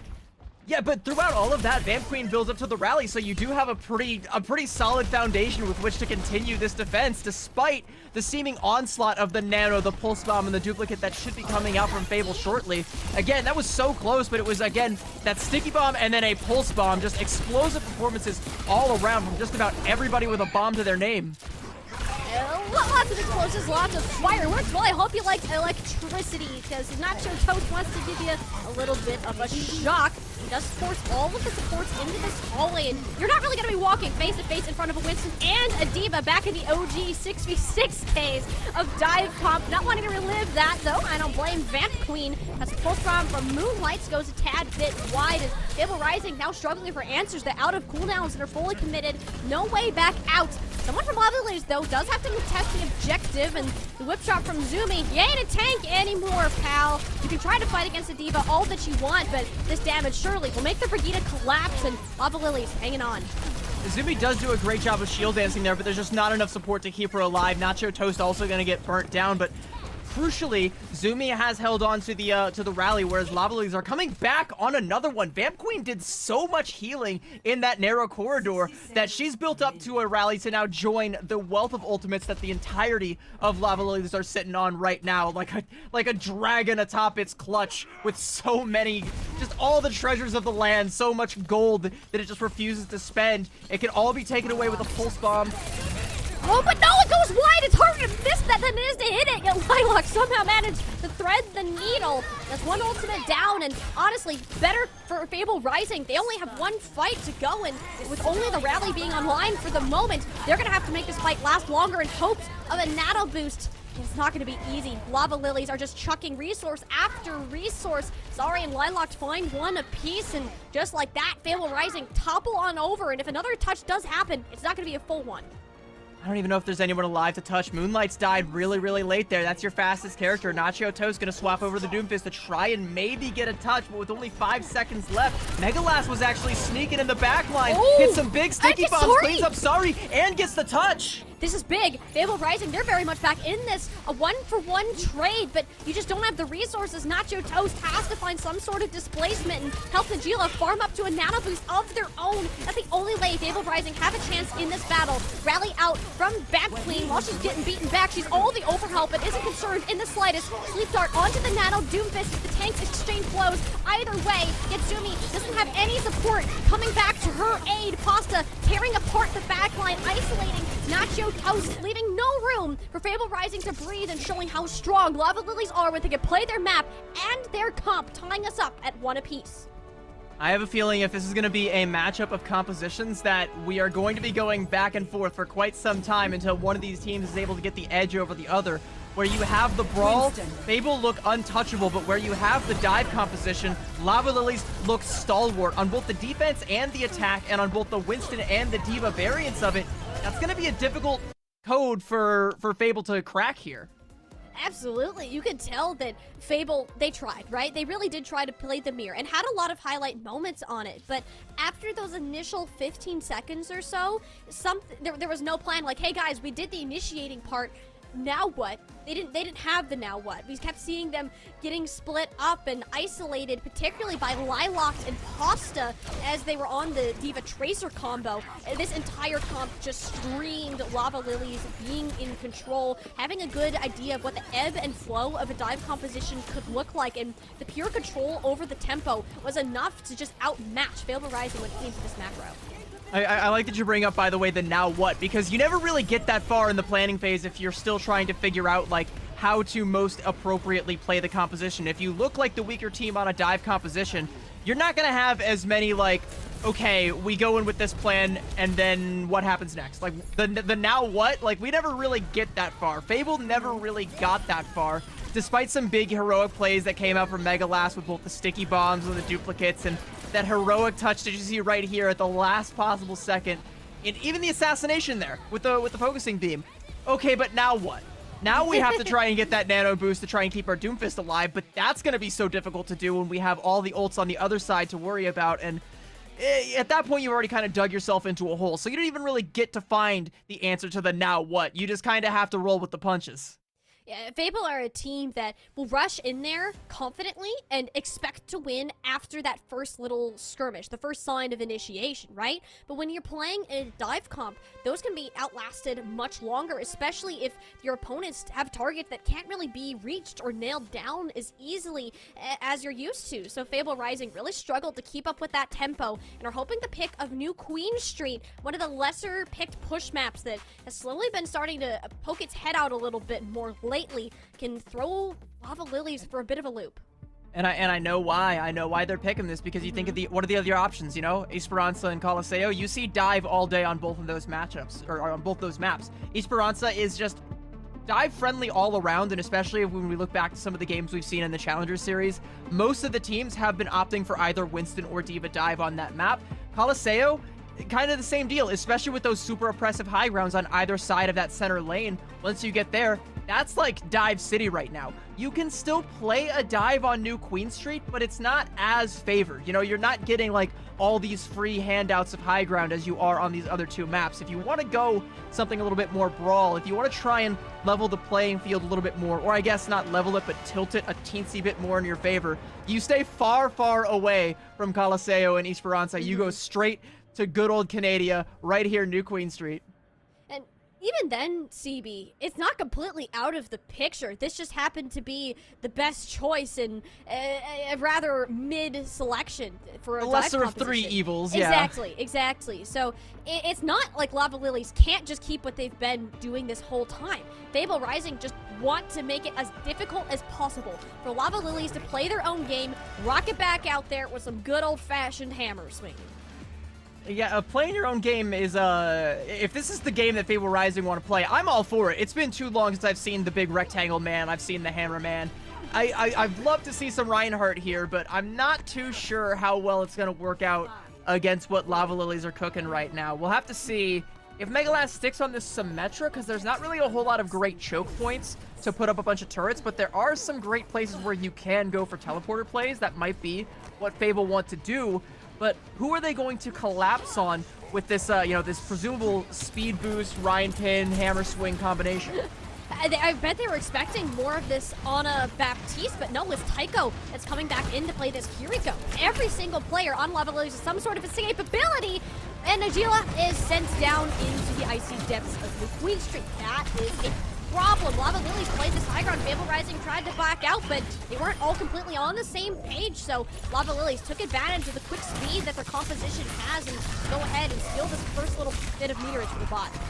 And also going to donate the last of Nachoto's health bar over to the Lava Lilies Rising Ult Bank. Thank you very much. We will take that, put it in our back pockets, and like you said, that quick little fight win some more of this bot progress, and this is where I'm already kind of worried about Fable Rising. Like, you want this composition to be set up somewhere, like have Lava Lilies Rising jump into your trap and then spring it with this Symmetra, but where exactly are you going to lay the trap? Where are you going to put the teleporter out? They just kind of have to play down this center lane, and that's what Lava Lilies want. They just want people standing out in the open that they can Goomba Stomp with that Winston jump pack. Lava Lilies are looking for a punish. They're looking for somebody on Fable to just be left out high and dry and be like, ooh, juicy target. Let me go ahead and take that one from you. And it's just the play style of this dive competition. You don't want to get anywhere near Toast by any means. And if you can find somebody like Najila, even Moonlights, for example, it would be a massive pick. But the one thing you give up here, CB, is the bot progress. Because you can't play close, Fable Rising can just walk wherever they need to go with good old TS1 and make it look easy. So Toast does take a little bit of a detour to the high ground, and Fable Rising tried to find a play, yet no eliminations to come from it. Lava Lilies decide now is the time that they want to fight. Duplicate from Lilac to swings across the map, but not Taito. Toast wants to be the only Reinhardt on this battlefield. It'll be a pulse bomb stuck under the tank, but the healing pumped in, plus the sound barrier. Nacho Toast safe to fight yet another day, and Fable Rising just keep this going forward with the first elimination only coming in now. Some form of stability, and it only cost them one ultimate.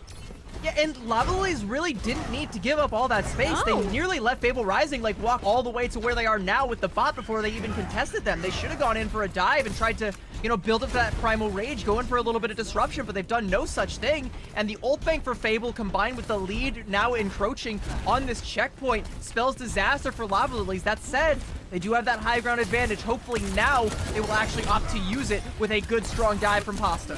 At this point, you just gotta commit. You just gotta commit into some form of player. The Fable, they have all the ultimates. You waited so long before, and Vamp Queen pays the price for it. You got the Symmetra wall keeping everybody safe with the exception of the Winston, which Nacho Toast will lay flat on her back. That'll be the points, the checkpoint captured, 4 spawns initiated, and Lava Lilies need to go back to the drawing board. I'd call that a big shatter there that comes out from Nacho Toast, but it's more ceremonial, you know, ringing the bell, the sound that they got the checkpoint, they got it all done, and Lava Lilies Rising are still looking for some kind of answer. Is the Pharah potentially the answer? I think that's going to provide some good pressure onto the Symmetra if you're able to get good angles here, and you do have the height advantage. You do have the advantage of all these buildings, the natural cover to try and spam them out. You can see Fable, they're backing up right now. Najila doesn't want to take this angle, but now they're posturing for a big teleporter play, I think, to try and take this advantage away from Lava Lilies altogether. And not to mention, you have the amplification matrix to stack on this too, and you're fine. You're fine with playing patient. You have the bot control. You have the checkpoint. It will be Lava Lilies, though, pushing Fable Rising a bit further back. And Gila just stops. Like, you know what? We're not going to be too fancy. We'll grab Taiko on the back of it.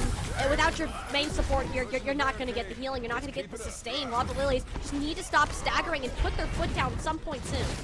I guess, yeah, they decide better that teleporter play and just go for a quick swing out, hit the Ant Matrix, and find some kills with it. That's kind of all you need to do. Yeah.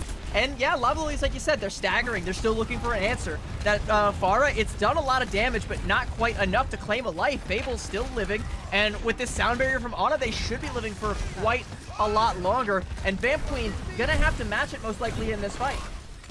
You're gonna have to. Lava Lilies, you gotta make a stance here, and now it's been a lot of passive gameplay and indecisiveness. Fable Rising have the opportunity to strike first again with the sound barrier, knowing Lava Lilies don't have anything to match it. Lilac finds themselves walking straight into a good old hammer swing, and Fable Rising are once again snowballing this through before their opponents even have a chance to react.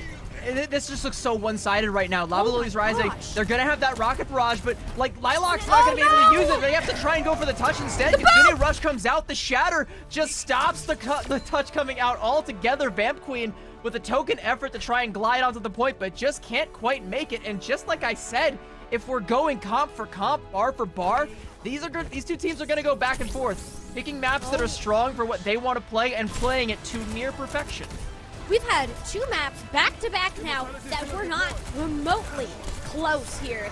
compositional difference. It's going to rely on these map picks as the series continues to progress. Both these teams know where their strengths lie and where their enemies want to do. And it's just this brain game. There were so many moments there that Lava Lilies could have gone in. They could have formatted a dive, but they saw Megalast on the Symmetra and were afraid of just the TP going in for them flipping the script entirely and never took a chance. And while I'm all for playing safe, if you play so safe, you never know what could have happened if you didn't take the risk. And even with this strong start, it only took a little bit of momentum going Fable's way to completely turn the tides.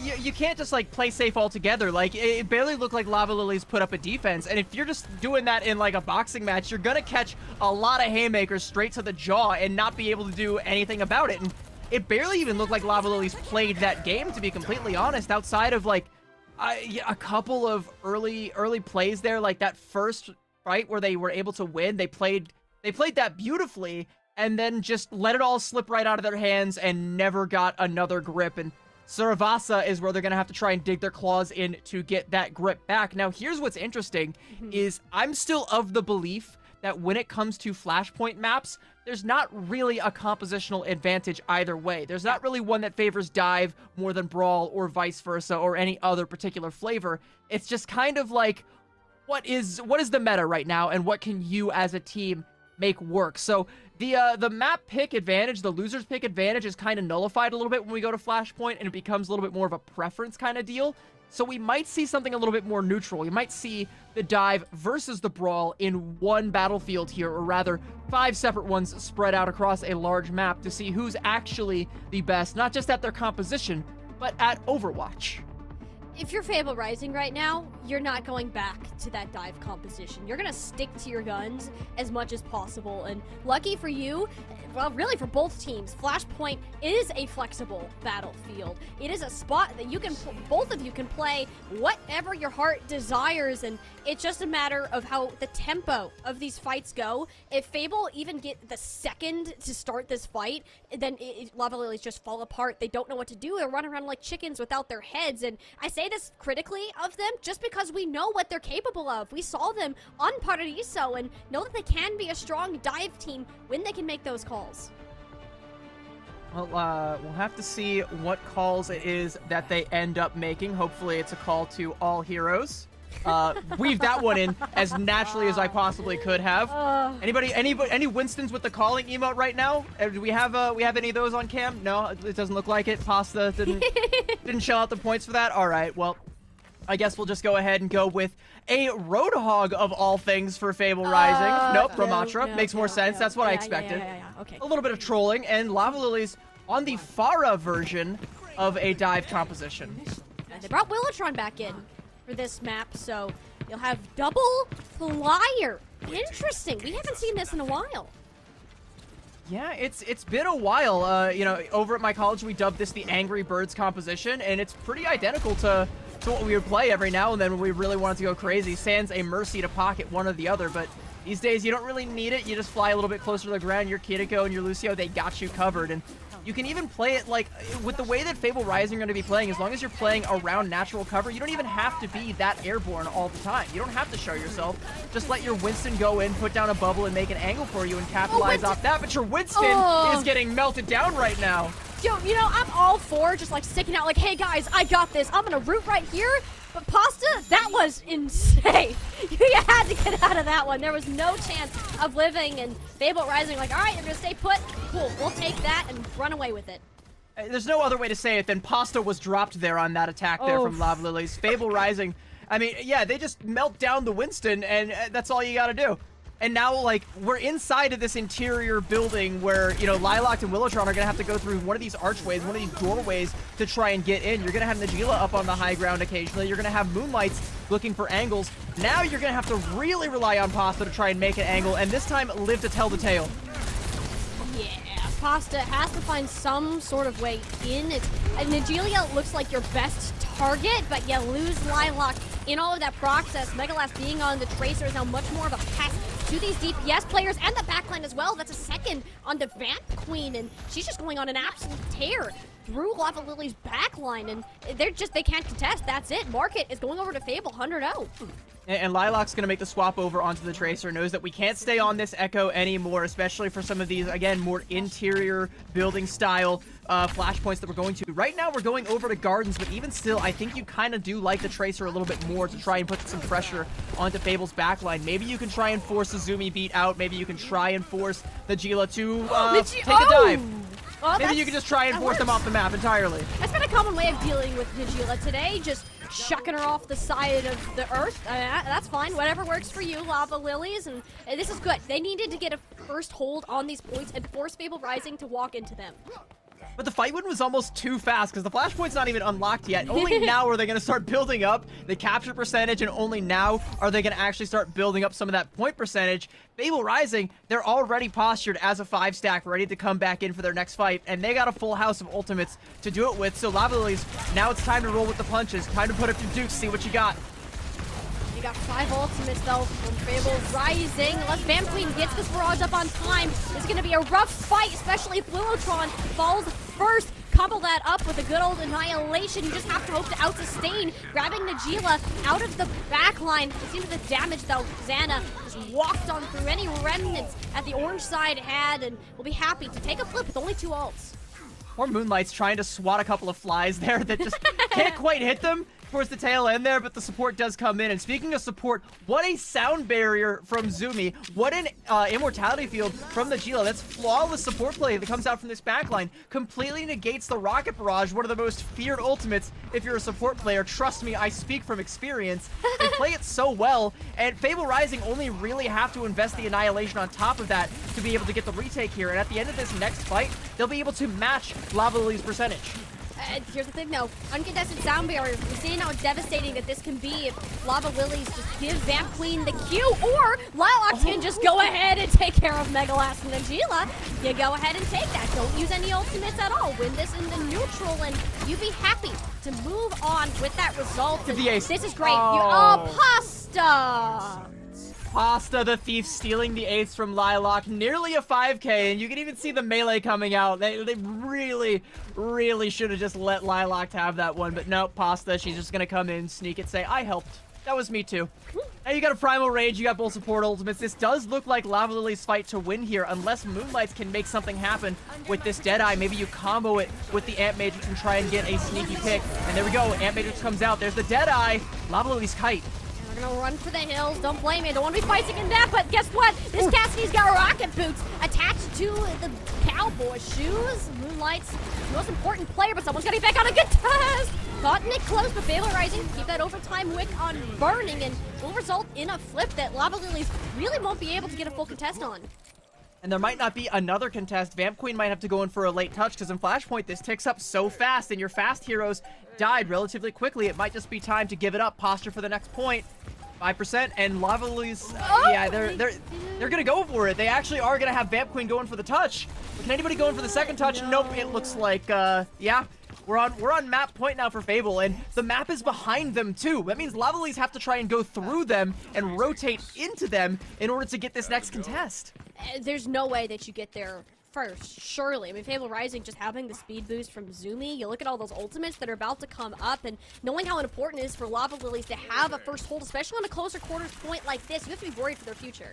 It'd be nice to have a speed boost, but unfortunately our Lucio went in for a heroic touch, and nobody decided to go with, no one decided to go with Vamp Queen for that one. She was all on her own, so for that one. You know, Lava Lilies are actually here postured for a potential assault on this point here, but Fable, they've got their feet planted firmly where they want it right now. They're gonna get a good start on this objective, not really even needing to commit many resources. Lilac, though, in a bit of trouble. The barrage completely dodged, and all these tools that Lava Lilies have been hanging on to get a whole lot of nowhere. It's a calm, cool, and collected response out of Fable to completely negate all the oncoming damage. That Sound Barrier Annihilation combo that Fable keep falling back on is so good, and it just cleans up everything that Lava Lilies are trying to go for. And right now, there's not really anything they can go for. They have, like, the closest ultimate they have is the Kitsune Rush that they're so far away from.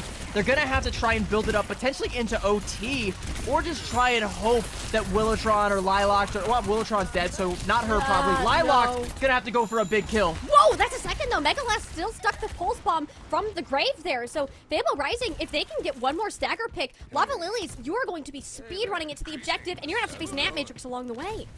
I think this might just be it for Fable. I don't know that there's anybody from Lava Lilies that can touch. Actually, no, we do have a potential sneaker in the back there from Lilac. And Matrix comes out. The rest of Lava Lilies is going to face check this. They might be able to live through it, but Pasta is not able to.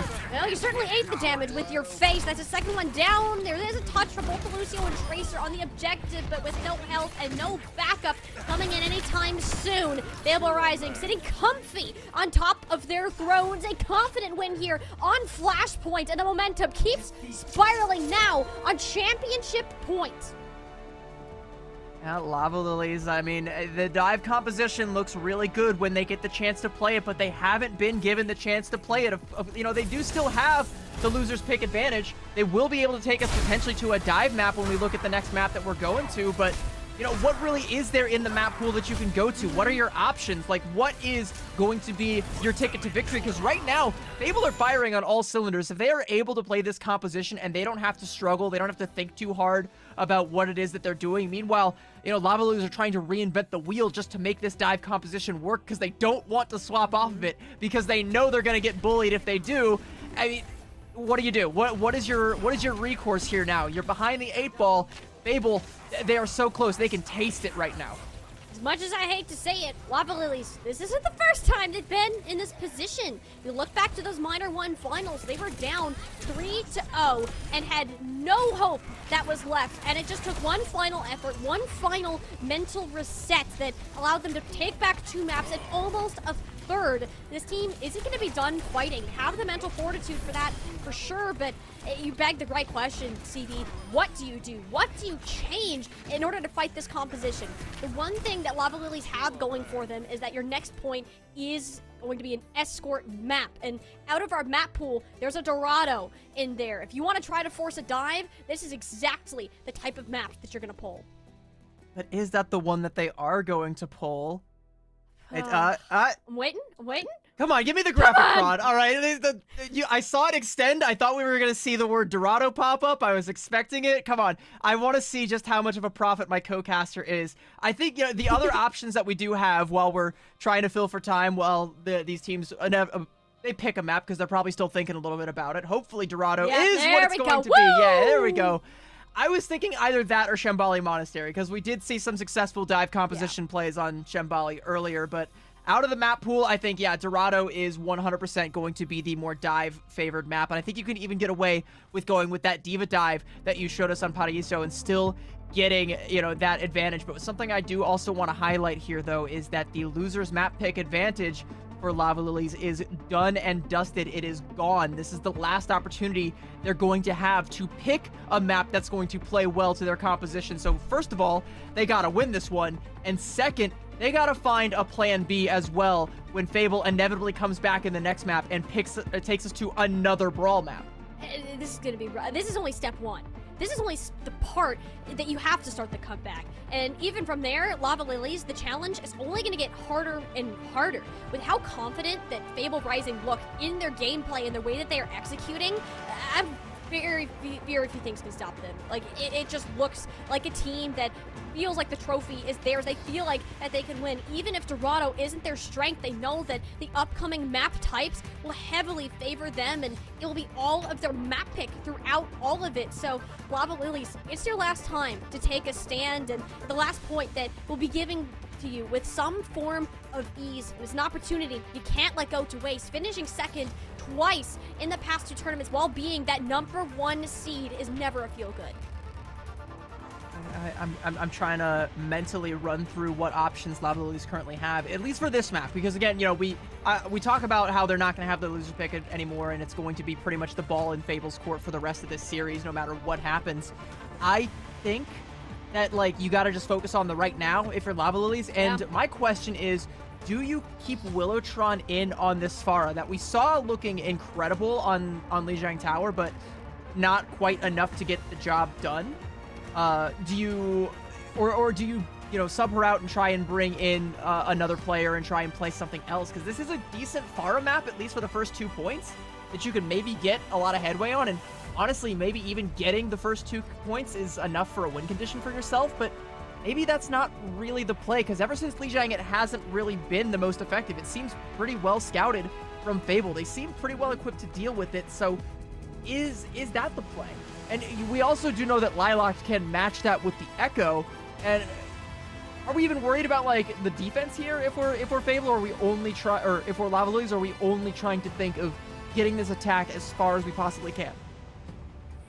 Fable, I mean, they're a team that came into this match, even if they're at a disadvantage in terms of some compositions here, CB, they're not unfamiliar with adversity.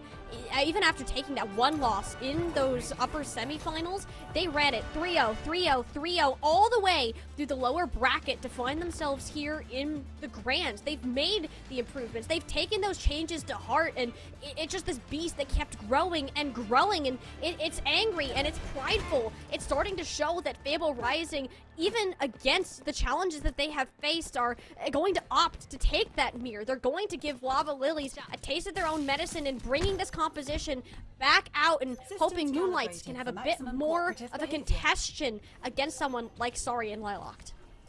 Yeah, and that does also answer one of my questions. They're not going to keep Willowtron in to try and continue to play that far. They're actually swapping out for Sari, so we're going to have to see what they end up bringing to the table here. It was initially the Hanzo, didn't even actually use the Sonic, and just swapped over onto the Tracer. So we've got that Tracer Echo that you called out, that you identified. Meanwhile, Fable, they understand what they need to control here on this defensive dive. They need to control this red roof, and they need to make sure that their Ashe has an angle and that their Ana is safe. And currently, that is the case. Lilac, though, going to make them feel a little bit less safe. Make them feel like it's a bit of a rough neighborhood. Giving Sari the reins on Tracer, though, so a little bit of a switch up that we've seen within the heroes. Just another little overlap with their hero pools that works really well into these compositions. But another big difference here, there's an Ana Brigitte for Fable Rising, where Queen Bee and Vamp Queen are sticking with that Kiriko Lucio instead. So it's even harder for Nacho Toast to find that target, as we've seen that being the biggest weakness from Fable Rising's dive composition is this macro. But the hesitancy from Lava Lilies is still a little far. The coach gun just makes Pasta play a little bit of skate 360 before eventually landing on the high ground target with the rest of the team to follow up. Lava Lilies took their time to identify the play, and by the time they jumped out and scared him, Fable Rising had no time to react. And that's what they were waiting for. That was their win condition. They needed to deal with that Ashe Ana up on the high ground in order to be able to get the cart moving around that corner, because that's such an oppressive place for an Ashe to be holding. And even though, you know, you're only looking at 52% damage, it's because a lot of the time, Lava Lilies were hiding scared, waiting for an opportunity to poke their heads out and try and make that jump. And it is successful. It does get them through the archway and all the way out to Fountain. But Fable Rising, they've got quite a bit in the tank for this contest here. They're going to send Nacho Toast in, who has the Primal Rage and is going to pop it. With the Primal Rage out, attempting to displace, and even as Balbangila had the nano, but no, gets just burned down to a pulp. Another well-executed dive out of Pasta and Lilac. And this is just a common thing, seeing how the tank and DPS are always on the same wavelength. Even if Fable take the initiative, Lava Lilies know exactly what to do.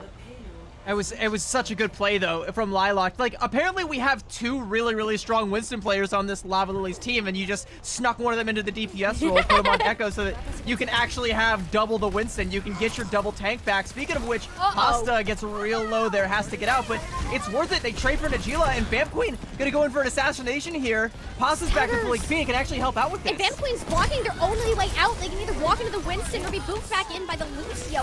Wonderful positioning out of Lava Lilies, even if it costs them some integral parts. This is still going to get so much cart space and deny Fable from setting up on this high ground for just a little bit longer. Oh, speaking of being a fly on the wall, Vamp Queen cannot be swatted there at all by Nacho Toast. And this Winston is spending so much time trying to get Vamp Queen out of this hallway. No one is contesting the cart.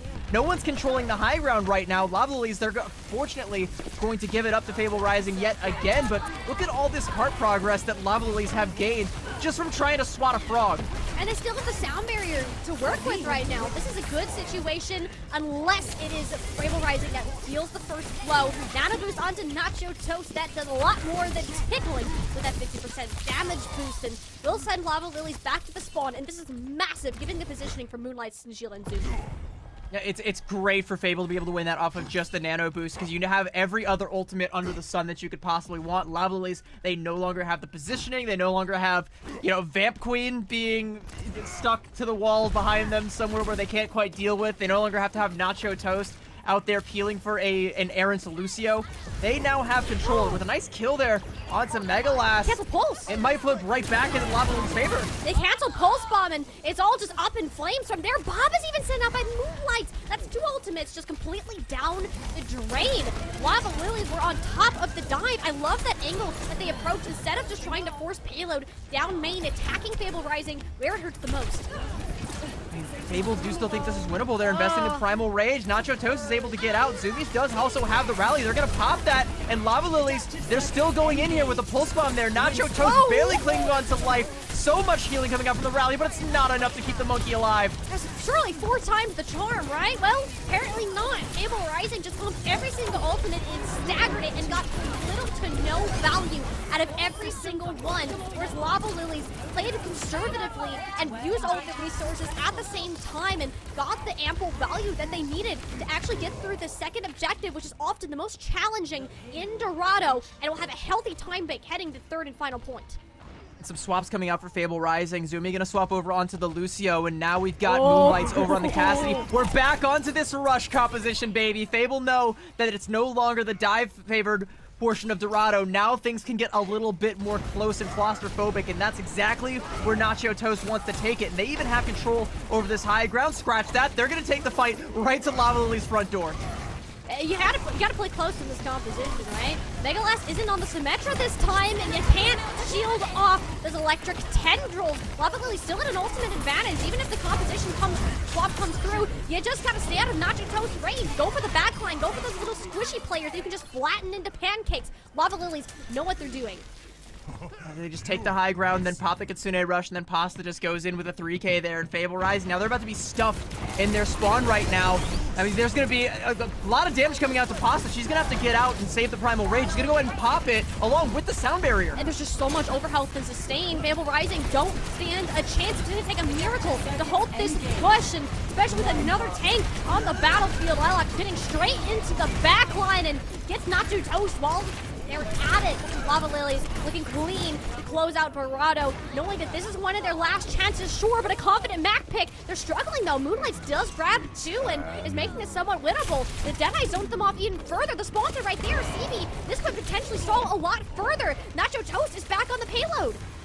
It was an early boop kill onto Queen Bee, who's now back with the Suzu, but Zumi was able to clean that kill up early, and Lava Lilies, their health bars got low. They weren't able to full commit despite using just about every ultimate under the sun, and Fable Rising off the back of one support kill have been able to stabilize, and now look at the ult banks. We've flipped and reversed it. Now Fable Rising has everything they need to hold on, and it's Lava Lilies that are trying to find an answer. You better be giving Moonlights a little pat on the back for that one. She just saved the entirety of Fable Rising's defense and give them another fighting chance, and one with a decent ultimate bank. Either the Earth Shatter or the Sound Barrier, neither have an answer here, CB, and that's all it's going to take to overwhelm Lava Lilies with one full push remaining in this entire point. As the Earth Shatter laid down, Pasta put on her back and dealt with accordingly. Fable still have 2 ultimates in the bank. Should they realistically need them, the lack of a tank is far more than an issue when it comes to taking any of this additional point progress. Just a couple meters that are needed, far out of reach. And only 45 seconds, Lava Lilies. They're gonna have a competitive ult bank this time around, but they're not gonna have the positioning, they're not gonna have the posture, and they might not even have the confidence. It might be completely shaken off the back of those last 2 fights where they thought they had everything they could have ever wanted to brute force this point in, but it just wasn't enough. They came up a little bit short. Only one more chance to get it done now. All the support ultimates, all the ultimates in their pocket. They have to go. It's now or never. Where is Pasta gonna go in with this jump here? Pasta looking for Najeel, looking for Moonlights, who did get jumped relatively low. Immortality field is out. Kitsune Rush towards the spawns. Fable Rising, popping the sound barrier, hoping to match that of Vance Queen and Queen Bees, but Lava Lilies have the juice put into their veins. It's just a matter of executing this first shot. Laid down, they can't block Sari's Pulse Bomb! That That goes on to 2, and Lava Lilies are back in business. Najila can trade it out as much as they want. The 2 eliminations look pretty, but a whole angry Winton swinging at you is going to be the end of a defense. Lava Lilies get the final cap in overtime. What a 1-2 punch I don't know that I've ever seen before in my life. A duplicated Reinhardt Earth Shatter at the same time as a Tracer Pulse Bomb detonates. There's no living through that. There's just nothing you can do. You had no ammo, no Suzu, no nothing, and Agila with the token Ant Matrix towards the end to try and get any damage in. But no, Lava Lilies Rising, they're able to put it all together, brute force it, and I mean, what could be more brute force than a Reinhardt Earth Shatter Pulse Bomb combo? Good lord. Not many things, CP. Not many things.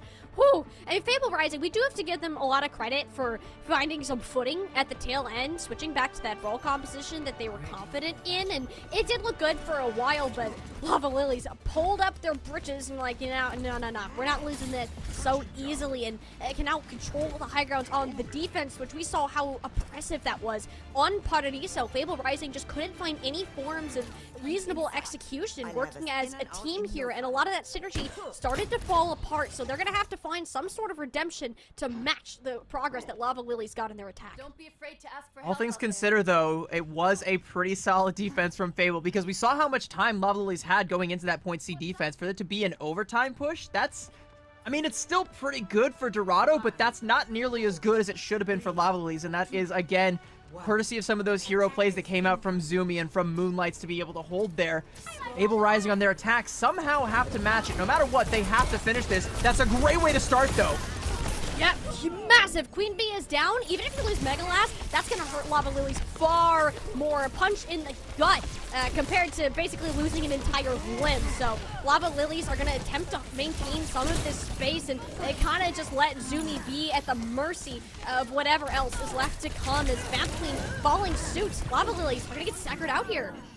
Lilac not able to live either. Yeah, it is Stagger City right now, just trying to die on cart. Okay, yeah, a kill onto Megalast, that's great, sorry, but you're gonna need more than that to stop this pain train that Fable are currently conducting right now. You might be able to get a good defense here for your Lava Lilies. You don't have a lot of ults for it, but you will be able to jump in here with relatively full strength. I think you'll have 3 to 4 people being able to come in here. Nacho Toast gonna go in for a jump to try and stuff that out early.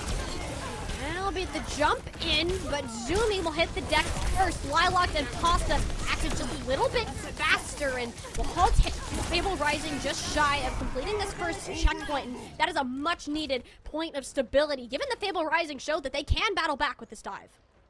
Yeah, but if you're Fable, it's probably almost too much of a point of stability, because, like, this is so hard when you're the attacker to have to go all this distance. If you lose anybody on this fight, it's pretty much a dead fight unless you can absolutely scratch and claw and scrape your way back into it. But, like, yeah, the cart's this far away. It's so hard to do that. You're not going to get reinforcements in time.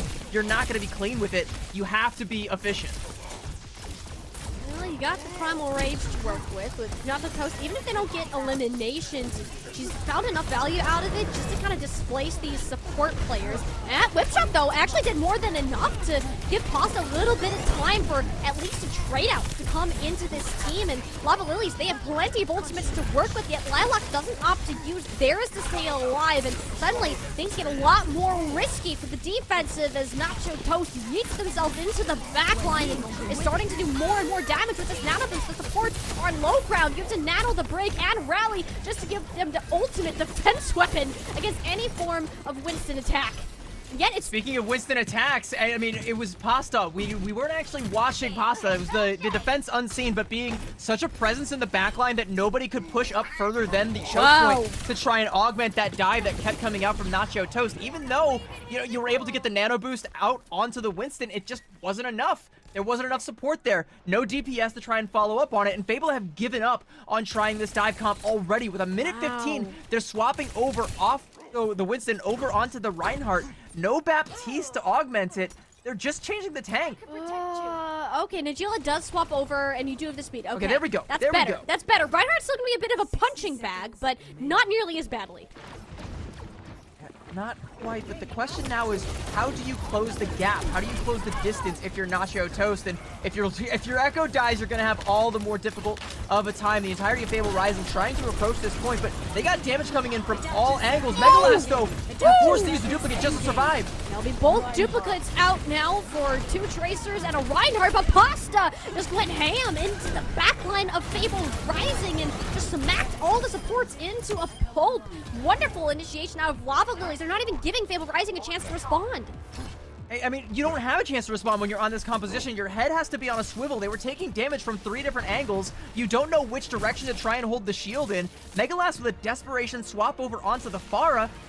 But like, you're not gonna have an ultimate, you're not gonna have a barrage, you're not gonna have really much of anything, and Lava Lilies are coming up on, they're coming up on a pulse bomb that can completely snuff this out if your immortality field is not pristine. But Megalast catches her out as she was trying to play around these roofs. That's a much bigger issue, but at least the pulse bomb is no longer a concern. Fable Rising need to anchor down onto this objective and force their opponents to walk into them. Bionade onto Najila, an opportunity that Lava Lilies couldn't collapse on either. So a lot of these plays that we've been used to seeing, the synergies are falling apart, and Fable Rising can benefit the longer that this battle goes on. The amplification matrix and respond to the nano to Winston. Oh, at this point, the pulse bomb returned, but it needs nothing but shield. The objective still highly underlocked. Fear Shadow now from Nacho Toast. There we go. In the coffin. You needed a play to put them down on their back, saying, nah, this is my boys, Nacho Toast, it's mine. And same goes for this first point of Dorado. Fable Rising squeak through. But it's not going to get any easier for Fable Rising. They're still on match point, but they are nowhere near the home stretch. It's only going to get more dive favored as we go through the streets phase here. And you got the rally you're going to have to contend with as well. And you can even tell Fable Rising, I mean, they're making more swaps. Megalast over onto the Symmetric, trying to get a TP to the high ground, I presume. Going all in on this brawl composition. And honestly, if they're able to get this high ground control with that TP, that would be phenomenal. But it looks like right now, Lava Lily is able to repel that first salvo there. Fable Rising, they can just push the payload. Same thing goes as before, what we saw in New Queen Street. If Lava Lilies don't try to fight the Dem, why go up? Wait for the Winston to drop, and then you can assault your backline. But that Bionade, though, massive out of Queen Bee. You're actively saving all of the remainder of Squishies on the high ground where Pasta can beat down the rest that are hanging down around that payload. So Fable Rising, while they had the right game plan, Lava Lilies just had the ultimates to outmatch them. And at the same time, too, like, while you're trying to control that high ground, there does have to be someone pushing the cart. And every time there's someone on the ground, you can drop a tactical guerrilla airstrike right on top of them. And that's exactly what Pasta does. Identifies that their support's still down on the low ground, trying to get that cart progress, snuffs it out completely. And now, this is a nightmare situation for Fable. You don't have control over the high ground. You have to try and retake the cart. And as soon as you do, Pasta's going to be looking for a jump, and Queen Bee is building up to this nano boost that's going to make the next jump all the more scary. Yeah, the nano boost will be up in no time too, with how much poke damage that Pasta is taking, and this is like best case scenario in a defensive position. Fable Rising are doing what they do best, and it's forcing that objective, that payload, making Lava Lily come in there with a Clouded! It lands onto 4. The immortality field is out, and Zumi's beat hits the ground just in the nick of time. And instead, Lava Lilies, they got aggressive, they got overzealous by the time to be hit. There was no way for them to get out of such a dangerous situation. Fable back on the upwards trend here. The nano boost from Queen Bee is still available, and they're still gonna go for it. The Bionade onto Sheila. Wonderful play. Queen Bee is single-handedly giving Lava Lilies the opportunity to stay in these fights, but Pasta can't do it much longer at all. The remaining pieces of Lava Lilies sitting on high ground until that nano boost is popped. Megalast hits the deck. Zumi is spread all over the map, and Fable Rising, they just have this Reinhardt. Nacho Toast come up big at Sorry, and Pasta sat back down, but only one of them will actually end up falling. Another Bionade from Queen Bee to carry this victory on forwards, guaranteeing Lava Lilies aren't out of this yet. And no one can touch Queen Bee. With the composition that Fable Rising are playing, like, I want to say, like, the Ana's uncontested. You even saw, Vamp Queen drop off to try and commit to the dive and ends up falling because, you want to keep your brig on the high ground, right? They forget that golden rule, but you keep Queen Bee up there the whole time, just raining down all these Bionades. A 5-man anti-nade is absolutely disgusting. Forces out a huge sound barrier from Zumi and a near fight win from Fable Rising, but it's just not enough because you can't deal with that Ana up there. You can never deal with the Ana up there. Even though you hit the Earth Shatter onto Pasta and she is just face down, just flat on the ground. Ana just pumps healing in her all day with the nades, with the heal shots. You can't deal with this. Like, you can't get the kill. You can't displace the tank. You can't get the cart brute forced the rest of the way. And again, it's the team with the dive composition and the knowledge of how to play it, Lava Lilies, that come up clutch on the dive map. But it might be the last time we sing that tune. And it's rather unfortunate to say, with Lava Lilies showcasing how incredibly strong that they are on one particular composition. But CB, in order to be the champion, in order to be the best, you need adaptability and flexibility. That is the essence of competitive Overwatch, and Lava Lilies so far have only shown us confidence in one look, despite what they've actually told us verbally. It hasn't been coming true on the screen, and in order to keep yourselves in contention for this title, it's Fable Rising in the driver's seat from here on out. You will be playing against Brawl comps, you will be playing on Brawl maps, and you've got to show that you're ready to chalk up to the ultimate challenge. So I want to know your thoughts. I want to hear what you have to say. Let's say right now you are Fable Rising. You are the entirety of the team. You are one collective hive mind of 5 and also their bench. I can't count all of these bodies. You are all of them inhabiting one vessel, one mind. What map do you choose? Oh, that's such a difficult choice though, because honestly, CB, there can be compositions forced no matter what that we end up looking at. And if we're going, I believe it's control next, correct? Right? So when we were looking at our control further on into this series, like, you want to see, can you get a Busan out there maybe? It's not ideal, but getting a mecha base and follow that up with a downtown potentially, you can try to pull that through. But out of all the options, I think Busan might be closer to your best bet. You're not going to have one map that is fully in a Brawl favor, but it can be there enough where you can just hope that the control map gods are on your side that day. Well, I don't actually know if it is control. I was actually kind of, I don't know. I was actually setting you up to be like, shit. well, we'll get the answer to that question right after this quick break here. Yeah. Yeah. We're gonna throw it. Yeah, we're.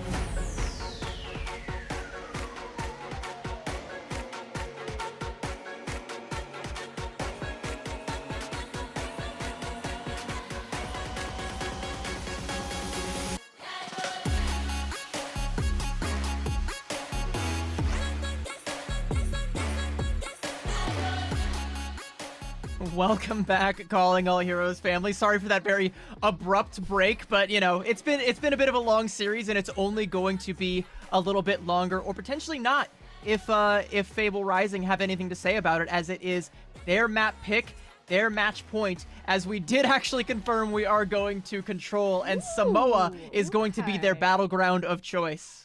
I don't hate it. I don't hate it. You got Volcano. That is almost a guaranteed map win for a Brawl composition. The other two, on the other hand, can be a bit more up in the air. So between that and Busan, which I believe was one of the other selections in the pool, I think Samoa is definitely the better option, had I remembered that it existed in the first place. Since it hasn't been, it's a really new map, right? And a ton of teams, because they haven't practiced on it yet, it's only now that we're actually starting to see it in competitive play. And with Fable Rising, CB, this is a good spot for them to start. This is a good spot for them to finally get to that championship point. Is this map means the entire end of the tournament for them, and they can walk home with that Major 2 book in their pocket. Yeah, and walk away with the dub, and of course also with the additional prizing brought to you, of course, by Be Quiet. You've seen the water cooler in my background. I believe that's actually what is going to be dished out to the first place team here, and you know, that's just a nice way to sweeten the pot. And if you're Fable Rising, I'm sure you're looking at that and absolutely salivating at the opportunity for some silent computing as the gears turn right now and you try to calculate how exactly you're going to take down this very scrappy Lava Lilies Rising squad. Every time they're allowed to play the dive composition to the degree they want to, we're finding success, but as we go on to Beach here, it might be a little bit of a mixed bag where you can kind of get away with either one. It's going to depend a lot on the angles that the DPS players try to take and whether or not Pasta can adequately shut that down. Yeah, exactly. It's a lot. Where are you fighting? Where are you forcing your opponents to be positioned? And with Moonlights being on this Cassidy again, that means that they're going to be playing a little bit further back, and we'll want to be trying to poke for an off angles cautiously, of course, knowing that Sari and Lilock underneath us will have their number. That's an interesting approach, a new one for sure. But someone check the floorboards, please. They just figured it out now. You can tell Lava was like, where'd they go? Yeah, they're under you. We got rats. We got rats in the floorboards. Someone call the landlord right now. They're literally right under your noses, but this is okay for Lava Lilies. Might be able to just sacrifice the entire high ground control in order to play in like a death ball sort of format and force objective like they've been doing all game long, and Zylock actually sprung the trap that Fable Rising were hoping to get after, and Pasta gonna take another swing at things while the bubble is still active. You just don't have the same level of damage output to make Fable Rising scared, and they're just gonna bowl you over.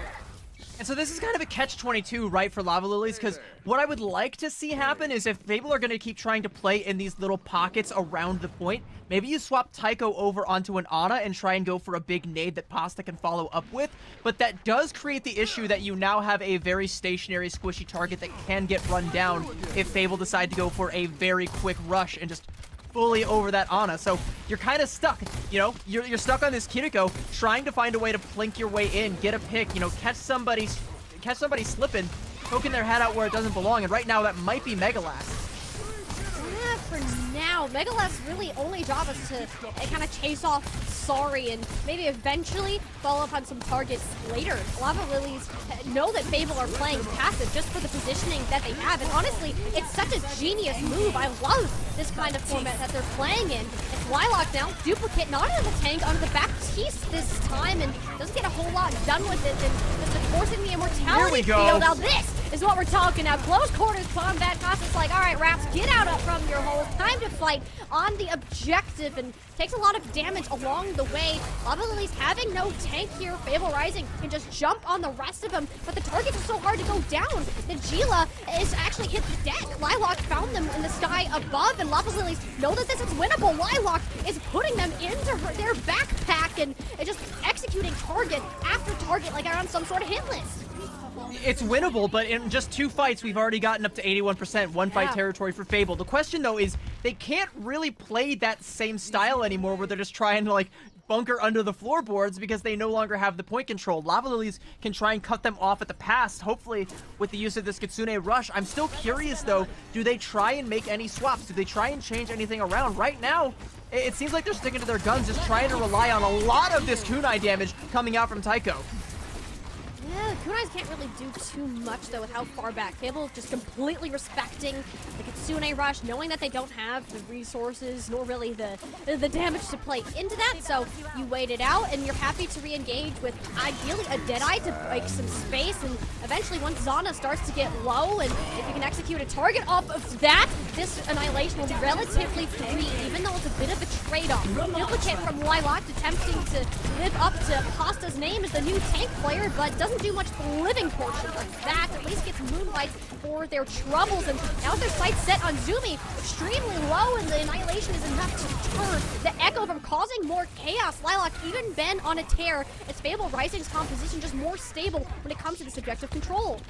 And they flipped it in the middle of that. Yeah. Lava Lily's only got 55%, 90% in ticking now for Fable Rising, and they got everybody they need except for Najila on the point right now. There's not going to be a whole lot of healing, so Lava Lilies, they have to take this opportunity right now and make something stick. And speaking of sticking, Mega Lass has the Pulse Bomb ready to go. But it doesn't hit, it doesn't stick where you needed it to do, and sorry, now the opportunity to answer back needs to do so with their tank going down here. Yet Xana seemed to almost gain HP with how tanky Ramattra is in that punchy form, and Fable Rising at 99%. It's just sorry scooting around this objective, peppering some shots and hoping someone would fall, but Lava Lilies have no firm approach to this point, and it's Fable Rising stability that they'll have to overcome once again, as it's only going to take one more control point for them to claim the entire Major 2. And you know what this means, right, too? The fact that Lava Lilies lost Beach That's means bad. now they have to win Volcano, and we're going right to Volcano. It's the worst case scenario. They can't play dive. Yeah, you just can't play dive on this. They're gonna go ahead and try and match this Ramattra composition, and every time that they've tried this, they've gotten just completely bullied back by Fable Rising. So it's now or never. Dig your heels in and just prepare for the bulldozer that's coming your way. If you can stop it, you still have a chance at calling yourself champions, but if not, it will be Fable Rising that hoists that trophy. Fable Rising, Lava Lilies, they're playing straight into this team's hands. They want to play the brawl mirror. This is exactly the pace they've been trying to force all game long, and Lava Lilies have to approach in a new world and overcome the ultimate challenge, even of a chance of persisting into these finals, but you can already see them struggling with this pace. Pasta having to block almost 100% of the time while their Nemesis form is online. Fable Rising have complete control of this choke point, which will inevitably lead towards this objective. It only takes heroic play from Sorry, stealing the supports out from under Fable's feet to allow some form of resurgence through, but at the cost of Pasta. Zana having better understanding of the pacing of a Ramattra player, and still the point though, not for Lava Lilies to take. Yeah, they'll get the point, but they're gonna lose Pasta, and like that's gonna make it all the more difficult to hold it, especially considering Zana only had to disengage slightly and get some more healing. Look at Fable Rising silhouettes through the wall. They are already postured to go in back for a retake, so 50% for Lava Lilies, and they're gonna be able to keep it going throughout this fight, but if they don't win it, they're not gonna get a whole lot for their money. No, this is important for Lava Lilies right now. Knowing the Immortality field is down, a lot of these players vulnerable, and it's Sorry who's been coming up big. Second time opening up these fights with some final blows. This Cassidy is going wild and is coming alive when Lava Lilies needed it the most, and it's enough for Flock to go ahead and finish off everybody else within this team. Lava Lilies, why haven't they been playing this before? Oh, well, there's a good reason why they haven't been playing it before. They've gotten bullied every time they've tried, but Lilac and Sari have shifted it up into another gear, respectively. We're seeing a lot of damage coming out constantly from Sari, and even though that Pulse Bomb from Lilac goes wide and Najila is able to jump to the skies to try and avoid it, what goes up must come down, and right into Lilac's waiting fist. Lava Lilies, they're able to hold 57% and counting, and they're gonna have ults to be able to hold this. This fight should be bloody. Oh, Fox is down first though. That's not good for Lava Lilies in the long span of this fight, and they did come up with something quick, and they got a one on to Zumi, but unless Lilac decides to go full on Beast Mode and kill 5, it'll be Fable Rising stabilizing. They had the ults to hold it, but they let go of 2 of those ults, that Ant Matrix and that Deadeye, now gone. And Fable Rising, they get the point cap for free, and this is once again a real rough scenario for Lava Lilies. Sure, they have the sound barrier advantage over Zumi, but for how long? At 76%, that window is going to close. You have to be proactive with either this or the Annihilation or both, and with that Ant Matrix, you're not going to want to do that just yet. And you can't, and Zumi's going to get a sound barrier all the meanwhile. Fable can just pull his Lava Lilies back into a corner. But Xana, health bar is struggling. Both the support ultimates are gone. Zumi needs that sound barrier ASAP. 3 players hanging at a sliver of HP. Their lives in the balance. Finally, the sound barrier hits, and Pasta has to go back as far as humanly possible for Tycho and Vamp Queen can attempt to keep them alive, and it seems to be enough. Lava Lilies have stayed on with the post from Lilac. It blows 3 into bits. A 4K now for the Tracer player. Lava Lilies come back when it all seemed like it was lost, and we'll get the flip. Oh, Pasta was all but dead there. Talk about a lifeline. Whoa. Lilac comes through with a 3K pulse bomb and cleans up the 4th. Megalast's gonna swap over onto the May, and we get a pause. The pulse bomb's so big it blew up a whole damn server. Oh, that is a great time for pause. I mean that sarcastically. Like, we are in a very high intensity moment, and it just took one thing for them to get back on their feet. I mean, Lava Lilies used everything they had in the previous fight, somehow managed to just dig their heels in like, we're standing tall and we're not moving against Fable Rising's barrage of damage, and somehow came back thanks to Lilac, and now actually have a chance of pushing this to a 3rd round, which is insane to think about right now.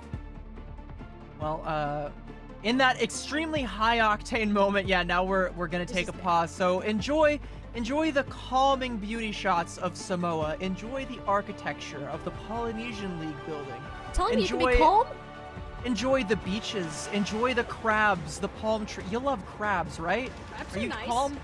Are you calm, chat? Because your heart rates are about to spike right back up as soon as that pause drops and we go right back up into the thick of it. Where, like we said, Lava Lilies Rising, they have to win Volcano, and they have a realistic chance at doing it. They're gonna have an Ant Matrix. They're going to, I mean, that's all they're gonna have is the Ant Matrix. But Fable Rising don't have anything. Fable Rising have nothing. They just have to try and get time that is quickly running out. This is final fight. Fable Rising, if they're gonna take this point back, it's gonna have to be completely in the neutral, and that's a great start. That's a flashbang that Lilac had absolutely no respect for. Now it's on the Sand Matrix. The timing of it is incredible. Zana and Zumi were just about to engage, just to be hit with the ultimate double damage. Lava Lilies, they can very well close this out right now. They have Megalast cornered, and Moonlight has barely any health left remaining. It's on to Najila now, just to pump the healing into the tank. The positioning is great, but the Deadeye is rather lackluster. Najila is holding on to this as it actually made it a semi-winnable reapproach should Zana get there, but you don't have a ton of resources to work with. It's only the Ramattra holding out against 3 players. Lava Lilies, we said that this wouldn't be their map. We said that Fable Rising had this in the bag, but I guess you never know what happens until it actually gets there. We're going to round 3. It was the must-win map for Lava Lilies Rising, and now they have a lifeline as we go to downtown Samoa, where honestly it could go either way. Much like Beach, you could play the Brawl, you could play the Dive. Now Lava Lilies have found their footing on this Brawl comp, so honestly, I still have a little bit of faith. If they want to just go ahead and mirror this out and try and take it that way, I'm all for it. Looks like Sari's going to make the swap over onto the Ashe in lieu of the Cassidy, and I do really like that because we have a lot more wide open sight lines. Never mind, I hate it, which is why we're going back over to the Cassidy. Hate it. Oh, yeah, no, you know no, what? no, I'm no, glad. no, no. I'm good. I'm glad we're back on Cassidy, actually. And the Cassidy has been doing great for Sari. Like I said on Volcano, there were 2 fights that Sari just opened up with a couple of headshots. These are the kind of performances you need to see from Lava Lily's DPS line to see Fable the composition that they've been bullied on this whole time, and I'm glad that we're sticking with the mirror. I'm glad that Pasta feels confident enough to fight Xana and Fable Rising at their own game.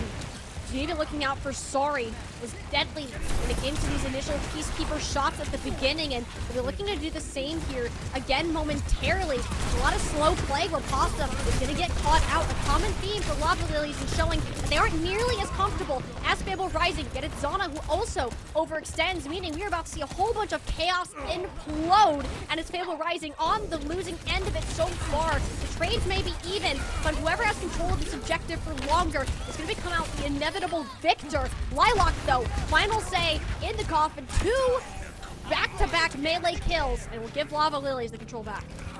I do want to give a quick shout out to Megalast. Lava Lilies Rising did have a really good understanding of trying to hold that building angle, holding the high ground over the entirety of the point. They let Fable Rising have it, but Megalast puts in a lot of pressure, forces out the immortality field from Tycho, and once that's done and gone, Lava Lilies have to give more space, and as they're backing up, that's when they lose Pasta. Unfortunately, Zana falls trying to make that happen, and it just turns into team deathmatch, and it's Lilac that ends up coming out on top. Yeah, for now, it almost got the better of the Tracer duel again. Megalash hasn't been able to hold a candle to Lilac in this Tracer matchup so far, and Sansom going for the Echo. It's up to this post-bomb to make the difference, and there it is, Megalash. Just had to make sure you prove yourself there, and that is the closer. Fable Rising, back on it. Megalass with a little bit of sass there. Not to be outdone by Lilac's pulse bomb. I mean, it was a Lilac's was 3, that was 2, but it was still a big play and a big fight swingy one. Back and forth, the pendulum swings as Lava Lily's still trying to cling to it. They have a sound barrier advantage over Zumi right now. She's going to have that in about 10%. If Lava Lily's go fast, and that's way too fast for Megalass, they might be able to just break Fable's necks here. Lilac just chugged a couple cups of coffee in between her last break, because this Tracer speed is just outmatching anyone who takes face. Eventually, as Moonlight gives them a bit of a reality check as the sound barriers trying to make the story, but the later one out of Lava Lilies is much more impactful as they have the overhealth for much longer and allowing them to get more controls. They soon find out who the last contester is. And Zumi used the beat, and Fable don't win that fight. That's disastrous. I mean, of course, Lava Lilies invest theirs too, but you would have liked to get at least a fight win off of that. I mean, 68%. I guess you're kind of chilling right now, but you're not quite in that one fight territory yet, and maybe you could have if you had that beat for this next fight. But now Lava Lilies, where's Lilac's going to be lurking? Obviously somewhere where this pulse bomb can be planted nicely, hunting down for Zumi or Najila, or potentially just going to catch the entirety of Fable on the rotate. Oh, that one, Najila managed to tiptoe their way out of that little explosive bomb, but can't do the same as Annihilation. That is an area of effect ultimate, and one that Xana is happily able to walk into their backlines with. This isn't cheap, though, from Fable Rising. They do end up using quite a bit, and still, Lilac is stalling this out. They need to try and chase down this Tracer. Lilac with the recall even, too, Wow. breaking everybody's ankles. They just can't deal with her. Finally, she dies, but she just single-handedly gained like an extra 10% for Lava Lily's Rising, and there's still the touch coming out from Vam Queen now, 82%.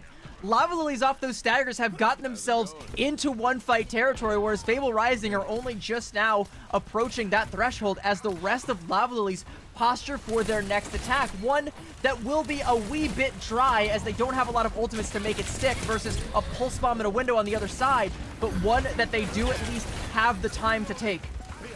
Have a little bit of a window, but it's gonna have to be quick.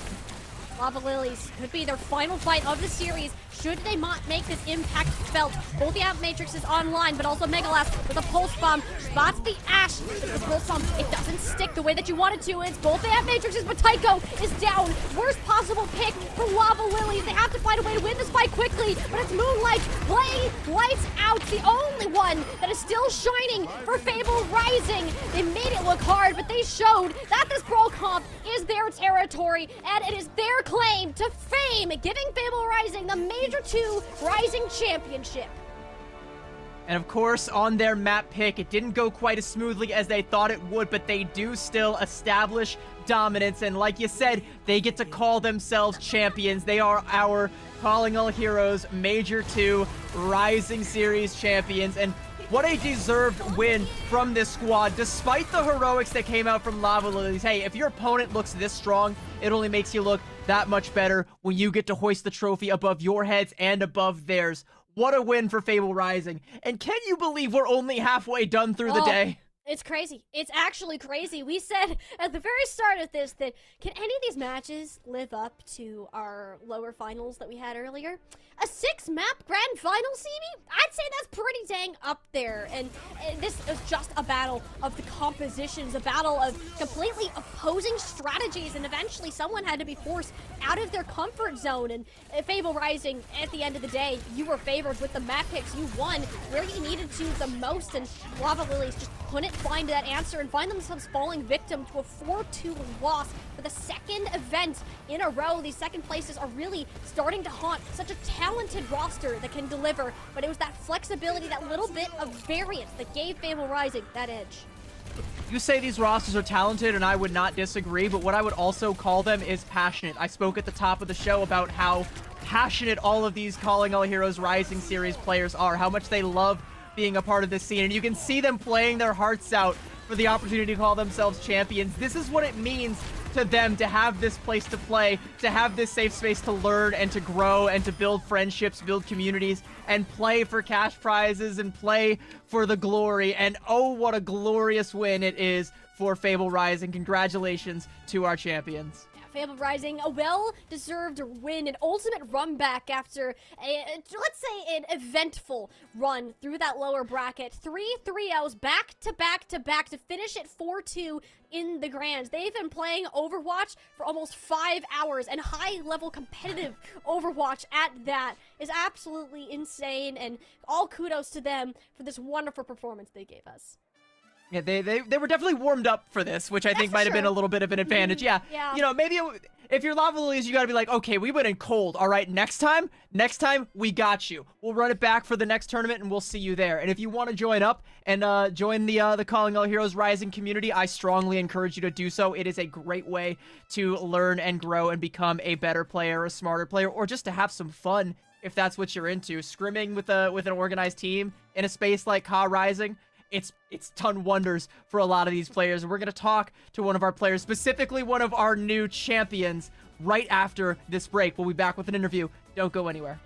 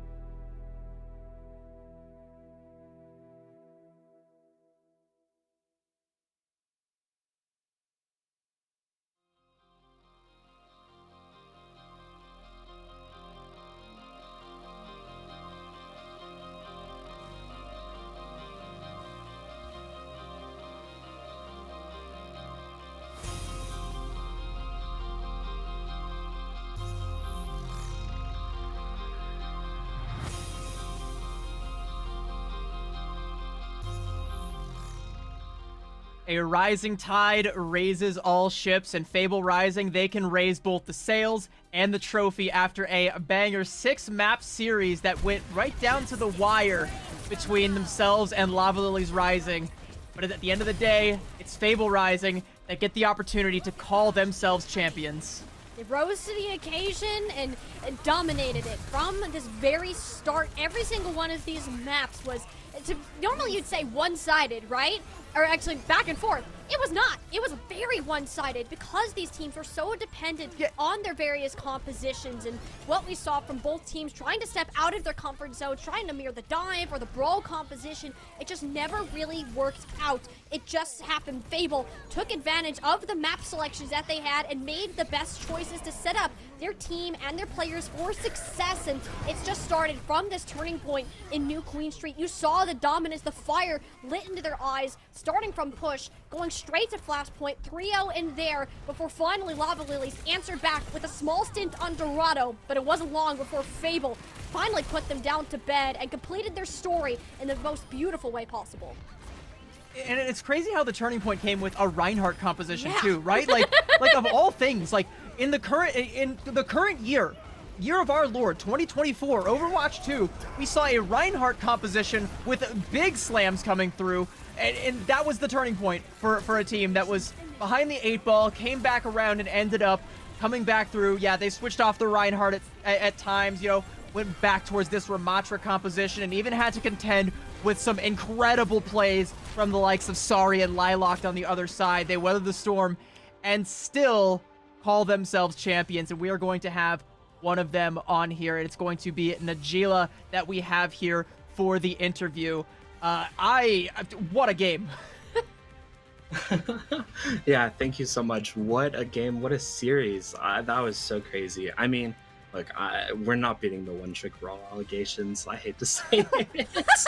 we are not a dive team. Lava Lilies knows very well that we're not a dive team, and they are a dive team. So we kind of had an idea that it would be a very back and forth series, just because loser gets to pick map. So you get to pick dive map, Lava Lilies is gonna have a good time. You get to pick brawl, we're gonna have a good time. So, but because we ended up winning that first map, we came out in that trade. So. Sometimes that's all it takes. You kind of answered what my question was going to be before I even asked it. I guess my intro just kind of gave the whole game away, but I do still kind of want to ask you about some of these comp matchups where it feels like, you know, they were very dive favored, you guys were very brawl favored. What about some of those matchups, you know, like a Dorado, where you guys kind of had to adapt and match that dive composition? What did that feel like, and what was the thought process behind trying to make some of these swap ups? Yeah, so we've been practicing a lot of dive in our scrims over the last couple of weeks. I mean, we got Nacho Toast on our roster now, and Nacho is a fantastic monkey player, so we really wanted to take advantage of that. Unfortunately, I'm not the best Ana in the world. I will totally take ownership for that one, but it was really difficult going into, like, because Lava Lilies is a dive team, so we've kind of felt like we were walking into their house in a sense on those dive maps, and we just had to take all the space we could and make sure that we put up a fight still. I mean, you walked into their house and like kicked your feet up on the table. You know, you're the champions now. So you're like, very true. Your house very now. true. Very It true. is our house now. We're very happy to get to pick Samoa for that last map too. That is definitely our team's favorite map. Yeah. So And we've been we having can very tell. good I time. love the strat that you guys had on beach, where you're all kind of. Thank you. hovered I love under that the- strat so under the much. stairs. I remember I presented that to my team. I was like, listen, guys, there's two ways we can play this map, okay? We can be boring and we can play it normal, or we can sit under their high ground. Like, that's sick. That's right. So- Like, hey, we're not boring. We're interesting. This is what interesting players do. Exactly. Oh, hey, I love to Exactly. see it. And you guys close that out so confidently, too. And it's really cool that your strategy ended up winning a good part of that map. But I do want to focus on a different piece of that, which was Volcano, which is easily the most brawl favored point in the entirety of Samoa, right? You go in, Yeah. it starts out okay, but then Lava Lilies come back, they find the edge, and end up closing that out, and you move to a downtown where you're now like, okay, we kind of expected to win this map. What was really going through the comms at that point in the game, knowing how close you were? So when we scrim Samoa, for some reason, even though we're a brawl team, we never do super well on Volcano. It's just, it's not our sub map. It is what it is. We were just like, okay, they can have that one. I'm not worried about it. Like, we're going to go through and we're going to win this next map because we know downtown is good for us. And we know that we can just play the center of the map and play our angles and we can win. Okay. Well, that's definitely not the answer we were expecting here, to say the very least. But, you know, that does make a lot more sense. Yeah. It goes against all forms of Overwatch logic that I had. But you know No, what? it doesn't make Y'all do any you. sense at all. But yeah, No, we knew us. it's like when you're a Widowmaker and the target is like standing still and you keep missing because you're And expecting you them just to. keep You missing. think Or it's gonna be trying to harder, shoot but yeah. Yeah. and yeah. Exactly, but You you're keep avoiding them. overcorrecting because you think they're gonna do something, and then they just play normal and they beat your ass, and you're like, well, I don't know what I'm supposed to do Yeah. there. But we go next, we win. Yeah. So Yeah, it was you, awesome. you need a It was little bit of great a challenge series. to be able to truly play Exactly. your best. Exactly, And exactly. I want to talk about the challenge because your journey to get to this finals was kind of insane. So I want to head way back into the very start of playoffs on Saturday. Okay, I guess it's not that long ago. On Saturday, aka yesterday, when you Yes. played against EP Pookies in those upper semis, you went down 3-0, and you're like, okay, in order to get back to Grands, we need to win every single game from here on out. You swept through that, not dropping a single map minus a draw. You didn't drop a single map. So I want to know, after that loss with EP Pookies, what really kept Fable going to go ahead and then beat that very team to get to the grand finals and ended up taking it all? We did against EP Pookies. I'll say we did a bit of a team troll. We kind of how do you say? We just didn't really play our best that game, unfortunately, and they played a lot better than we did. But then, you know, today we came into it. You know, we got sleep, we were fresh, and we said, look, we're gonna beat them this time. We know what we need to do. We need to take tempo. We need to go first, right? We need to hit shots, and that's what we did. Well, it sounds. I'm glad you guys got your beauty sleep, decided to show up today and not troll. And Exactly. look what you were capable of when you know when you're not doing a little bit of team troll and you. Yeah, you are. Let me formally congratulate you on your victory. you so much. Congratulations on winning the championships. You guys worked really hard for it, and you absolutely deserve it. Real quick, though, before we send you off, though, I want to ask you, what does Calling All Heroes, and specifically Calling All Heroes Rising, mean to you and mean to your team? What does this victory mean to you to now be atop Calling All Heroes Rising? Oh man. So that's kind of two questions in one. What Rising means to me is it's a space to improve and to compete for people who wouldn't normally be able to get on a team, or perhaps, you know, just haven't like hit GM yet, you know? Rising to me, like, basically I started playing Overwatch, and then a couple weeks later, one of my friends introduced me to, you know, Rising, and I was like, all right, let's do this. Let's see what happens, you know? Wow. Wicca ended up getting me on Fable, and yeah. As for what this victory means, I mean, it's big. Obviously, it's big. You know, we came in. Let's see. Last year, Major 3, we came in, we won, and then we had a few tournaments where we just kind of stayed in the third, fourth spot. We knew we were a good team, but we just couldn't quite punch the ticket, you know, to get through. And then Kunoichi, we won, you know, and then we decided to carry that momentum. We scrimmed a ton, and we carried it over to this major, and we came in and we won it. So obviously it's huge. I do really quickly just want to say thank you to our manager Amanda and our coaches Veronica and Allison, and all of the Call Rising community, everybody in the Rising Chord. Most specifically, though, Willow, who set up the Rising Chord, and Echo, who does all of the production for it. It's awesome. It feels so good to be like a good community thing. And lastly, Spectrum Internet for making us DC all the time. But it is what it is. I love giving like a backhanded shout out to the ISP right towards the tail end. I'm all for that. I stand that. That's 100%. Thank you so much for the lovely interview. Thank And you once so much again, for interviewing congratulations me. to you and Thank the you. entire team. And we look forward to seeing them coming back for the next Rising tournament. And I can't wait to see who joins them. What Rising is always just so much fun. It's such a chaotic but loving. It's like a family. And every now and then that family fights, and it's hilarious, and it's also epic, and it's awesome. Yeah, that's true with any family, especially the Calling All Heroes one. And if you guys enjoyed this today, well, guess what? You guys can you can help us support it even more. We have even more treats for you to talk about, and that is in the form of Calling All Heroes merchandise, which I know both of our actually CB's mom has gotten the hands on so far, and we're currently looking into to get some here. So if you want to rep Calling All Heroes in your household, then this is just for you. You can go ahead, scan that QR code, or visit radiant.store, and you can use the code RAID10 for 10% off your first order, and it's only around for a limited time, so make sure you get that soon. I when they showed us this yesterday, I remember asking production, I was like, hey, can you like hook us up like as part of the crew? And they were like, I don't know, I kind of got to ask. And I was like, okay, cool. While you're asking, I'm going to buy some anyway, because this is gas and I want to support it. I want to be, you know, like I said, that cropped sweater, I want to be rolling up to the gym in that, just like Rich said earlier. And I also like the mental image of Rich Rad working out in a crop top. That's Okay. that's something I'm just going to enjoy. That's for me only, but you know, I'm gonna roll up looking the same. I also did grab one of those Mercy Cat t-shirts, because like, come on, like that's adorable.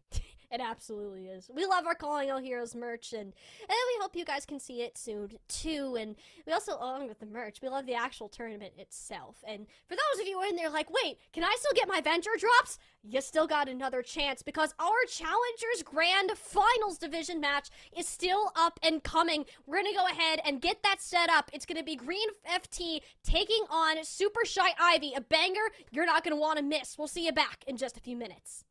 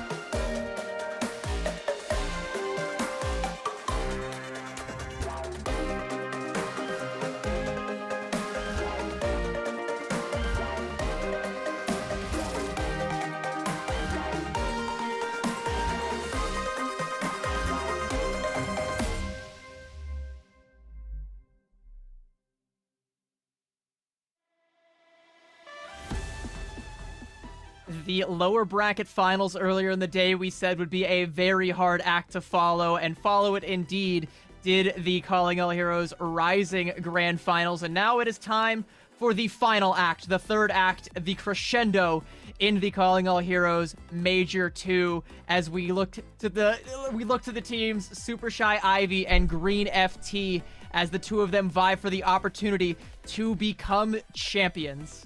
And only one can be at the top. You have the team full of players defending the champs, not only from the past Minor 1, but also if we're going to look back at the previous Calling All Heroes circuit. But for the first time, CB, they're meeting a new opponent in the Grand Finals. No longer is it Valentine coming to fight up against Green FT. It is instead Super Shy Ivy, recently rebranded and recently reformed. They've been looking in their top form and are viable contenders to win out today's series, but it's gonna be a long one. They fought 5 maps within those lower finals to book themselves a spot into this game, but I can't think of a team that's more deserving to be here. And it was a nail-biter of a game between themselves and Valentine. And at this point, do they have any nails left to claw their way into a series where they're going to have to scrape, scratch, and claw for every single ounce against Green FT? We're looking at, like, Wisps and HKey and some of the heroic plays that we saw, some of the heroic sound barriers that came out from Velvet for this squad. They look to be an upgraded version of some past iterations of this core. They look to be one of the strongest teams in Calling All Heroes history. But the key word there is one of the strongest, because on the other side, we have arguably the strongest, the most consistent team, the nearly undisputed champs that the second Senna joined this roster shifted into a new frequency that isn't even audible to the rest of the Calling All Heroes landscape. They are operating on a completely different level. And the same level of that being apparently Roadhog in this very right. And this is a team that went golden stage, didn't drop a map, didn't drop a series, and they've been pretty dang near perfect within this bracket, only dropping their game in the Swiss stage to Super Shy, but they beat them in the upper finals 3-0 CB. And this is just a run back, but a longer one. Best of 7, so first to 4 maps is going to take the entire title as well as all of our circuit points to go away, which are going to even more in the deep pocket that Green FT have.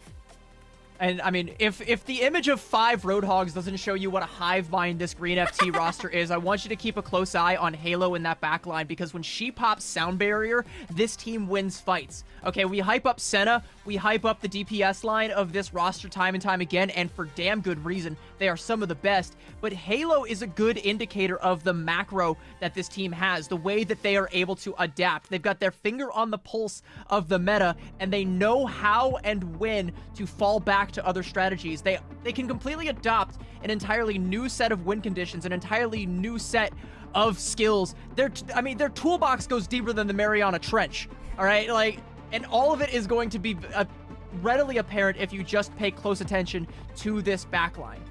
There's so much that Green FT has to offer at any angle. You can't look at their roster and say, is that going to be a weak point? Is that going to be where they struggle? Like, absolutely not. Like, every single one of these one-on-ones, as we look over into their opponents in Super Shy, is either a very, very even fight, or it's a slight edge in their direction. But I do want to play a little bit of counterplay here to you, CB. Senna, an incredible hitscran player in her own right, but Wisps, you give them the Widowmaker, the Ashe, has the 100% capability to just dominate a lobby and run it however they see fit. And a map like Control, perhaps not as strong. Can I counter that really quick? Ooh, okay, go for it. I want to counter that. No, you are absolutely right about Wisp being able to go barb for barb with Senna, but we saw in the last time these two teams played, and even a little bit in the series against Valentine, that Wisp doesn't really want to play as much of the hit scan as they used to. Yeah, they've had Wisp on the Tracer a lot of the time, trying to play like a Tracer Genji or a Tracer Echo,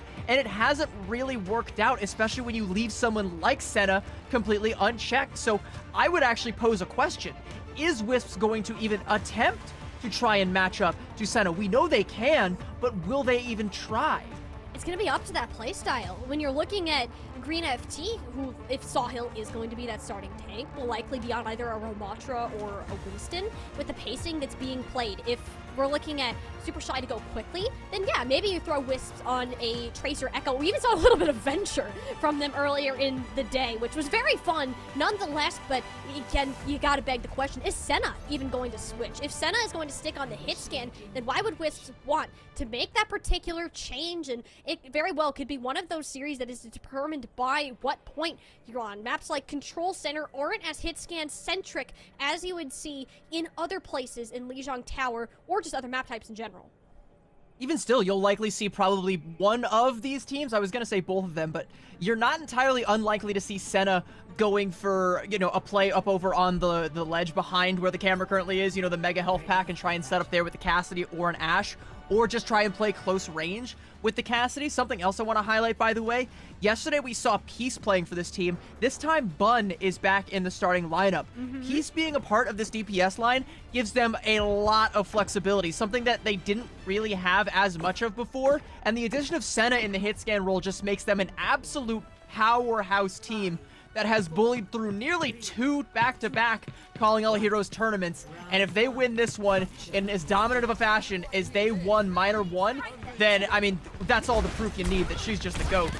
Green FT can very well be on the verge of a two-peat here. The Super Shy Ivy Spirits, very strong. First time for a lot of them appearing in a Grand Finals event, all but Wisps.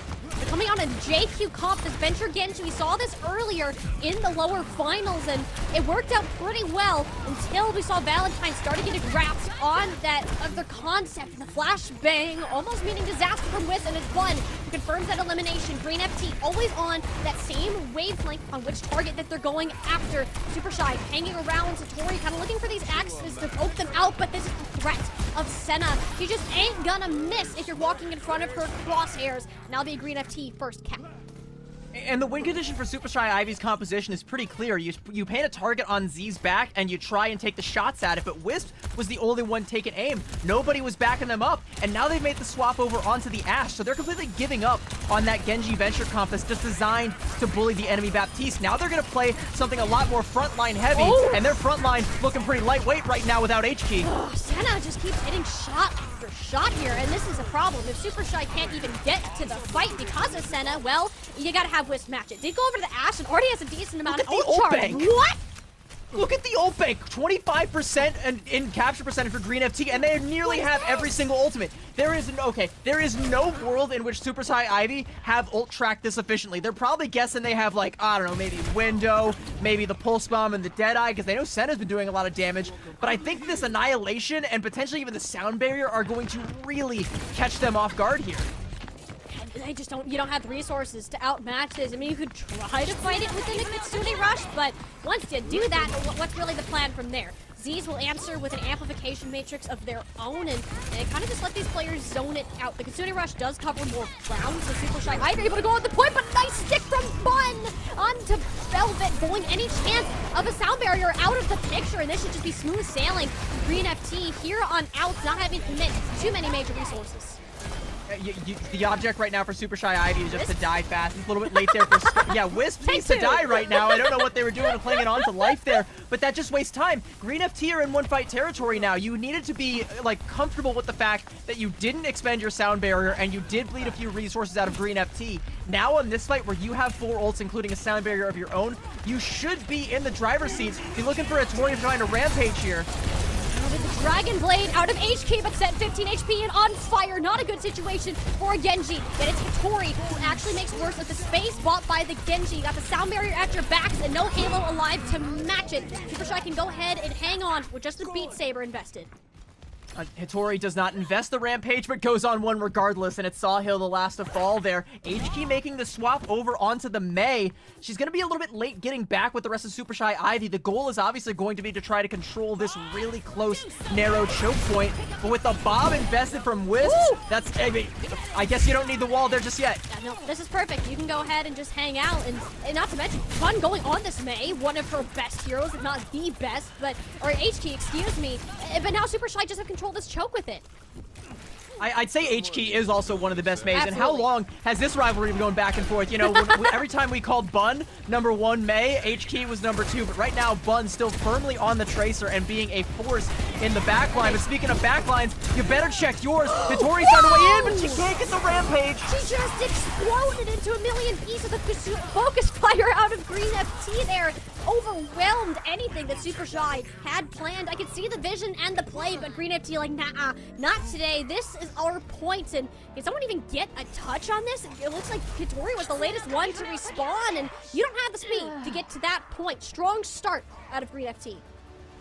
Cancel on the Junker Queen Rampage. Is that Rampage Axe? Is that what we're gonna call it? That was very aggressive play that came out there from Hittori, and I think had she landed that, I mean, even if she had actually gotten that ult off, it would have been a question as to whether or not she would have been able to live long enough to deal the follow-up damage, but that might have been a key that Super Shy could have used to hold on to that a little bit longer, but it just wasn't to be. The follow-up wasn't there. The damage was just too high. The focus fire from the hive mind of Green FT just insurmountable.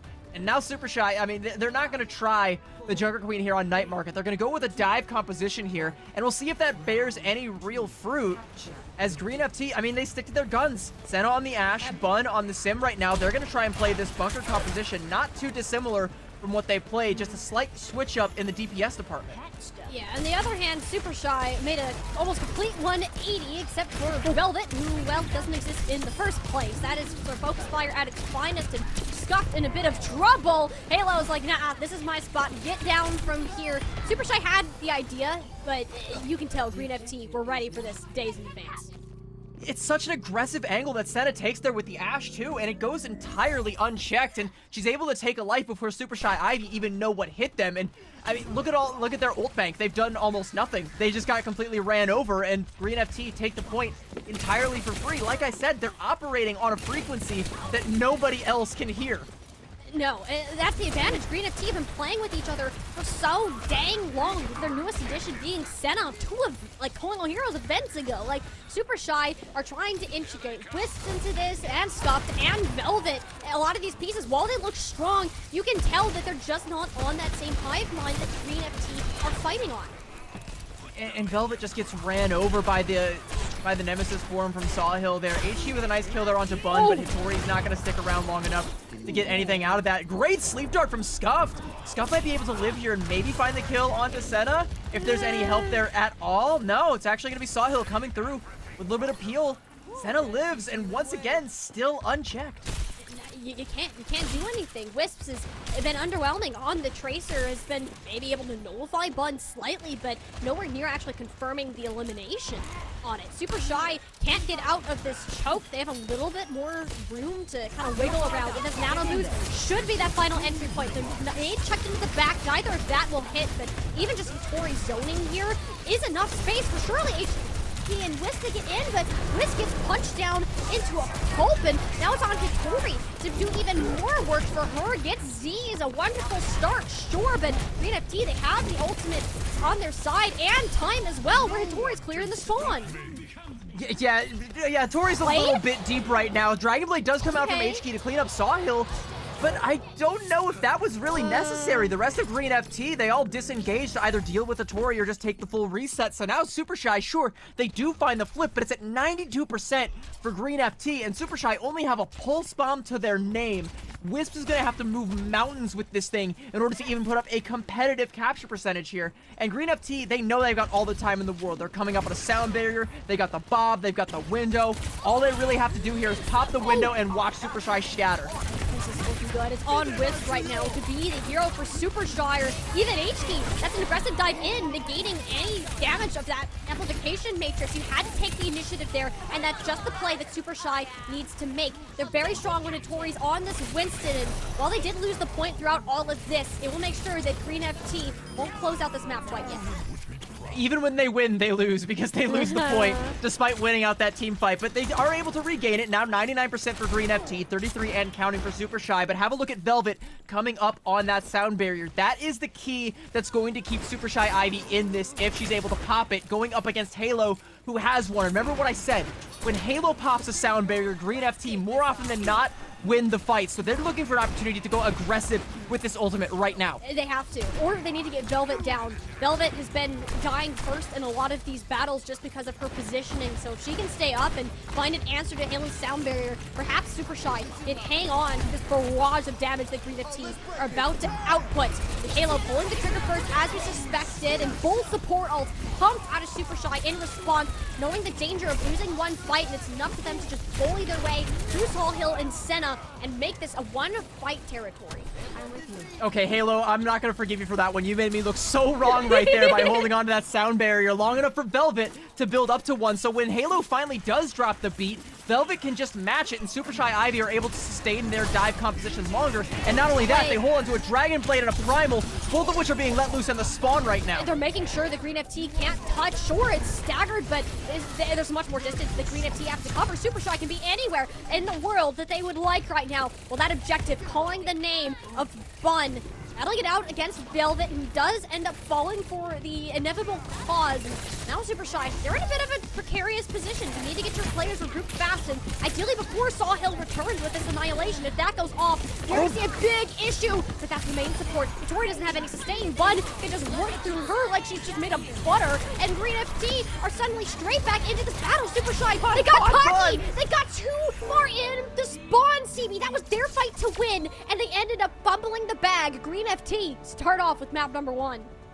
It honestly nearly worked out, but it was the loss of the supports, the overcommitment into the enemy spawn, and the failure to deal with Bun on the point that ended up losing that point outright for Super Shy Ivy. I think when they actually are able to play their game on this dive comp, it's not quite so cut and dry, but Bun just cuts right through the entirety of the team, like you said, like butter, and about as smooth. That was just glorious towards the end. The tracking, the pulse bomb, everything coming together, an untouchable force. And remember, like, what we were saying all the same things about Peace yesterday, about this same team. Bun comes in and just does the exact same thing. Like, what do you even do about this team? That's a great question.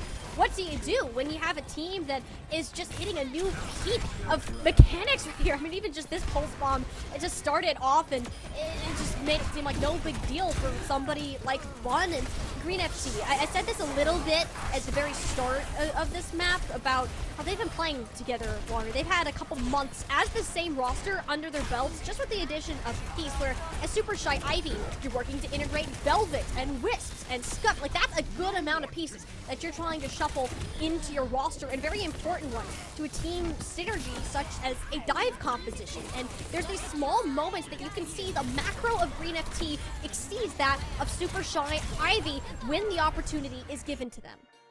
And make no mistake about it, by the way, Wisp is not bad on the Tracer. They are a very good Tracer player, but honestly, so is H-Key. And I feel like if you put H-Key on the Tracer and you free up Wisp to play the hit scan, something a little bit more like the Ashe, so you can keep Senna in check, you have a lot more of the map suddenly open up. You are able to play a lot more angles and not have to worry about losing your head every single time you poke it out. Like yesterday when these two teams played, you know, Super Shy Ivy were poking their heads out to try and look at who they were going to dive before they dove, and Senna was sending all their scouts' heads back in the mail. All right, you can't just allow that to continue to happen. As we go over onto Eichenwald, where dive is going to be a little bit more of the flavor of the month, you might start to see a little bit more of that. Hopefully we do see some of that hit scan come out from the side of Super Shy Ivy. Otherwise, I mean, I don't know that they're going to be able to get the better of Green FT. In all honesty, you're right. Wisp is good at the Tracer, but is so much more comfortable on the hit scan from what we're seeing. Not only do you have a better answer to Senna, but your team also looks better playing around Wisps on the hit scan instead. And I do wonder if a map like Eichenwald will allow this more comfortable form of play to actually happen and put more of a wrench in Green FT's pure synergistic plays that we've been seeing, allow H-Key to take care of Bun on this Tracer instead. I say take care, I more or less mean keep back from your supports, because she's hungry and she wants to fill her belly with some support, so you got to keep her away as far as you possibly can. And that's just the nature of Green FT. They're so aggressive because they know that they can get away with it in a lot of sense, but also have the ability to make disciplined level plays, which allows them to win synergy battles, as we saw in Legion. Hey, I'm down to see more of the Bun H-Key head-to-head, regardless of what hero it's on. On the Tracer, on the Mei, whatever, give it to me. I will take it, because think of how closely matched these two were in the previous season of Calling All Heroes, right? We were talking about them as being like the two top flex DPS in the entirety of Calling All Heroes. And sure, we have now the likes of Zoe and Peace and a few others that have kind of entered the conversation there, but these two are still kind of at the top. But HK took a little bit of a break when this team was going through its YFP Pixies phase, and she was sitting on the bench for the most part. And I think that's a crime, personally, because she is insanely good, and we've seen that come out, especially in the series against Valentine. And I think if she plays either the Genji or the Tracer here, we still have that potential to see that come to fruition. And hopefully that is what we see, because again, I cannot stress this enough. I want to see Wisp on some long-range hit scan. Someone who can lock Senna down.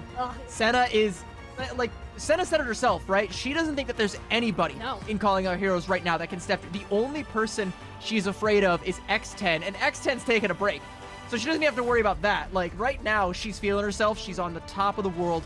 Nobody can touch her. Someone has to try.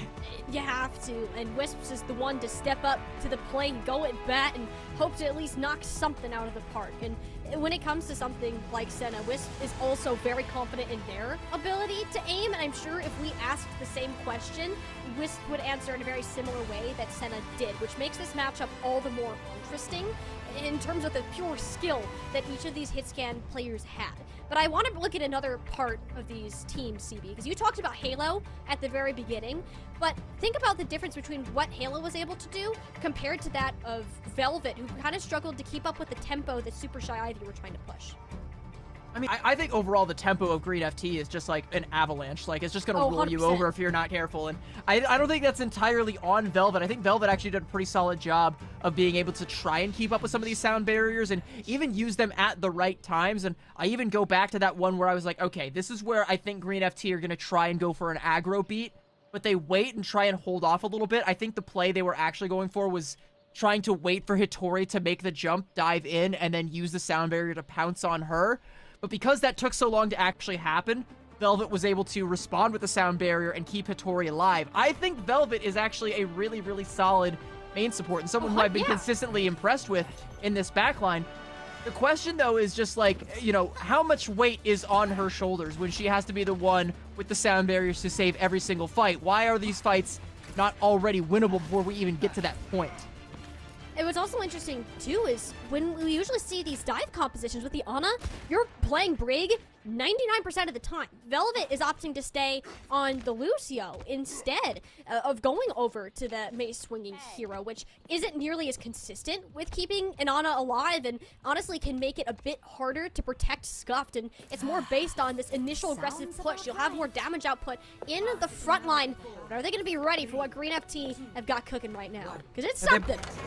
Yeah, they better keep a close watch on their front line lest they lose it. Bun with the damage boost and the life grip.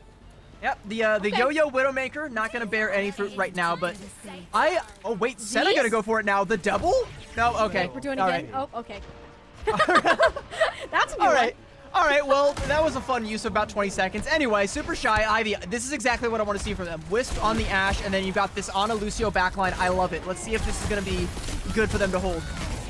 Well, that's not a great start for the attackers in Senna's case, but Bun manages to get on top of Wisp already. Not the end of the world by any means. Super Shy Ivy are playing very close on this comp, knowing that this bridge is so important. Is Velvet being chased right here? Halo behind her? The Lucio duo you sure did. happened to get the castle. Yeah, you were talking about the Lucio head-to-head, Halo versus Velvet. Let's see it happen in real time. Looks like Halo not going to commit to it, actually going to, you know, peel off and go back to help the rest of the team, and they take down H-Key, and now they've established a surrounding presence on this point. The Super Shy Ivy have to go into the retake. Wisp is back, and they didn't respect the shots. Halo is out of the picture, so that's at least something to be able to work off of. Super Shy Ivy aren't going to commit until the last second, though. They are hanging around this point, and there is no way out, so you might as well just go forward and go for the shot. And without that nano boost, but really just the Ana existing, Wisp can't claim every head in the world. Green FT will have a 5-minute time bank to push through this second phase. Yeah, Wisps and Velvet doing all they can to try and hold on there, but the early loss on Hitori means that there's just no staying power there, and I think H-Key even goes down trying to keep the point in contention for as long as they possibly could. It's just not enough. Super Shy Ivy, though, they should be able to regroup and take this high ground, and Green FT know that as long as Super Shy hold this, that they are going to be fighting a literal uphill battle. Pulse Bomb from Bun to try and crack it open goes a little bit wide, and I mean, Green FT, they have to try and stop Super Shy from taking this castle. They have the nano on to Hittori, who seems to be playing on the payload right now. So Green FT wanted to venture into the castle anyways, and do so without their key. It's just Sawhill up there, mind you, who still somehow grabs H key, uses the Annihilation. Sawhill is so single-handedly dismantling Super Shy's backline. That is not what you should be expecting from Mamatra, but you didn't respect it at all, and Super Shy paid the price. That feels like such a misplay from Super Shy Ivy. First of all, for HK to go that deep and end up falling, Hittori to also hold on to the Primal Rage. I know she wants to hold on to it to be able to use it to retake this castle, absolutely, but she gives her life to do it and gives up the castle in the first place. Now you don't even have this high ground. Whips is at a disadvantage when you have to play this hit scan. Hittori is fighting for their life, at least takes Z's down with them, so that's something. I mean, I say that, but Hittori is very much still standing on their feet, and now with Wisp reasserted on this high ground, it's a much safer situation for Super Shy to re-engage. And it's such a great Primal Rage from Hittori, even having to play a little bit of hide and seek from Senna there, who pops the Deadeye, but this is exactly what Super Shy needed to do, and also what they did against Valentine on this map as well. Look at the high ground that Hittori wants to constantly play. It's not the one that Green FT need to take, no, but it does give her the opportunity to jump right on top of them no matter which way they go. Right now, she's going to try and stuff this archway, take the fight with Sawhill, and Z's is going to fall as a result. Z's is like hitless #1. Whatever that name is, that's Z's right now. Has not had a chance to play the game at all since Super Shy Ivy have had the chance to set their crosshairs on them, and it's just setting Green FT back so many steps in this defense. Bun lurking with a Pulse Bomb, H-Key spy checking her. If Bun lands a Pulse Bomb onto a backliner, that would break this wide open, but there would still be a big old fight. Big stick there, but it's onto Wisp, who pops the Bob. Yeah, you got the Bob as a replacement, which isn't too bad. Scuffs and Velvet still have their support ultimates here. I wouldn't count Super Shy Ivy out of this by any means. Bun is the only one right now that is kind of working towards the high ground. Once you saw Hill up there, that's enough to deter it, but the same thing that Green FT did to Super Shy's backline, that's what Hittori just did to both Halo and Z's in the spawns. H-Key falls there, but you do still have a Tori alive. Scuff has a nano boost, and you haven't really been able to get a whole lot of card progress here, and a late kill onto Bun as well is going to mean the supports are going to be feeling a lot more safe. Scuffed and Velvet don't have to be looking over their shoulders, waiting for this Tracer to come and try and take them down. And once again, like, this is just why I say that you need to be playing dive on Eichenwald. If you're not playing a dive comp, it is an uphill battle. You have to constantly try and fight to dislodge this Ashe, the supports, take this castle. You have to keep Senna alive, but you can't even do that. And that was a Bionic too from Scuff. Super Shy haven't used any ultimates, like, within the past minute or so, because they haven't had to. This is down again. I'm so confused why Green FT aren't switching. Sawhill could very well play Winston. Yeah, we know Sawhill is a Winston player as well, but they're sticking to their guns on this Ramatra, and it might even be a sunken cost fallacy at this point. Yeah. Like, yeah, you have the Annihilation, but what's that really gonna do when you're playing against the composition that can just straight up scatter? Like, you have to get that tank in position to where it can the Annihilation can completely wipe out Scuffed, but you're playing that into a sound barrier from Velvet, so you're never gonna be able to accomplish that goal. In order to do it, you're gonna have to leave likely your Ashe or your Baptiste or both behind. So, like, what really is the win condition for Green FT here? Getting anti-healed, I guarantee you, is not part of the equation. Sawhill will have that Annihilation to work with, and Scuffed is in a less than ideal position. Green FT have the tools to finally overpower this, but Hittori's still in your backline. Hittori was never dealt with in the first place. She's an absolute menace to Green FT. Your main support is down. You just don't have sustain. Scuffed will be back any second. HK and Wisp has both of their ultimates on board. Unless Bun or Sawhill comes up with something ridiculous here, this isn't looking too hot, especially with Sawhill dying. It's not a great fight for Green FT, but it's about the best that they can realistically accomplish with this composition, because now with where the cart is, there is the threat of Green FT just coming straight through the castle, but now they are going to swap over onto the Winston. But is that too little too late? Because you still have a Bob that you're going to have to contend with, and now you don't really have anything to deal with that, so you're just waiting for Wisp to pull the trigger on this and hope you can survive long enough for Senna to match it. That's only hope. Wiz playing with dangerous territory right now. The Winston does help, as well as Z's being on the Kiriko. Much less diveable and has the cleanse to negate these anti-nades, but they're not with Halo, and they're not with Salt Hill. Neither of those targets could be saved in time. Green FT got so split, it was way too late to make the proper adaptations. And I gotta say, CB, that is a rare mistake that we see out of Green FT. Usually they're so willing to make adjustments, but that's a stubborn moment that may come back to cost them. If I can quote myself from less than 10 minutes ago, the toolbox of Green FT is deeper than the Mariana Trench. They gotta reach in and pull something out, but like I said, like they stuck on this Ramatra comp way too long, and you just can't not play the dive on Streets Phase Eichenwald. Like you can if the other team is also playing Brawl, but in theory, a good dive team should beat a good Brawl team of any flavor on this point, like nearly 100% of the time. And with how quickly Green FT were able to capture the point, all of that time just bled out the time bank fight after fight as they kept trying to make something stick, but just nothing would. And every single time, you know, they find a big pick, it's traded right back out because you've got the Nano, you've got the Winston, you've got so much pressure on your backline because they're just sitting on the ground. They don't have the mobility to rotate up into the castle, take the high ground, get themselves anywhere safe from Hitori's wrath or from the rain of bio-nades that keep coming down from Scuffed. It was almost painful to watch, knowing that Green FT have this depth to their roster, but it didn't try to exploit it. And this is a very doable benchmark for Super Shy Ivy to hit right now. You have Hitori sticking on this dive. I don't expect much to change other than Wisp maybe off the Widowmaker after a first shot. Green FT are sticking to their guns on this defense, and no better than hopefully to peak Wisp. You're playing with death there, buddy. Yeah, through the scope, Wisp could see the fear in Z's eyes, and she was like, no, But fortunately for Green FT, only one Widow grapple shot comes out from Super Shy Ivy, and you know, it doesn't find Pay Dirt. Z, again, like we said, nope the heck out of that one. No compositional swaps here, though, and I gotta figure that if Green FT lose this first point, this will come back to bite them. Yeah. It's gonna have to be a full hold. In all sincerity, if they don't swap comps, this needs to be a full hold. This is gonna be bad. Like this has to stay. Brawl is only gonna be good on this point, and you're already at a great start. You completely disregard Hitori. Go after the squishier characters. We need to keep seeing that from Green FT. I can understand better why you want to play the Brawl here, but you gotta keep an eye on Z's and Senna, because those are gonna be targets for Super Shy. Another grapple shot. Oh, Wisp got a little bit too big for their britches there. Senna gonna go ahead and pull them right down. What a shot there. And I mean, yeah, Wisps, I don't know if you're gonna try that one again. I think we go back over onto the Ashe and just try and play it. Are they staying? Yeah, they're gonna go on the Ashe. Okay. I was worried that they were gonna try and go for yet another Widow grapple shot. Like, surely the third time they won't see it coming. Surely not. Surely not this time. Well, Bun didn't see it coming. I guess you could say that. Wasn't quite a grapple shot, and just enough to get her head rolling. Super Shy back into business. Sawhill's dead. This hold is falling apart piece by piece, and I can't really imagine Green FT tries to push back into this. You don't really have it tanked for any further elongation of it. You got to try to bunker down to this high ground, and they're going to do it with the Ramatra as of now. There is a touch from Bun, and can't sustain it long enough. Velvet just gets the staggers in the ult charge. That might have been the worst possible play to try and go for that contest.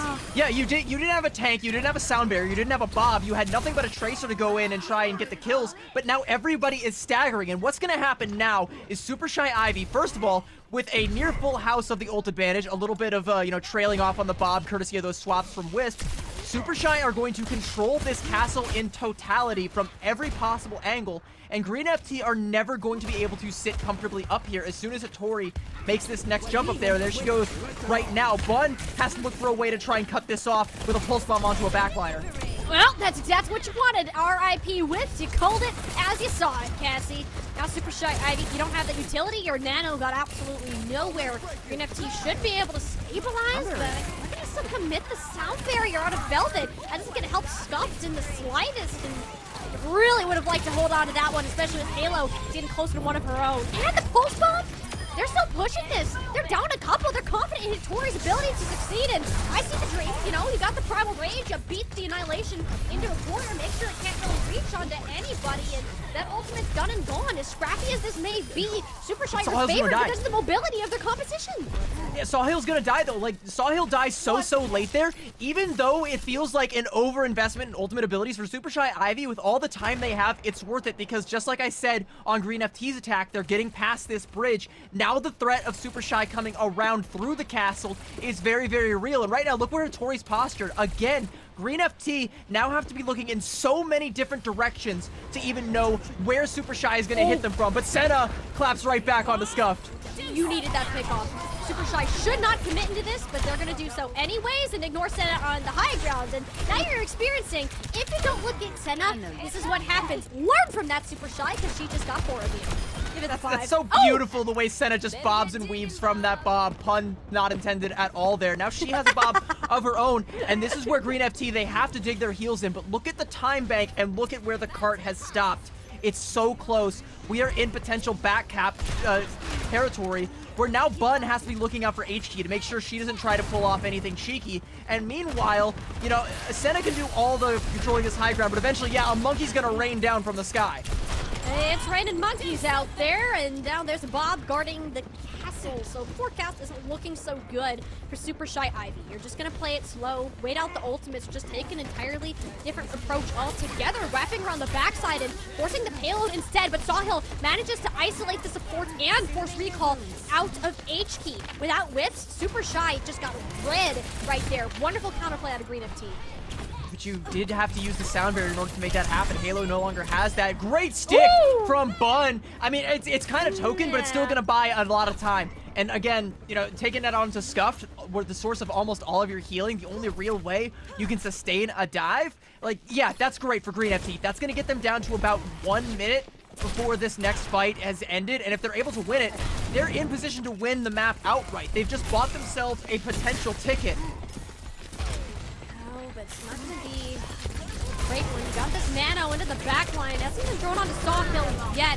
Going to use the Primal Rage first. Usually we see that the other way around, but who needs it? It's both Wisp and Velvet, and now Scuffed are in a small corridor. Super Shy talked that up to a loss and are now going to have to fight this for one last battle. And we're still not up to that sound barrier from Velvet. Yeah, we did use the Primal Rage. 1 minute to go though, and it is starting to look like a Green FT hold, and a lot of a lot of Bionades coming out from Z as well, help to build up that nano. Wisp. Nano Sawhill. Nano them in, and you just get whiffs right there. There is enough time on the clock for Super Shy Ivy to get a re-engage. If they get Sawhill here, that is a massive window of opening. You can just go ahead and send it now. Look at this ult bank. I mean, and you kind of have to though. You got to go while Sawhill's down. The respawn coming out right now. Hattori pressured down, a lot of damage coming out from Bun. Is she gonna be forced to pop the Primal Rage? She does, but she's gonna take a nap, courtesy of Z's.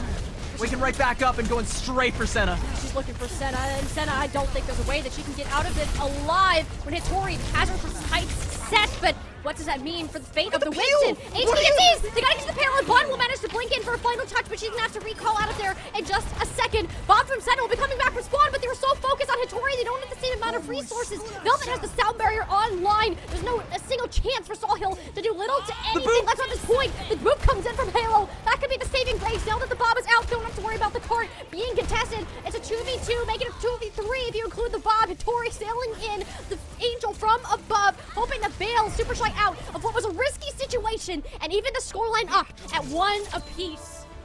What a gambit from Hattori there. Hattori goes so deep to kill Senna, and you can see all the peel. Everybody from Green FT came back to try and save her, which, I mean, yeah, I get it. It's Senna. She's definitely worth it, absolutely. But they nearly give up the entire point, and you can see the panic in Bun's eyes as she has to go back in to try and keep it in contention. Senna comes back eventually with the Bob and everything that you could possibly ask for, but it's just a scrappy, staggered fight. A miracle sound barrier from Velvet, who seemed to have come from below, like the dead rising, bringing Super Shy back to life, and Hattori coming back at the midnight hour to deal with that Bob. I mean, what a series of unfortunate events for Green FT. This game is giving me high blood pressure. Oh my gosh. Like, there's just so many things in this game that have left me like, what the heck is going on? Like, starting with Green FT not swapping over to the Winston to Super Shy, once again committing to a spawn push in the final fight territory and taking such a gamble that ended up paying off by just a slim margin of timing. Like, these two teams are just trying to outplay each other in this kind of mind game, this maneuvering throughout the map, and the gamble that Super Shy made, that risk, it paid off and will get them a map in a series off of Green Fortnite, and I believe that's the first one that they've lost in the entirety of the playoffs. Also, I do want to like toot my own horn a little bit here. Can I get like a Cassie was right banner? Because I definitely called it. If you don't let Senna just have free reign over the entirety of the map on the Ashe, if you play the hit scan and contest her and not let her have these angles consistently, suddenly you have a lot more avenues of approach. And Super Shy played it to near perfection. Their attack got a little bit rocky as she was kind of like, you know, as dug in as she possibly could, and Super Shy kind of committed a little bit more to the Kiriko rather than the Ana, so you did have to worry about the threat of the bio-nades raining down from the high ground. But, I mean, Green FT's attack just petered out, and a lot of it does come down to both Wisps and the weird decision to not play the dive until, you know, the very end of their defense. Like, CB, you just have to wonder, like, that could very well have pushed them through that entire checkpoint completely, and they might not have been in that situation. It's so strange to see, because that is something that Green FT is the last team that I would expect to make that decision. In fact, that's the way that they beat Valentine. Valentine was stubborn. They didn't want to play what the current meta, quote-unquote, was at that time, and stuck with what they thought was good, what they won the previous major event on, and it came back to bite them. And Green FT just gave us a couple shades of that here on Eichenwald, which is going to be a concerning fact that we'll have to remember moving on into our push map. Esperanza is the selection, which tells me the Winston isn't done yet. Yeah, or potentially the Diva coming That's out true. from Sawhill, because remember, we did see that when they played against Valentine yesterday. So I want to believe that Sawhill has now learned and will no longer be stubborn and will swap to a dive composition, and potentially the better dive composition if it's true, if Diva is the new wave. I am still a Winston believer, personally. But, you know, we've seen the rise of Diva, and at the forefront of that have been Green FT. Like, they know that it's something that they can bust out if they should so choose. So it's going to be kind of in Sawhill's court, and to a lesser extent, the entirety of the team's court, to determine what it is they want to do. But I do want to point out, by the way, last time these two did meet yesterday, it was a 3-0. No such thing happening this time around. We're not getting a blowout. No for Overwatch. Woo! We have got a series on our hands, and oh boy, it's one with some wrinkles to it. It does. You know, heading into today, CB, this is, I honestly was anticipating this to be Green FT kind of running away with it, just because with how strong they've been on the past and a lot of the compositions that are good. I'm like, hey, this is Green FT's tournament. Like, surely they can walk away with this handily, but I'm happy to be proven wrong right now by Super Shy, proving how good Hitori is, not only on this tank, but also helping lead this team to a further victory and show that they do have a lot of fight in them and deserve to be in this grand finals.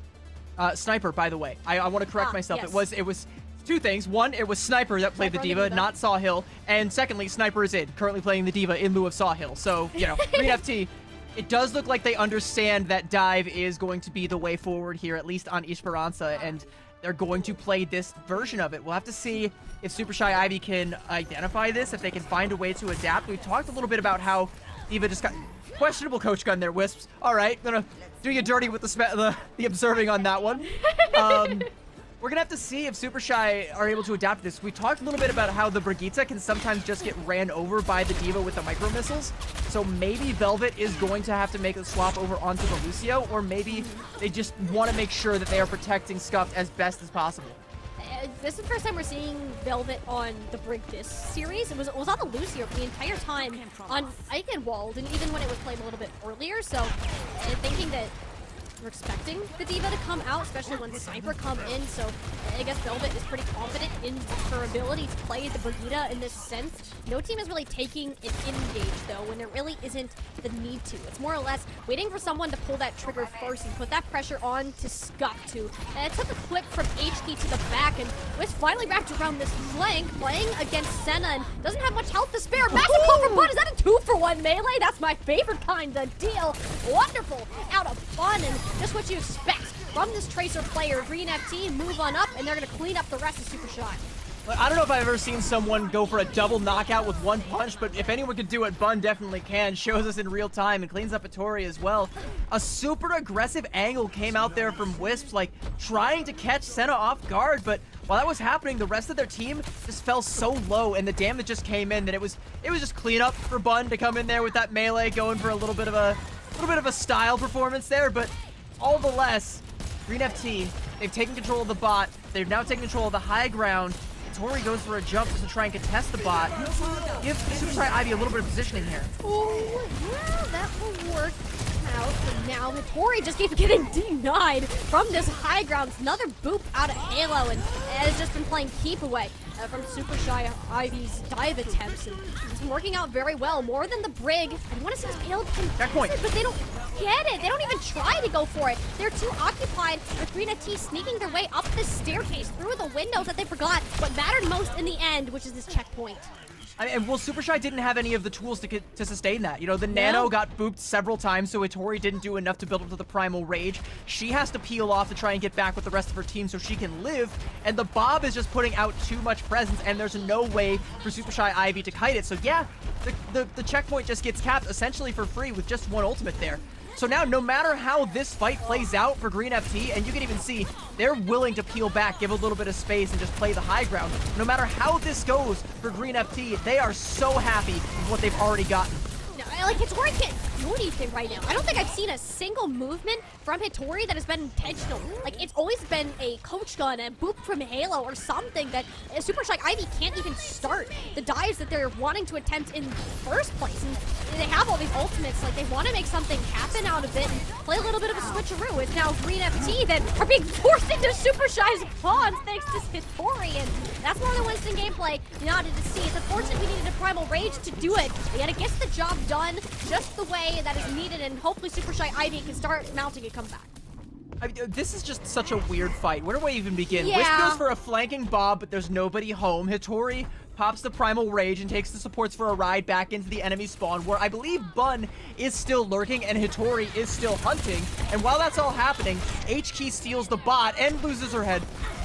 Yeah, that is a goodbye Senna, goodbye H-Key, and another team down in DPS, but that pulse bomb from Bun is beautiful as ever. She's kind of have near 100% accuracy with these pulse bombs right now, and it's doing so much work for Green FT in the long run. Yet they are giving Super Shy Ivy a little bit more ground, so with this Nat on Winston now in the play here, this is a much better situation unless that sound barrier is popped. Halo identifies as a good moment. No way for Super Shy to leave, so they're forced to fight a losing battle in a small corridor with a bunch of people you don't want to be there with.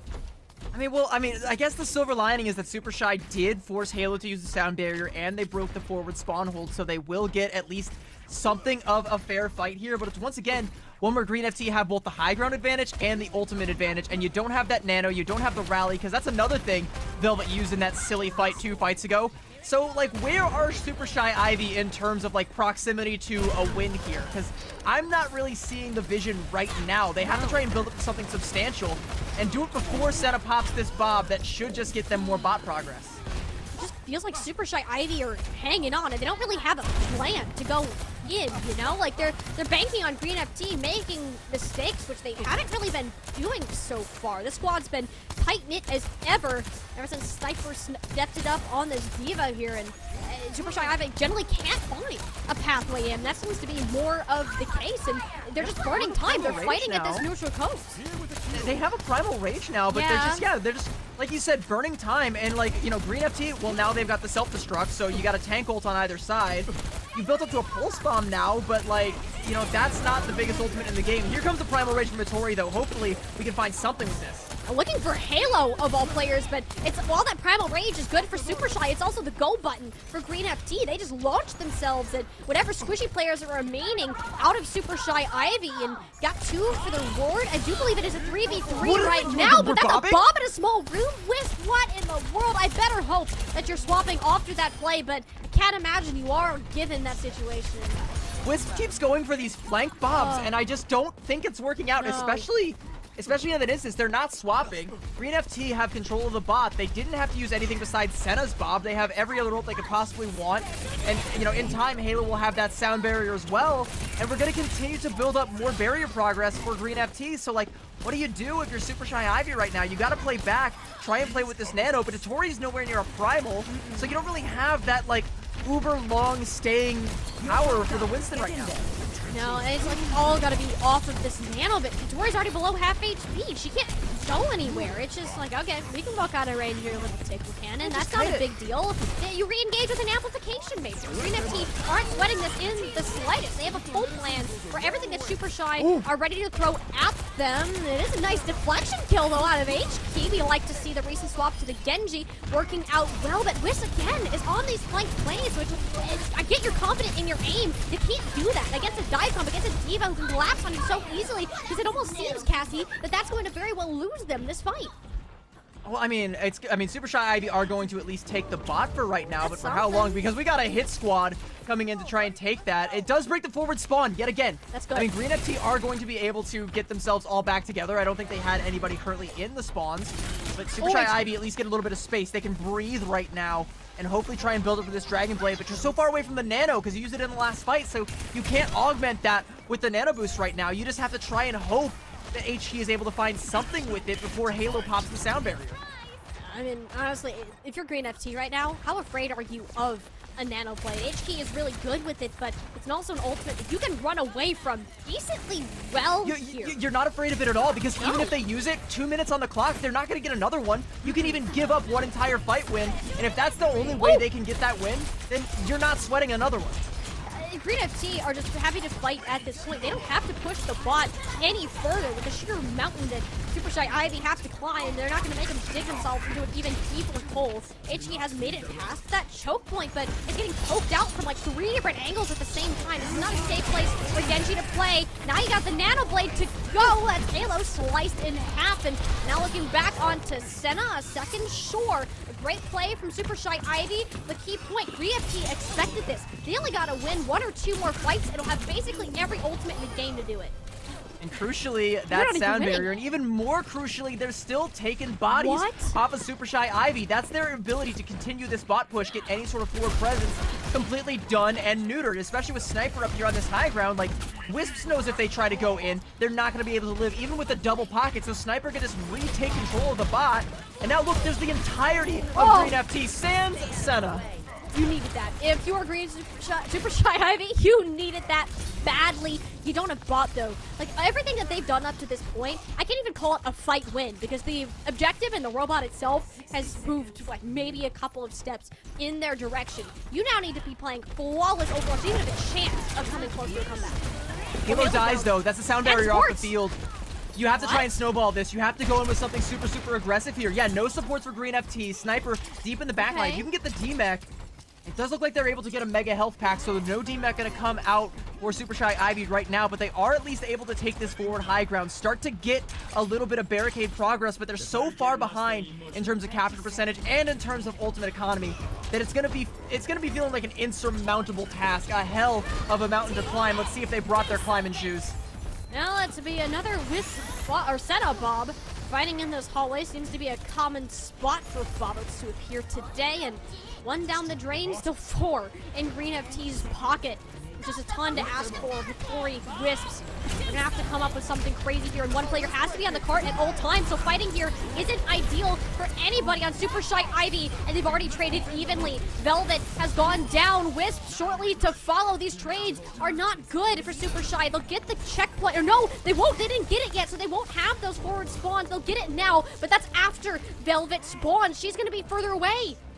That's okay. You're gonna be able to get her to Wisp in time to get that taxi. So yeah, the self-destruct. I'm not sure if that was to remake or just to try and zone. Maybe Sniper thought that could actually get them the win now, but I think Green FT, they've thrown every advantage they could possibly have down the drain. Super Shy have a nano, and if this goes long enough, HG will have a blade too. They're gonna nano her right now to try and build up to it, and Z is dead. She's gonna get it, the support's down, and she's hunting Halo while she's gonna escape. I can't say the same thing for Senna. A fight that should be winnable. Green FT had every tool that you could possibly imagine didn't, yet it's going up in flames, and even trade so far, but they don't have the numbers. Supershy Ivy are just meters away from making a comeback that I thought was impossible given the start of this series. Green FT left their guard down for half a second, and it was snowballed the other way in the worst fashion possible. Supershy Ivy took advantage of those mistakes and will take the lead in our Challengers Grand Finals.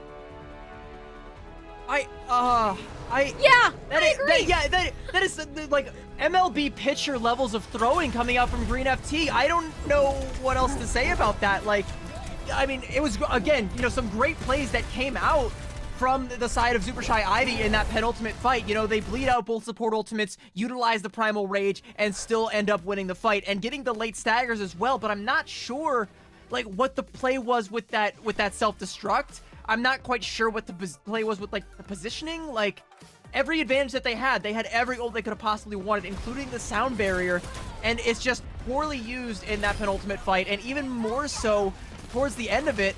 I don't know what happened, if there's something in the water at the Green FT team house, or, you know, what the deal is here, because they're still playing super well. Yeah. They had a commanding lead over this map throughout the entirety of it, but just what happened in those last two fights?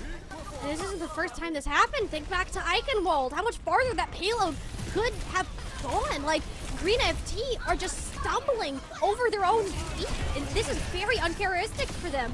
This is the least likely team that I would expect to do this, and I don't know what's going on with them today. Green FT should not be having his own struggles. Supershy Ivy are playing incredible, yes, but Green FT are also making a lot of glaring errors that we're not used to seeing. And it is not a good look for a defending championship team that's looking to repeat right now. I'm going to peel back, and I don't want to get too doomer about it because we're only 3 maps into a best-of-7 series, so there is still time for Green FT to try and mount that comeback, but their loser's pick is on Flashpoint. We talked about how that's not really an advantage, or not nearly as much as it would be on any other map type. So they're going to pick New Junk City, and I think this does kind of mean they want to take it back to something a little bit more brawl-heavy, but not that it really would have mattered, because, I mean, Suravasa, you can still play that same level of brawl that I think Green FT want to try and prioritize. I'm just not, like, I gotta question the decision-making on both Eichenwald and Esperanza. There's time to clean it up, and there is time to get it back together, but, you know, one more map, and we're on match point for Supershy Ivy. And how poetic would it be, by the way, if 3 tournaments in this Calling All Heroes circuit, Major 1, Minor 1, Major 2, we have 3 different championships to cement that triad up at the top.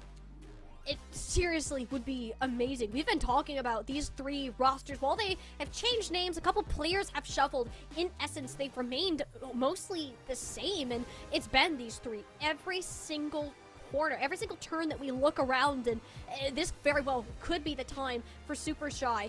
They're gonna play in as good as form as we're seeing them today, and Green FT doesn't seem to be up to the same antics that we've seen them perform at previously. This very well is a Supershy Ivy day. If they can make this work here on New Junk City, I'm generally gonna have to question if Green FT can make this a run back at all.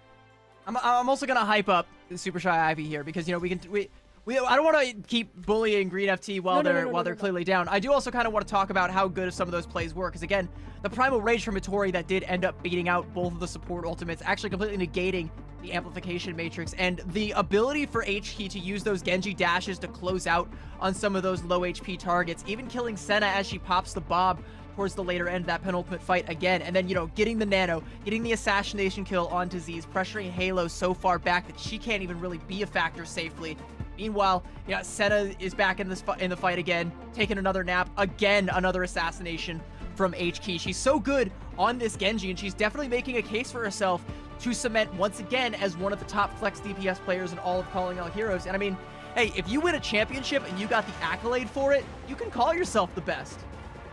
You can, and Green FT and Supershy Ivy can compete at the best levels. They can compete at the highest point, and today has been a weird grand finals, to say the very least, and I want to give it to Super Shy too. Mid-map there, a lot of the adaptions that we were talking about is Hitori couldn't get in, Hitori couldn't take a fight. Wisp kept going off on solo flanks and getting punished. Those things were caught up. They fixed that within those final 2 minutes and really allowed that snowball to gain momentum that it needed to and win those 2-3 consecutive fights that were necessary to actually pull it together.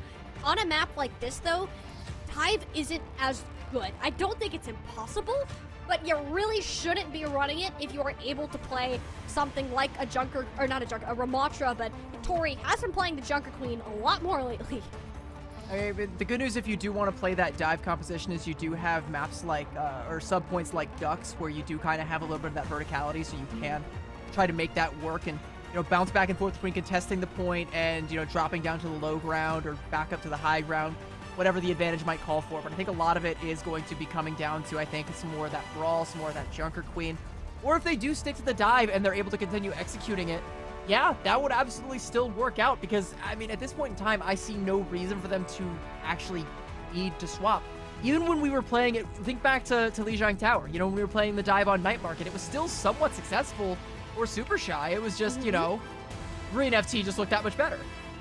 Yeah, they're just so good on this brawl composition, and that is where they have found most of their success in this playoff, so I can understand their willingness to stick to it and try to force maps that have that type of composition, that formality. New Junk City isn't going to be too much different from that, and Green FT they're just trying to play to their strengths. It's the same thing that we saw in our previous series, not to nearly to the same degree, but it's the same idea, where you're wanting to play the brawl because that's where you're best, and Hitori isn't known for being a Ramacha player in the same way that she is a Winston. So Sawhill and Sniper are changing the game in a way so they don't have to take that direct mirror match. Another little long flyover there, chat, by the way. You know, something a hero we haven't seen a whole lot of. I mean, we saw a little bit on Lijiang was Venture. We're just trying to make sure that everybody can get their Monarch Venture skin with the drop here. Make sure you have your Twitch linked to your Battle.net so you can go ahead and claim that. I know that's what a lot of us are here for, and that's okay. We love that skin, we love that character, and we love the action that we are getting to see. It's about as competitive of a grand finals as I think we've had since about an hour ago when we had Rising finals, but still. Hey, you know, it's up there. It's up there. Is this the first finals that we've had that isn't going a sweep? Am I correct in saying that? No, it wasn't. So major right, one, I think, was 4-2. I think. Yes, it was 4-2. You're correct. Okay, I'm getting flashbacks at this now, and it was the Wisp Widowmaker pop off that sealed the deal on that one. I remember that very greatly, and I'm sure this will be a series to remember. If this is the path we're taking, CB, not what I was expecting, but definitely here for it. Oh, Queen, my Queen. Double Junker Queen composition. Sniper and Hitori, I think, both went to the same, going to the same well right now. Also, by the way, we're not seeing Senna in for Green FT. They have put in Peace and Bun to play this Genji Venture, which is what Super Shy tried to play on Lijiang Tower, by the way, but it wasn't nearly as successful as Wisps on that Venture just kept getting caught out. They were forced to make adjustments before they even got to the end of Control Center. So maybe Green FT have a better read on this. I like it. I like where this is going too. Because now Wisp won't be nearly as effective if you just have the entirety of Green FT collapsing onto you. Commanding Shout first out at Hitori and doesn't have much more health to work with. Trying to reset that a little bit further, but it will be Peace who finds their head on the ground thanks to Wisp. So Super Shy Ivy are still taking advantage, kind of protecting their queen back there in the Ash. Bun, by the way, is rocking the Monarch Venture skin. I spoke it into existence, but it's not really giving her all that much of a competitive advantage right now, especially, you know, she loses her counterpart in Peace to that shot from Wisp, like you said, but Hitori has played really, really safe here. The axe swing coming out from Sniper, going out of the backline, finds Wisp. And that's a massive pickoff. Super Shy Ivy close to a Kitsune rush, but not when you're going to be seeing this fight at all. Is a little bit of an answer back here. You just don't really have the health to further persist into it. It should be a Green FT switch. 42% though, at least for Super Shy Ivy. In fact, HG to go in for a token resistance is going to get clipped for that one. So 51%, about halfway for Super Shy Ivy, and they have a competitive ult bank here from Green FT. Bun is going to be lurking, trying to build up this Tectonic Shock, which is going to be a haymaker of an ultimate ability. And actually, no, I just noticed Velvet is really trailing behind in terms of sound barrier percentage right now. And it's not to say that Velvet is a bad Lucio player, just hasn't been able to get the same effect with on another Siki flank. Velvet just forced them out of trouble, at least away from Bun, who got so low in itself. With full support ultimates happening down in the main. Hittori wanted to pull the Rampage to stay alive, but with how much overhealth there was, decided it would be best to wait for the next fight, knowing how expensive it was for Green FT. It's definitely better that she doesn't, because look at what Green FT, yeah, like you said, it's expensive. Both support ultimates and Super Shy only respond with their own Kitsune Rush. Now they'll have a sound barrier and they'll have this Rampage. And if they really want to hammer it home, they can go in with HK's Dragon Blade. They shouldn't need to do so, but I mean, if Peace pops theirs, you might need to. It's going to be bloody if Super Shy decide to make it so. It's kind of in their court right now as they go for this low ground approach. They're going to go and pop the bomb onto the point. The bomb, but the Rampage only lands on the HK. If you take him down without any blade, Green FT, they're making this work. They just bought in a small corridor at the Venture, and as a Venture main, I can tell you that's exactly where Buzz wants to be playing right now. Super Shy Ivy used the Rampage, yet the earth broke underneath their feet. They don't have any more help, nor any presence on this point. Green FT starting off strong. Arena knowing their name. I'm not even fully sure how Green FT managed to weather that storm. I think it was the tectonic shock from Bun, but the series of events that I saw unfold is the dynamite from Wisp went in, Z popped the Suzu to try and keep everybody alive, because that would have found the kill onto Peace. Hittori sees that the Suzu is no longer in place, so goes in with the Rampage, and that does inevitably kill Peace, but then it's just the damage and the sheer ability to bend but not break from Green FT as they bounce back and end up winning that fight outright. But Super Shy Ivy still have enough to try and take this one. Peace though, huge blade! You needed Velvet down first. If that sound barrier went off, there was not a chance that this blade gets a thing done. Peace knew what was important to go after and made sure Velvet suffered the consequences. HK doesn't even want to use her own blade right now, and knowing there's just not a chance. You don't have to follow up from your team, and you can just combo it with that sound barrier as it comes back in that next fight. Tori is dead. A little bit of a back cap going on though between Wisps, and I believe that's Velvet who's still alive there. They're gonna die late, but that will give the rest of the team an opportunity to try and regroup and slow down the capture percentage a little bit for Green FT. And also, you know, a pretty competitive ult bank still from Super Shy Ivy, because I mean, Velvet died before she was ever able to pop that sound barrier. There was no chance for that one.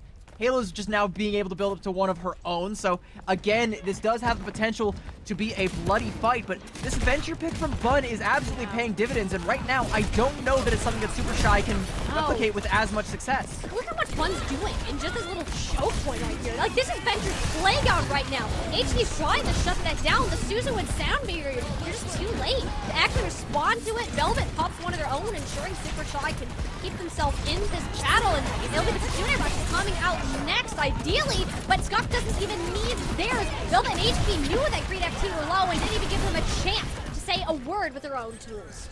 I mean, it's such a great play from Halo there to pop that sound barrier to try and keep everybody alive, but while doing that and trying to kite the Dragon Blade, they just kind of accidentally themselves into that little, you know, where they're now off the point. Super Shy Ivy have the point control, and Green FT are just in this little cubby, all low HP, and HK, even after the blade is done, just go in with the dashes, get the resets, get the cleanup, and that's a pretty inexpensive fight win for Super Shy Ivy, who's not going to be able to match Green FT's capture percentage.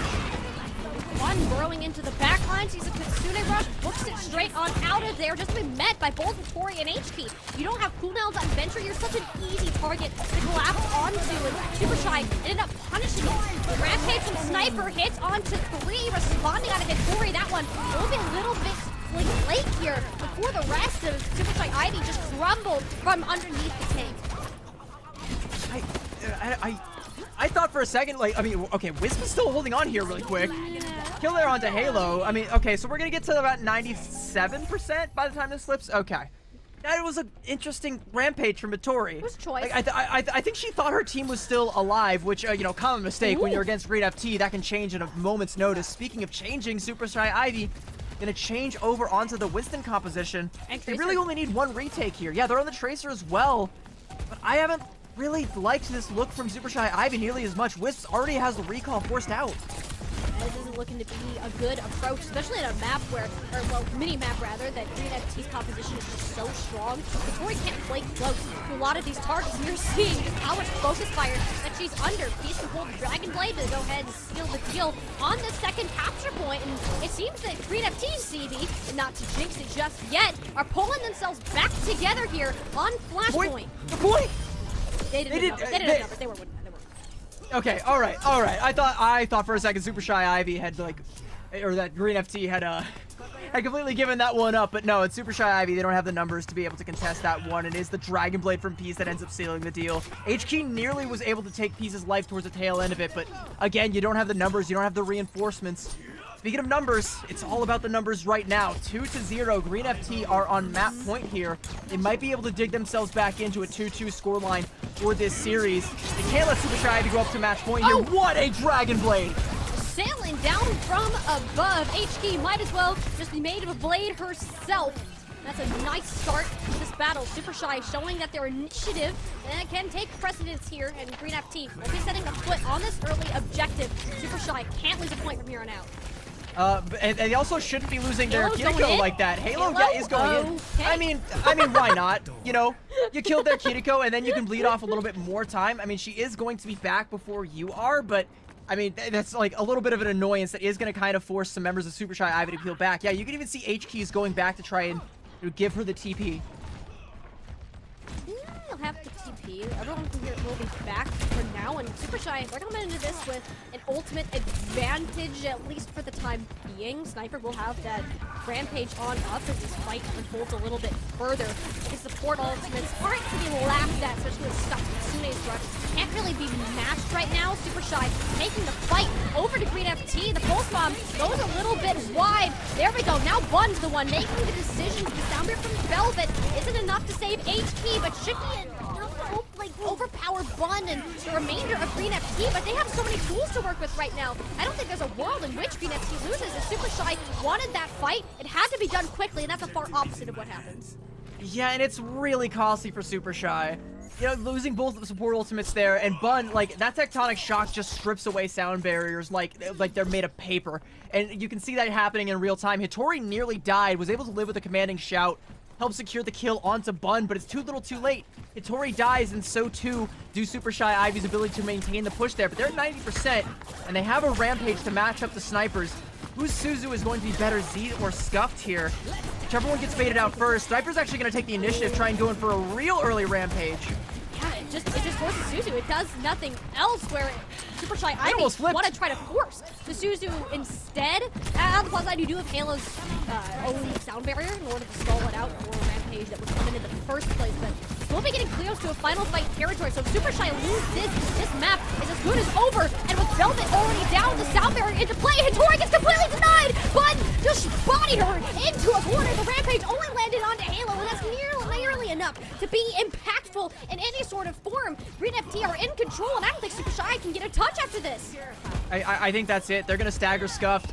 You know, I mean, you got Velvet coming in to try and go for the contest, but it's just a token resistance if ever there was one. Look at it. Look at the capture percentage, by the way. That is how close to flipping the point Super Shy Ivy were, but Green FT, they just go right back, go for the contest at the last possible second, know they have an advantageous fight, completely stuff and then Suzu Hitori's Rampage. They know the win conditions like the back of their hand, and it's a great way to bounce back after a map like Esperanza. Like a complete 180 that this team absolutely needed. Now we are at 2-2.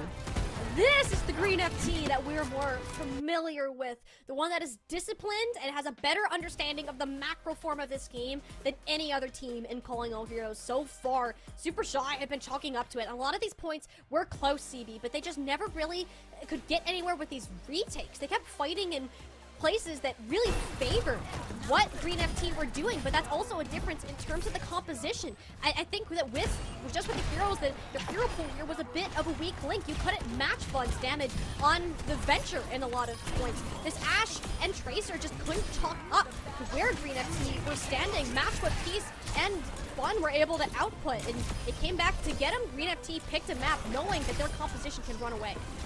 there's so many opportunities where it feels like Super Shy Ivy maybe could have, you know, punished some like weird plays that come out from Green FT. Like before this rampage, we had snipers that just seemed kind of odd and like placed them really deep into enemy territory with not a whole lot of backup, but they can't adequately punish that because I don't think Super Shy Ivy realized that that was even going to happen. Like I don't think they thought that was a possibility or that they were expecting it. Like I think they were expecting, you know, Green FT, same as me, to try and play to bait out the Suzu and then go in with a rampage that could have actually secured the kill. So they were just playing that game of chicken. And I mean, Sniper's no chicken. Sniper just goes in head first, YOLO, and wins the fight somehow.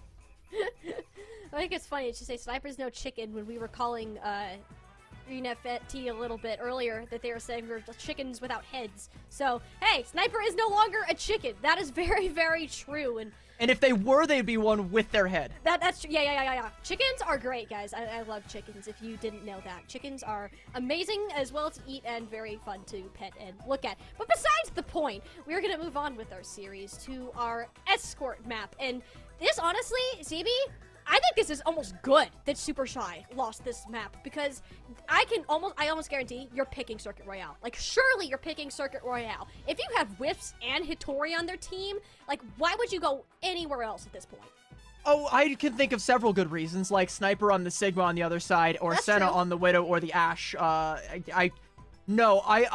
To be completely honest, I think a better option for this team, if Shambali? anything, is Shambali. Yeah, Okay. like, maybe you do want to have Wisps playing that Widowmaker and trying to keep Senna in check, but I think if you're Hitori, you're looking at this and you're like, okay, well, you have Sniper, one of the best Sigma players in the entirety of Calling All Heroes, on the other side, and you're not really known for the Sigma yourself. You're known more for the dive tanks or for more of the, like, main tank kind of roles, like, you know, your Junker Queens, your Winstons, not really a whole lot of the Sigma yourself. Like, I don't know if that's a battle you really want to take, because then you're trying to reinvent the wheel to get any sort of headway on a map that doesn't favor you. I think Shambali is a lot better for that, because you can either play the dive or try to play a little bit more of a classical sort of brawl, something like a Ramatra or something like that Junker Queen again, or even, you know, play into the dive like we did see them do towards the tail end of that Valentine series.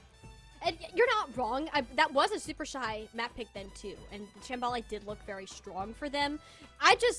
You see so many Wisp pop-off moments on a Circuit Royale map that we need more. We need more Wisp pop-off moments. That's what's happening. But Shambali is a much more reasonable pick in terms of minimizing a risk factor. So I can understand where either one could go, and it's all up to them. Super Shy are in the driver's seat right now. We're at an even score line, so we're guaranteed at least another 2 maps still to go in this series.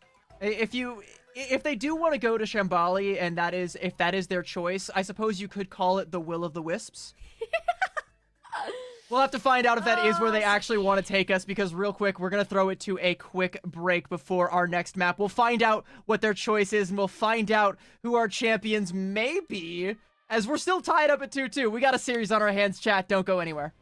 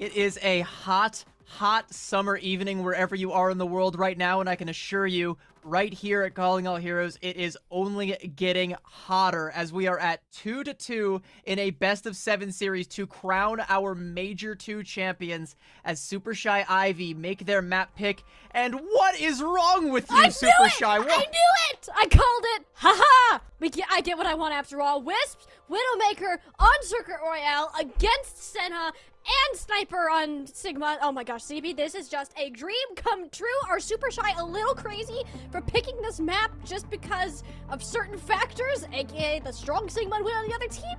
Maybe a little bit, but it's gonna be great to watch nonetheless. And I'm a fan, along with all of you, of good Overwatch, and this Circuit Royale map is going to deliver. I can guarantee that, just not for which side.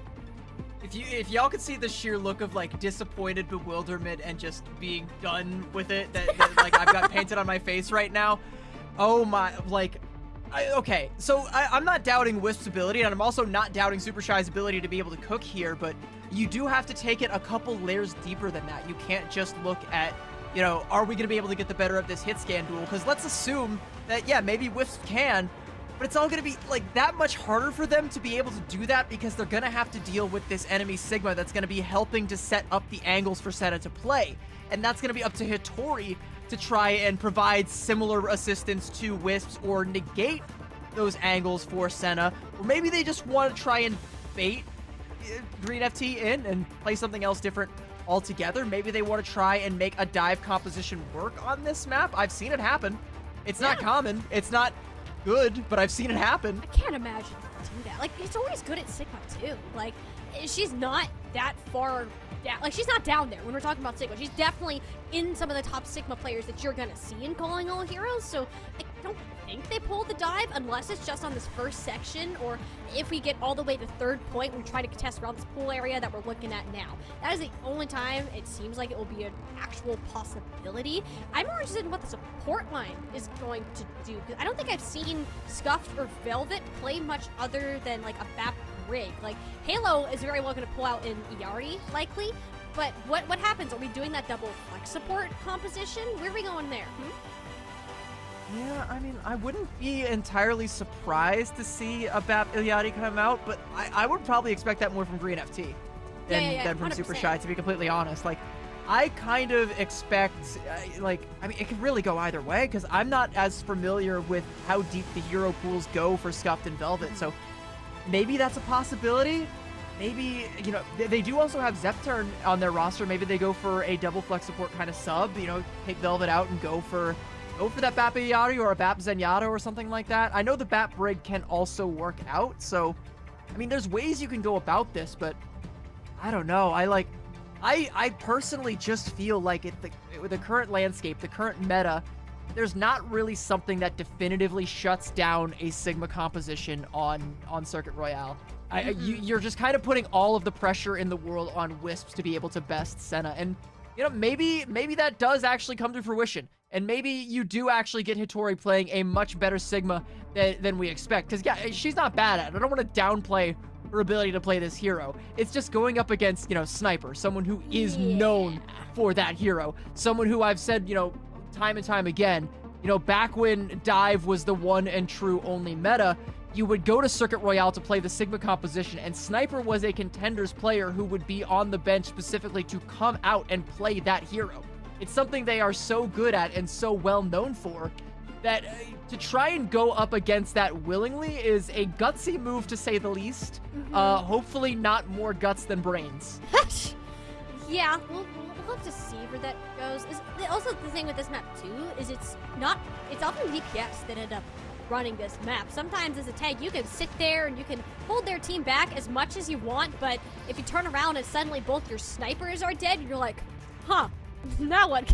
Like, there's so much more control and emphasis on the DPS lines of this team, and I wonder if we're going to see either Bun or Peace, if Peace is going to stay in or if Bun's going to kind of come back. 'Cause we know Senna's going to be part of the lineup, so that's another option outside of the Widowmakers. I know Hanzo hasn't been terrible. Genji isn't an awful pick in a lot of these situations.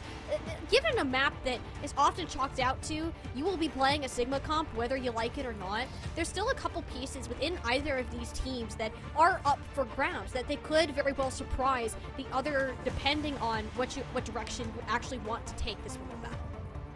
A couple of pieces, like Peace, perhaps. I did highlight how them being a part of that DPS line does actually give Green FT a degree of flexibility that Super Shy don't necessarily have. But I think, yeah, straight up, I think you're a fool if you don't put Senna in. Like, that would be an even bigger throw than picking Circuit Royale against Green FT. I mean, or a bigger throw than that D.Va self-destruct from Sniper earlier on. Again, known for the Sigma, not necessarily known for great D.Va decision-making. But we'll get the answers to all of these questions and more in just a second. But until then, Duck. I was thinking the same thing. It's a duck. He's looking It's right so at cute. you. And it's pink, just like us. We all coordinated the pink accidentally today, so. We didn't plan this. We didn't plan this. We just happened to both be wearing pink. We're like, hey, that's cool. We had the same idea. It's great. All right, so, questions answered. Yes. Yeah.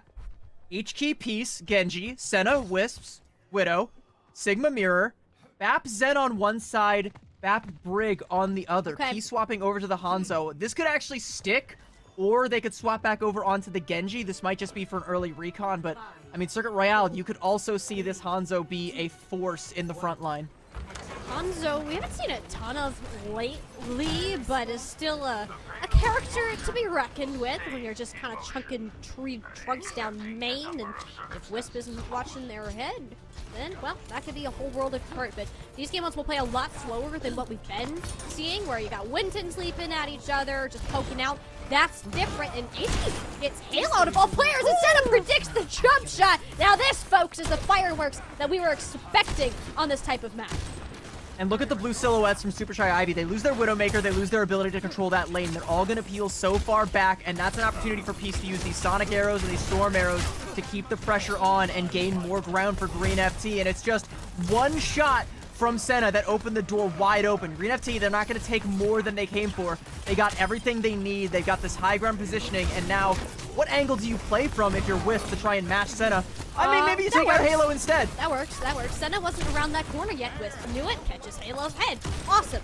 Like, you're expecting this from some top-tier Widowmaker players. This is how Wisp originally built their name, was on this very hero, and with everyone kind of pressured in a small room, maybe not so fun with the Widowmaker, but finds just a hair of Z's body in order to take them down. Hits the headshot, but it didn't have enough charge, too. Green FT, they're down a couple, but they'll get back much faster. They can re-engage this if they want to. I also want to point out that Operation Keep Halo Alive has been a resounding failure with two early deaths there, courtesy of one from H-Key and one from Wisps. I mean, she hasn't really been much of a factor in any of these kills or any of these fights thus far. And until Green FT get an angle where she is both safe and able to pump out some of the damage with these orbs, she's going to continue to not be. Meanwhile, we've got Peace swapped over onto the Echo to try and pressure out Wisp some more, but that might just be, I mean, that might be a fool's errand from this angle. Yeah, this is a choice. He can't really do too much to counteract it. Goes with the same jump shot again, but this time isn't red. The Gravitic Flux from Hittori with H-Key just doing a little dance with blades in the air is enough to give Super Shy the advantage. This hasn't even been the story of the snipers. It's been H-Key all the way. Yeah, I mean, she's just going in with the Genji and constantly pressuring down Halo, who is starting to approach that Transcendence. But, I mean, Hittori's already popped the Gravitic Flux and made use of it, won an entire team fight off of it. Maybe you use it to try and counteract H-Key's blade, but I don't know if that's really the most prominent threat right now, because you still have to worry about Wisps. You still have to worry about this rally coming out from Velvet. What are you going to do about all of this? Peace is so far away from this duplicate that I don't know if they're going to be able to pop it. And here comes the blade. Yeah, the blade's gonna stay alive. The rally from Velvet will make sure of that. Gravitic Flux now, knowing their own healing resources, have been forced out of Super Shy, and we should see his eliminations pour in the kill feed shortly after. Super Shy tried to get aggressive on this play, which isn't really typical with this form of Sigma composition. Green FT took it with what they had and had the ultimate bank to match it. That was such a scary Dragon Blade too, because Halo was like 2% away from the Transcendence. I thought she was gonna, try and peel back and pop that, but Green FT don't even need to. Teleporter play coming out from HK to try and get a contest here. Are they gonna be able to? No one touches. So I guess they're just trying to prevent Green FT from taking any real estate up on this high ground. Wisp anticipating the grapple shot from Senna, but it doesn't come through. They use the Infra Sight, but I mean, now that you know where everybody is, you're gonna be able to find a shot. Halo, be careful there, baby girl. Scared me. How does Wisp even see through those vines? Oh yeah, he was right up. I knew that. Well, I can't really say Peace saw that there was more than just Wisps there, but that's okay. HK will be happy to remind you of that, to have all of your eyeballs peeled when pushing forwards. And this is a scary angle to have to hold. We've seen so many teams just get stuffed at this very point. I mean, you can tell that's exactly what Super Shy want to do. They want to try and go for the spawn stuff here, put as many obstacles in between Green FT and the cart as possible. And oh yeah, HT. you know what? You know what? Drop the bag on that one. You're about to make the bag if you can just get 2 more map wins. But HK overstays her welcome there. Great accretion from Sniper. And I mean, it's still going to be an overall dub for Super Shy if they're able to get out alive. And that's a tall task for Wisp right now. Yeah, if you're in the air, that shot, pretty good to predict, especially with this. And I can see walls. That was a little bit of an overextension, but really, it's not too bad. Look at where Super Shy can be able to re-engage here. Yeah, but I mean, like, you've given up the high ground advantage. Wisp's gonna swap over onto the Symmetra again. I don't know if that is gonna stick, but yeah, no, they're gonna swap back over onto the Widowmaker, but they don't have the favorable angle anymore, right? They don't have the high ground. They don't have to worry about Senna having a grapple shot because she's already just got the angles right now. Gonna go for another grapple shot. Okay, Anyway, the Wisp clips her. Probably the first time we're seeing that change of pace. When the Gravitic Flux countered out by a Transcendence. Super Shy Ivy still have both their support ults hanging out in the bank. They're not too worried, but can't really push up because Green FC kind of 2 Sigmas looking at him funny. But with HK going down, that rally maybe needed much more if there's any hope of holding on to the second objective. But that is a beautiful shot out of Wisp. Senna now in the Tracer's had enough of the Widowmaker duo. It only took that one loss. Turn the tides, and it'll be Green FT walking forwards through this checkpoint and forcing Super Shy to be in this hotel. It might not be an honorable one, but it is a great swap from Senna, coming in to put that pressure in onto Wisp. Realize that after that she takes that death there, takes that shot to the dome when she was going for that grapple shot, she wasn't going to get that angle again, especially with as far back as everybody had to play. So just swap to the Tracer, put the pressure on Wisp, and meanwhile the rest of Green FT do such a great job of staying alive and weathering the storm that they're all able to collapse on that pressure. That's the Dragon Blade going bye-bye. Went through the Cat Matrix, tried to contest, didn't even touch the payload, so that's an ultimate you would want back, especially given this point. This is a very difficult point to be able to capture, but with how much Green FT are snowballing and will inevitably get control of this high ground here, Super Shy Ivy are going to have to quickly move to back to position. And for a second to come out from Wisps. Green FT, I mean, I don't think they really care about it. I think they know that Super Shy know exactly where they want to go and try and take this high ground, this pool area. They want full control of the duck for themselves. And looking at the ult bank for Super Shy Ivy, they don't really have a whole lot that they can use to tell them otherwise. Nope, except if Z's and Halo both fall in the same frame. Peace is happy to go off the map. What is that? Okay, that's a new ledge that I didn't even know existed. Super Shy Ivy getting the stabilization here. Green FT, their job of actually getting to the payload now is infinitely harder.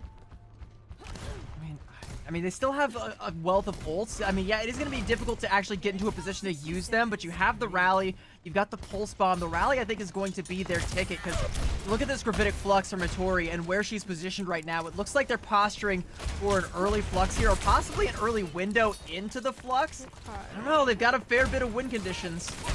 Yeah, it's not like they're short on them, for sure. I mean, actually, value out of it. Mortality Field is frame perfect. Sniper floating above the ground. Green FT will have a rally and a blade coming up here. The rally more so to push in, and Peace can't really hang out too long. But Tori going down without using the Gravitic Flux. She was way too far up there with the backline occupied with both Halo and Peace laying siege upon them. There wasn't much that Super Shy really could do to support their tank. And Green FT, they have this payload on the move. It's really going to be one more recontest coming up. HK's in so much trouble right there. Just getting bullied by Peace and Halo collectively is going to fall. She's not going to be able to get enough to build up that Dragon Blade, so you're going to have to try and pop this Gravitic Flux from Hattori. But look at where Green FT are trying to play. They're battling for the high ground. Sniper wants to try and take this. There comes the Gravitic Flux. I don't know if it's going to be able to secure any kills. Yeah, they have the touchdown, and now it's Sniper's turn to answer this Flux. Much more effective on the point. Peace looking to cause some chaos up on the high ground. He gets one, he gets two. That's both DPS and a full. HK didn't have a time to unsheath her own blade. And Green FT are going to go ahead and roll that Formula 1 car straight into the finish line. And at a full completion, even if they don't have any time, CB, it's Escort. It don't matter. This is a tall task for any team to have to look at. Yeah, and especially when you're going to have Senna, you're staring down the barrel of her scope every single time. She's going to be set up. And, you know, again, no shade to Hattori because she played that well throughout, but going for that Gravitic Flux play, that very aggressive angle, and then dying, that just kind of snowballs it and opens the door for Green FT to try and take this third point, which they realistically shouldn't have had the opportunity to do because Super Shy had the ult advantage, they had the position advantage. Green FT the whole time were playing into their hands, but I don't know, it just kind of falls apart once you lose your one player with the ult winning, or the fight winning ultimate. You didn't have it. You didn't have the one tool that you desperately needed at that point, and you can see how small of a margin there is between these two teams when it comes to the Sigma composition. It's why it was a risk to see Super Shy pick this map, knowing how close that it can be, but a good way to calm down and after full capture is listen to a nice soothing piano that Wisp now seems to want to destroy. That's a beautiful swan song for Green FT's title reign. Hopefully, I mean, this might be Super Shy Ivy able to go up into the that match point if they're able to get the cap with time and take this into OT rounds. But yeah, that's a tall task, and they're gonna go ahead and utilize a Sim TP to make it a short one. There was no way Sniper was ready for that, getting frozen, and I don't think they can make it out alive. The immortality field is in place. HK's gonna have the May wall up here in a second, won't even need it for now, and this is a great play out of Super Shy Ivy. They exploded out of the gates where Green FT were prepared to play the long game. So I think now maybe we know why they went for this map pick. The problem, though, is they go so aggressive with that early on that they're not getting any cart progress. They're only just now starting to get one person pushing it, so they're not going to get a whole lot for their money there. I mean, it's a great fight win, but they can't take far up positioning. Green FT are still going to have control over the high ground, and they still have maybe 2 fights before a full cap comes out. So if you're Super Shy Ivy, you have to try and find a way to press this advantage. Great wall. That's one way to do it. Sniper just can't play where they want to in a situation you don't often find yourself in on a Sorcerer Warrior map as Sigma. Taking care of HK though, no more ice walls being chucked up behind your backs, and that's a nice shot from Senna, but killing any further progress the Green FT were hoping to make. Okay, Velvet. From the top rope, great play there from Velvet, but yeah, she did her job. You know what? She did all she really needed to do, but Halo's got the taxi coming on in to get Senna back in the fight here. And looking at where the cart stops though, like, we're right about where we would be had that fight not happened anyway, because Green FT would have peeled back and let the cart get to that archway so that Senna could have that sight line. So, I mean, despite that cheese play with the Mei, it doesn't really amount to much, and the swap's been forced to come out regardless. We have the changes, but you know what, Scott, it's the second time that they've fallen to Senna's Widowmaker.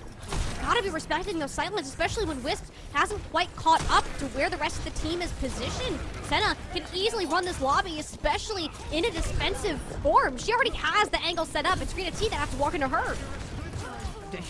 You can tell she's afraid, like, you can, not afraid, but that she respects Wisp. Yeah. You know, felt the body shot and went to go try to hide the head, so doesn't actually get to follow up on the grapple shot, but now can go ahead and take an aggressive angle where Hattori is lingering a little bit too long and wasting just a little bit too much time, and HK going in to waste even more of it. Not so sure I can agree with all these staggers. What is this grapple shot? Senna, what are you doing? Well, okay, the wheels fell off the bus a little bit. Sniper's gonna fall up. You get scuffed. It may be okay after all, but that's gutsy. That's gutsy. What? I don't know what that was. Like, I know what she was trying to do, but I don't think she meant to end up right in the enemy's backyard. And she'll be back, and she'll have that high ground advantage when Super Shy Ivy get back to the cart again. And, I mean, the ult advantage for Green FT is nearly insurmountable, but it does create a little bit of a window of opportunity for Super Shy. A little bit more. The Gravitic Flux, though. Sniper first, Immortality Field is caught and whiffs right along with it. The shot from Senna followed by Sniper. The Widowmaker is gone, and CB, we're down to less than a minute here. Super Shy and Ivy are getting stuck on their own map pick. They found a little bit of room. You're still popping the blade into this H-Key. Thinks it's winnable, gets one, and that's just not enough to hold, though. So ambitious. There was, okay, no, realistically, that wasn't an absolutely terrible play, like, especially if she could have secured the kill on Disease, because it's just Z and Sniper right now, and the entirety of Super Shy Ivy coming back with every other ultimate under the sun. HE can make the swap over onto the Tracer. You're gonna have to be looking to Halo Sound Barrier. How are you going to deal with that threat? It's clearly not gonna be with a shot from Wisp, who has to respect the sticky bombs coming in from Peace. You can't. You have to use the Sound Barrier here to match the Gravitic Flux. That's most of the overhealth disposed of, but you can't really push into an Amplification Matrix. He still has a duplicate. There's now a second take of G to worry about. That's hiding through an own Matrix. You gotta push through it. Goodbye, Pieces. Duplicate formed, and Green FT, they're out of resources, just like Super Shy Ivy. This is gonna come down to that raw aim battle that we've been watching, and so far it's H-Key with the upper hand. Senna has been besting Wisp in this Widow duels, and if ever a time for Wisp to overcome it, it's gonna be right here and right now. But the Flux from Sniper builds it up so dang quickly. Even if Wisp best Senna in the 1v1, it doesn't even seem like it's going to matter. There's no health remaining for Super Shy Ivy. Green FT are just too dang good when it comes to these Sigma Widowmaker compositions, and will close out Circuit Royale on top, giving themselves a match point. Sniper built up to that Gravitic Flux so fast, and that's why I said I don't know that I really agree with this map pick in the first place, because even if Wisp is going blow for blow with Senna, which at times it did seem like it was the case, there was also a lot of times where Wisp was getting caught out by Sniper, of all people. And where you're seeing Sniper constantly building up to these Gravitic Fluxes so fast that you can't really track it. And on the other side, Green FT, yeah, they can track Hattori's Gravitic Fluxes. They have the sound barriers and the lamps that they need whenever that ult comes out. And even when the follow-up pressure comes out from, you know, the Wisp having the angles, the damage from the backline, or from H-Key going in on the Genji or the Tracer, it's just never enough when Green FT have just completely stacked the deck in their favor.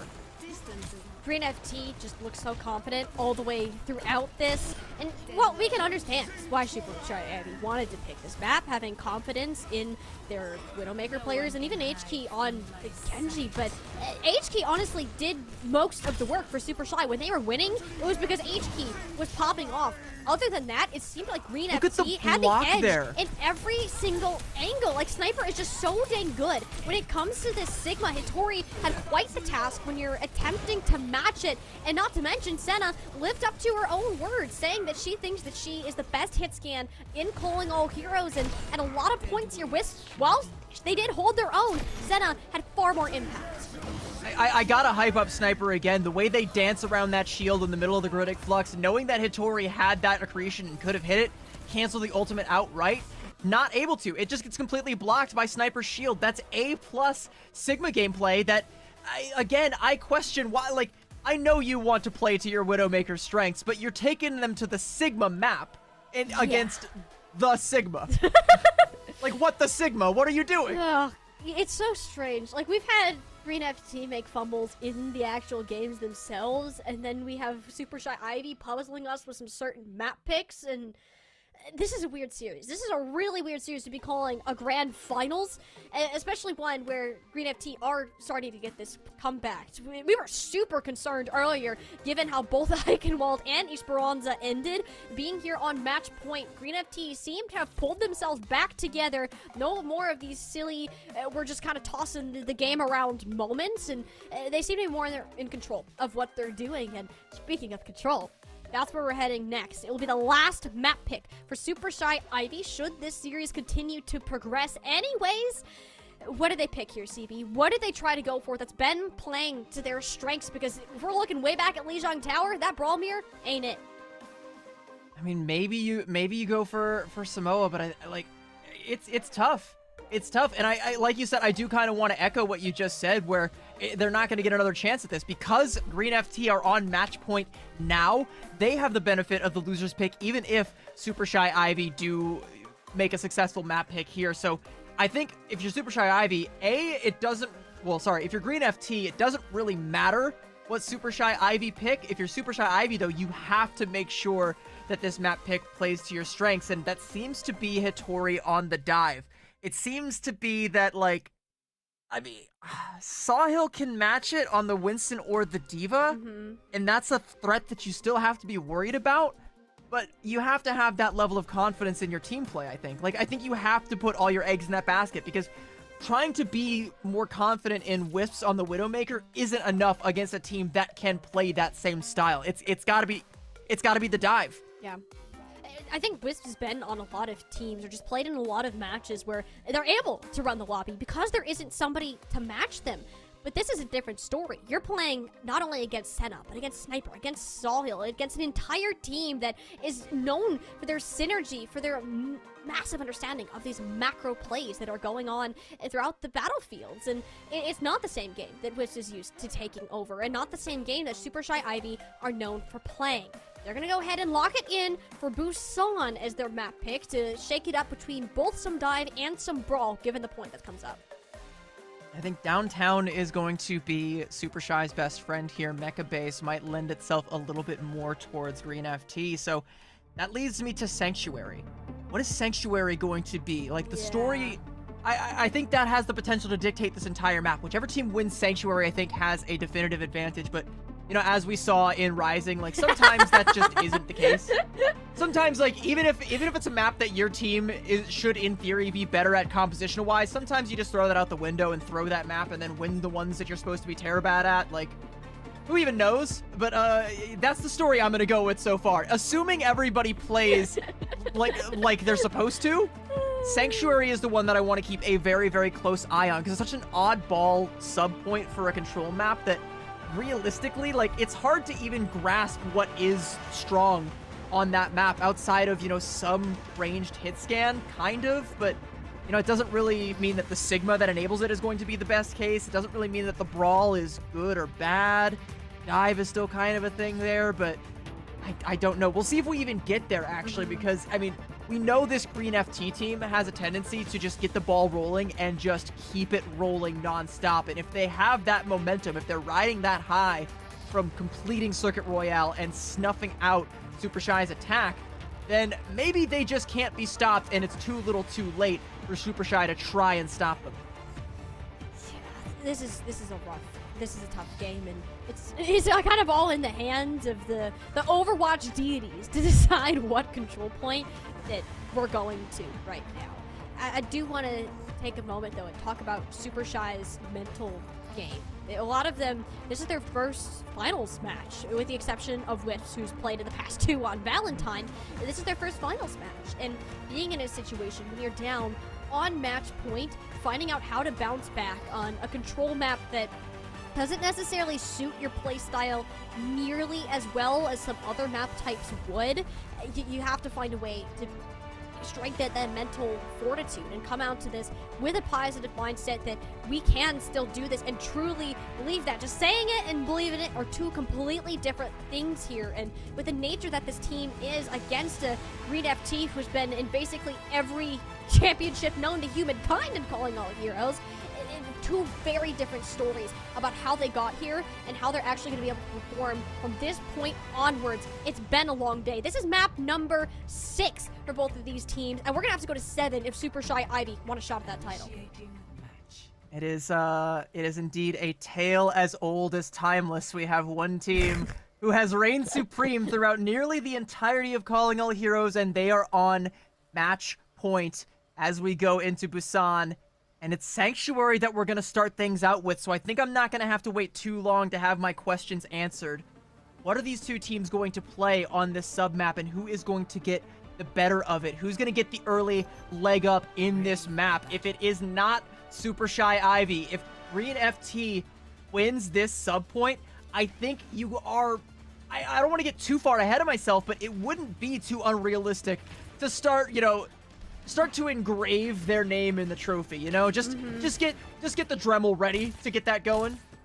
It's not out of the picture. But you said this map's gonna be the decider. Well, the Overwatch deities have spoken, and that's where we're gonna start. No Senna. Our control map. There is no Senna. That is a good point. Double flex DPS, no hit scan to match. On maps like Sanctuary and even downtown here, that could spell more of an issue. So Green FT, all the more important to them to come out on top of this round. But that puts all the pressure on Wisps to make this Ashe pick worth it. Meanwhile, Peace and Bun are going to be trying to augment Sawhill's dives over and over again. Great nade onto Sawhill early on and a lot of damage, but Wisps is under so much pressure. It doesn't matter though. The dynamite landed on the Sawhill. The bio nade made sure they got no healing at all. And this is a comp that Super Shy Ivy, this is their comfort zone. This is the thing they wanted to play all day long. Green FT are playing into it. And this is looking really good for them early on. It's going to give Wisp the opportunity to be set up. I mean, they lose a Tori, but look at Sawhill's ult percentage. They died before they realistically even got to breathe. Same with Halo, only 20% to that sound barrier. Like, it's low because it's only one fight, but it also indicates that they just didn't really have any agency over that fight at all. And they're not going to have nearly as much as they would like going into these next couple of fights. There's a great jump in from Sawhill to kind of split Super Shy Ivy in half, but the supports can just kite it and play around over here towards this other side. Playing rather split right now. Scuffed poking their head out to chuck a bio nade. That lands onto Halo. Very nice, but it gives away their location. Kind of backs off. Victoria's there to play cleanup. Shouldn't be needed, but a lot of pellets from Peace. Much more scary sight to deal with. This Green FT are just going to pressure the point. Trying to sneak back cap. They aren't going to allow for it, though.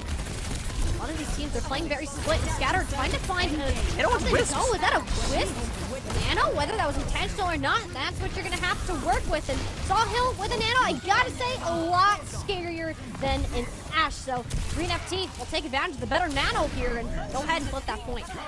I mean, they use the Nano, but they also use the Pulse Bomb and the Duplicate, so it's kind of expensive for Green FT. Sure, they're going to have their two much stronger ultimates in the Primal Rage and the Sound Barrier. Actually, no. Halo's a little bit behind in Sound Barrier charge still. Velvet's actually gotten the upper hand from that. And HK's going to have the Dragon Blade, so I think it's going to be HK versus Halo right now. If she's able to get a good Dragon Blade and take Halo down with it before she builds up that Sound Barrier, it might be a fast flip from Super Shy. Oh, the Bionade though onto Whips. They didn't stand, Scuff didn't stand a chance, and neither will Wisp. Wonderful. He came from downtown. I can see why Z's has their name. Meant for playing the Ana, apparently, and been leading Green FT just to these neutral fight wins. And that buys Halo time. Now she's at 80%. Yep. Soon, oh, she's slept. Body block. Body block. Do not let Halo die right now. It's extremely important, and Green FT knows that. If she dies, she's not going to get that sound barrier that she needs to beat HK to the punch. Yeah, and we're seeing Velvet actually win the race to that ultimate, which is one of the first times we're seeing that in our series today. Super Shy has the greater ultimates, though, and with the Bob contesting the objective, or at least should be, it must have gotten booped because there's no one on the point, and Wisp got chased down by a nice backline collapse. Green FT never really left. They just let Super Shy go around them, hit them where it hurt the most, right in that vulnerable underbelly. Super Shy flipped the point, though. The Bob flipped the point. It did, but in the long run of this, you don't have the players to really sustain it. You're only losing about 5%. I mean, Tori uses the primal rage here just to try to make it last a little bit longer. Maybe get Z's, but no. Green FT focus fires too much. But 74%, that's just close enough to one fight territory that it's almost worth it, especially if they can either force the Primal out of Sawhill or confirm this kill right now, but they're playing safe. Sawhill gonna get topped back up, and look at the ults for Green FT now, 70%. It's starting to turn rapidly in favor of Green FT. And HK has never gotten the opportunity to pull the trigger on this blade. She's gonna go for it now, but here's the sound barrier. And Scuffed is down too, so there's not really a nano to back this one up. The majority of the blade used for a deflect, and if you're Super Shy Ivy, you don't have supports. You need someone to pop off, and Wisp is doing just that. Velvet will be disposed of, though. Sawhill and Z's are in the spawns of Super Shy Ivy. Is everyone even near the point to get it touched? Yeah, Hitori is on there right now, but the nano can't get to her, especially with how low she was, not to mention the anti, so instead it has to go onto HQ, who is instantly disposed of. A pulse pop stick out of Peace. Green FT are going to close this round even faster than it should have been, winning what we believe to be the decider of this Busan map. I don't know if any of the observers caught that, but if they did, I want to see that pulse bomb from Peace. Did Peace just stick a nano tracer and stop HK from getting the contest? Because I saw HK go in with that nano and immediately catch a kill, and I was like, oh, Super Shy Ivy have a chance, and it's gone. Peace just took it away. It's completely gone. And now, not only did Green FT win the map that they needed to win, now we're on theirs. This is best case scenario. Green FT, this is their battleground. This very well could be them getting the back-to-back championship. You put Peace on this Venture Bun on the Cassidy in an effort to contest out Wisps here. Why is it gonna matter? Tori mirroring more of this brawly side composition. You have to get close in order to make it do much value. At least the same goes for Green FT with Sahil getting chunked as low as they did. Can't really fight Hitori in this middle section of the objective. As we're seeing now, the Wisp target on their back. The same as we saw in the last round. Bun's really committed. The immortality field from Scuff keeps Wisp on their feet, and it makes Peace look like they overextended times 10. Super Shy Ivy, wonderful job protecting Wisp, knowing how much of a target that they have on their back. I mean, yeah, Peace, just like you said, overextended. And again, looking at the ult charge, didn't really get a whole lot done. Wisp does actually get cleaned up there, but it's traded out for Sawhill. You take that a million times over, especially when you secure the point. And Green FT, they're going to abandon ship on this composition. Bun's already swapped over onto the Ashe. And remember, you don't have Senna in. No. Bun is still a capable hit scan player, but is she good enough to step up to Wisp right now is the question. She's gonna have to show us a new side of her, the ultimate flexible DPS, not just flexible. When it comes to this Ashe, Hitori didn't get fighting on a lamp. full new level, and Hitori, no! It's way too far out there, and I believe that was even Peace that put a drill dash into her back, making sure she couldn't get back to her team.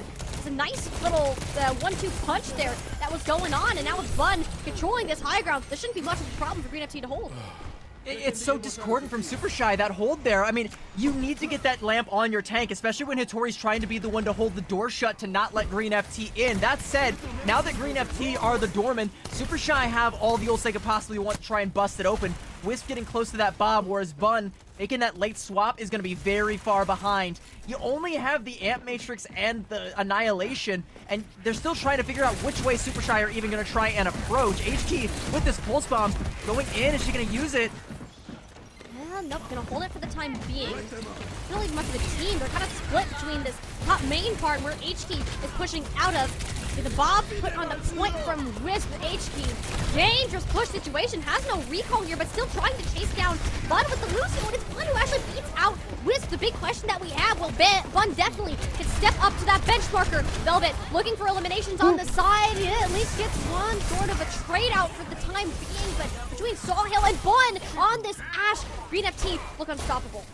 Velvet went so aggressive there, and it wasn't enough to take down Z. Z lives and is able to keep able to keep Sawhill up throughout that Annihilation. It's kind of expensive for Green FT, but they're getting a whole lot of return on their investment. HE gonna swap over onto the Mei to try and find a way in here. It might be enough, but you're gonna have to deal with a Bob and a Tectonic Shock. The Tectonic Shock, by the way, they can just completely strip away Velvet Sound Barrier. Oh my gosh! Bun just shredded through that Mei wall, and HT right along with it. The beat goes off, but no! It's Ajax! Velvet! The Sound Barrier that Super Shy needed so badly has gone up in flames, quite literally. And Tori, the last one standing, and this is gonna be final fight. Super Shy Ivy, they have to book it to get back to this point. They're met with Peace. Tectonic Shock is in the ground.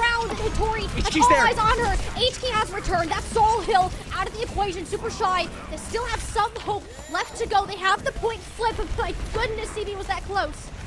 That was nearly the Ajax heard round the world from Velvet, and literally from the top rope, she's not able to ever hit the ground, but it's a Tori with that Annihilation that saves the day, and Super Shy Ivy, they have their backs as about up against the wall as they can be, but they are still in this, but without an ult to their name. Wisps and H-Key on suboptimal hero picks, and Green FT, they just need to go in with the Sound Barrier, and they can once again call themselves champions. And H-Key is already down. Green FT, they can taste that victory. Sound Barrier empowering forward the song of victory. And Tori falls immediately after the point contested, yet no sign of Super Shy Ivy. H-Key, the last one standing. Any form of contest is denied by Halo, scouted out and denied. Green FT are your second time back-to-back champions of Major 2.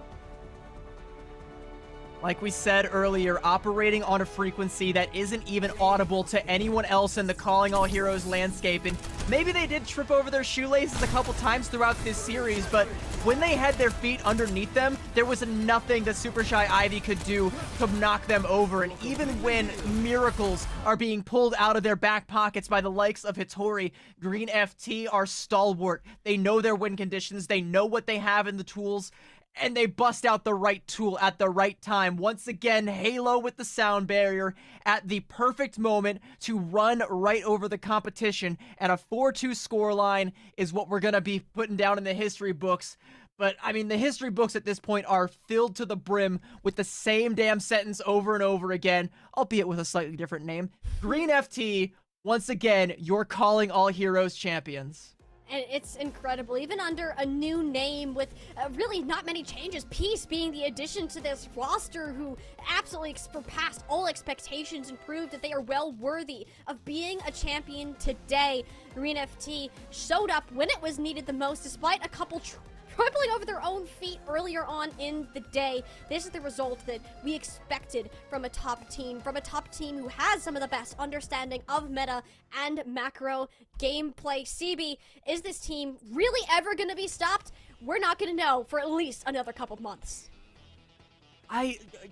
Look, okay, I don't want to take the wind out of their sails right now and be like, oh yeah, they're totally beatable. Like Valentine did it in Major 1, but like, they've leveled up since then. Oh, yeah. Like, they are like, throughout this entire tournament, right up until Super Shy Ivy started to get a little bit of, wind in their sails, it looked like Green FT were just absolutely unstoppable on another level, and you can even pinpoint it to when Senna joined this roster, but they're even proving with this Peace Bun DPS line in the Midnight Hour that even without her, they are still untouchable.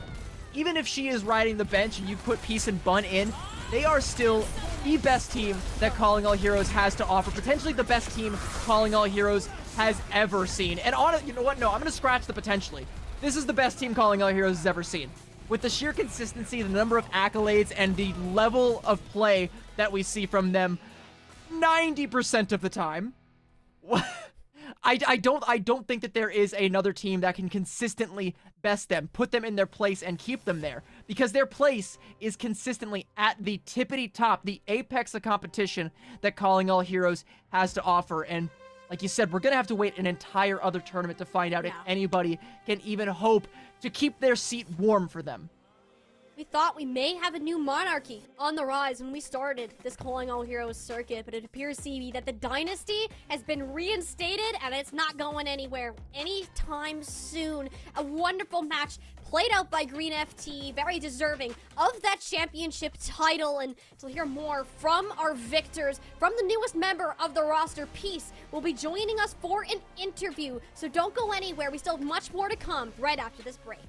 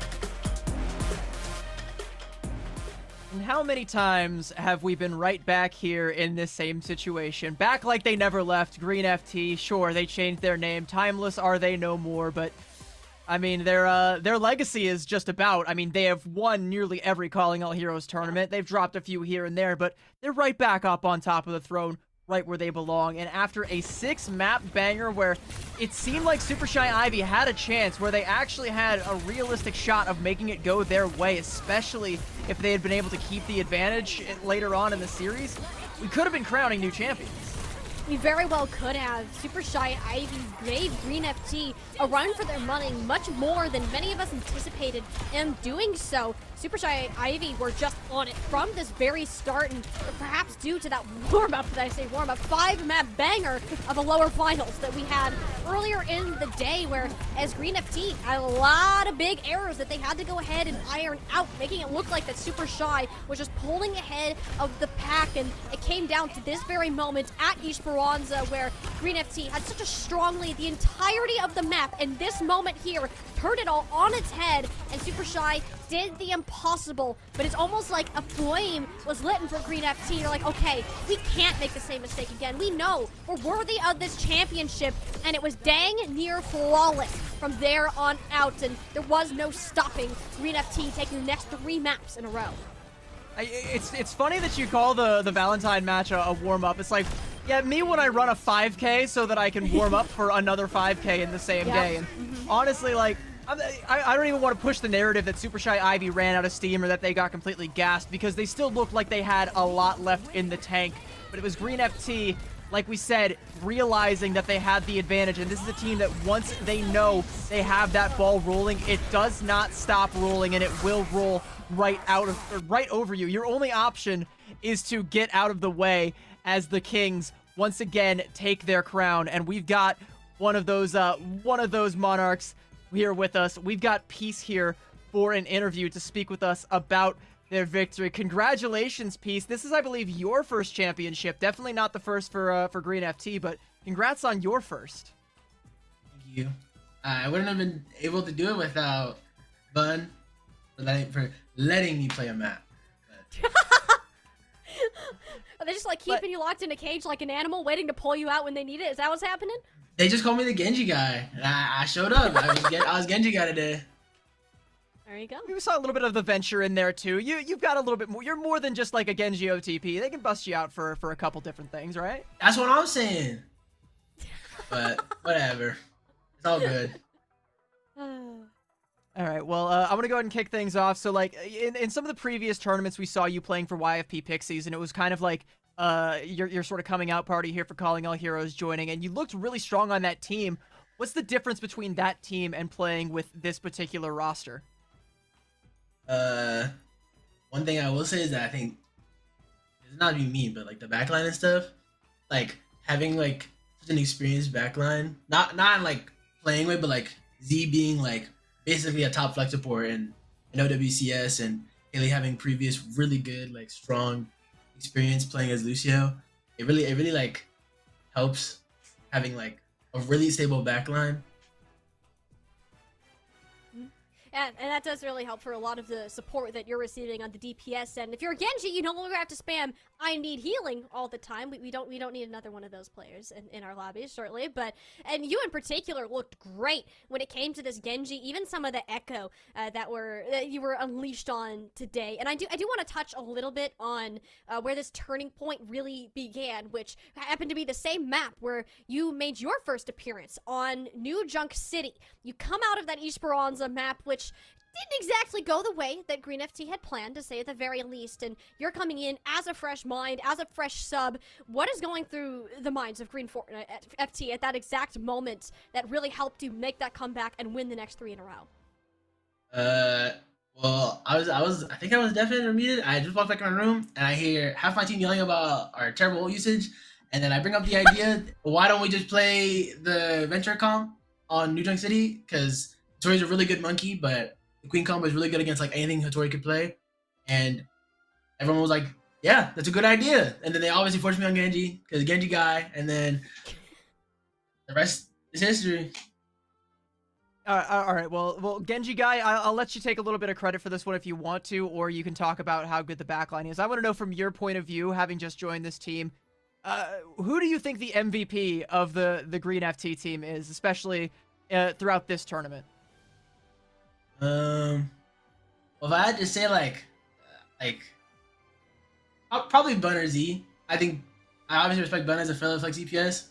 I'll never say it to her because she's so mean to me, but I think she's really good. I think she's actually probably like one of the only other Flex EPS I like. I like very few, but she's actually one of the Flex EPS I like. And Z obviously being Z, like I can't say anymore. Can't say anymore. But I think all of them are good. But probably one of those two are the two that stood out. But I still think Sahili is amazing. I think Sniper, even though I think they lost their 2 maps, I still think Sniper is amazing. I think. Oh God, yeah, just throw Sniper under the bus. Wow, Yeah, you're yeah, amazing, but you Okay, lost our okay, 2 maps. so- Yeah. Okay, that's not my fault. Listen, okay, I had to say it. It's the same thing. Sometimes your off tank player just like dies. It's actually not fair. But I have a lot of respect for like everyone on that team. Yeah, and it did look like very much a team effort. Green FT has a reputation for being one of the best synergy-based teams because you have all been playing together for a very long time. Of course, you being the one to just join this roster recently, and you looked really good while you were doing it regardless. Like, it was you really couldn't tell that you were brand new to this team, just this event, which does show a lot to your compatibility with a lot of these players and the play styles that we were kind of seeing. And I want to see, you weren't really planning on coming in today, which tells me that you weren't really planning on this series going as far as it necessarily did. What were your expectations heading into this grand finals matchup, and how did that compare to the final result that we're seeing now? I do say I did plan to play at least like 1 map, just because, like, as long as we win, that's all I care about. But eventually, the circuit thing came up, and we talked about how like some teams are like more like hard flex CPS, and also and Bun was saying that she was like in pain or something, or she had to do something. So that's why I ended up coming in for circuit. But my original thing was I wanted to play first map, but they said I'd be the closer, so I played last map and circuit, and obviously Flashpoint. This is good for my hero pool, so I ended up playing all 3. Okay. I mean, you've got that level of flexibility where, you know, they can put you in for whenever. I mean, having like you and Senna and Bun is like all the bases are completely covered, and it seems to be, for my money, the strongest iteration of this team that I've seen. And your lead atop Calling All Heroes is about as secure as it's ever been. But in your opinion, is there anybody that you think that maybe in a future Calling All Heroes tournament could challenge you, or are you guys just sitting pretty for the rest of the time? I do think that team is good. I love Scuffed. Me and Scuffed play like some games. We talk all the time. I think Velvet's pretty good, and I think I actually love Atora. Atora was actually like probably one of my favorite players I played with in COD in the recent bit, and just in general. Just because I think she never gets mad. I don't think I've heard her raise her voice ever. She just has like this like old person aura. Like, I swear, like she does not get mad at anything. Old person aura. That's crazy. Hey, we all need like a team grandma, you know. Tori can be the team grandma for you guys, and we'd love to hear the respect. Yeah. I swear she's never ever like gotten mad except once at Par. The Par when I was on team with Par would always scream, so that makes sense. No hate to Par, of course, but that would actually it was actually so loud. Oh my god. We'll take your word for it, that's for sure. But we do love to hear the respect that you have for your fellow Calling All Heroes players and the competition as a whole. And I want to take a second because I want to ask, I know this is one of CB's favorite questions, it's mine as well.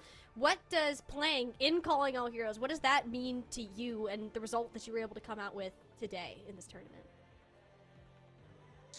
I think one of the biggest and coolest things about being able to play in this is that I'm not afraid to like be myself, I guess. Like I usually when I join like other teams and stuff, I don't usually say what's on my mind a lot.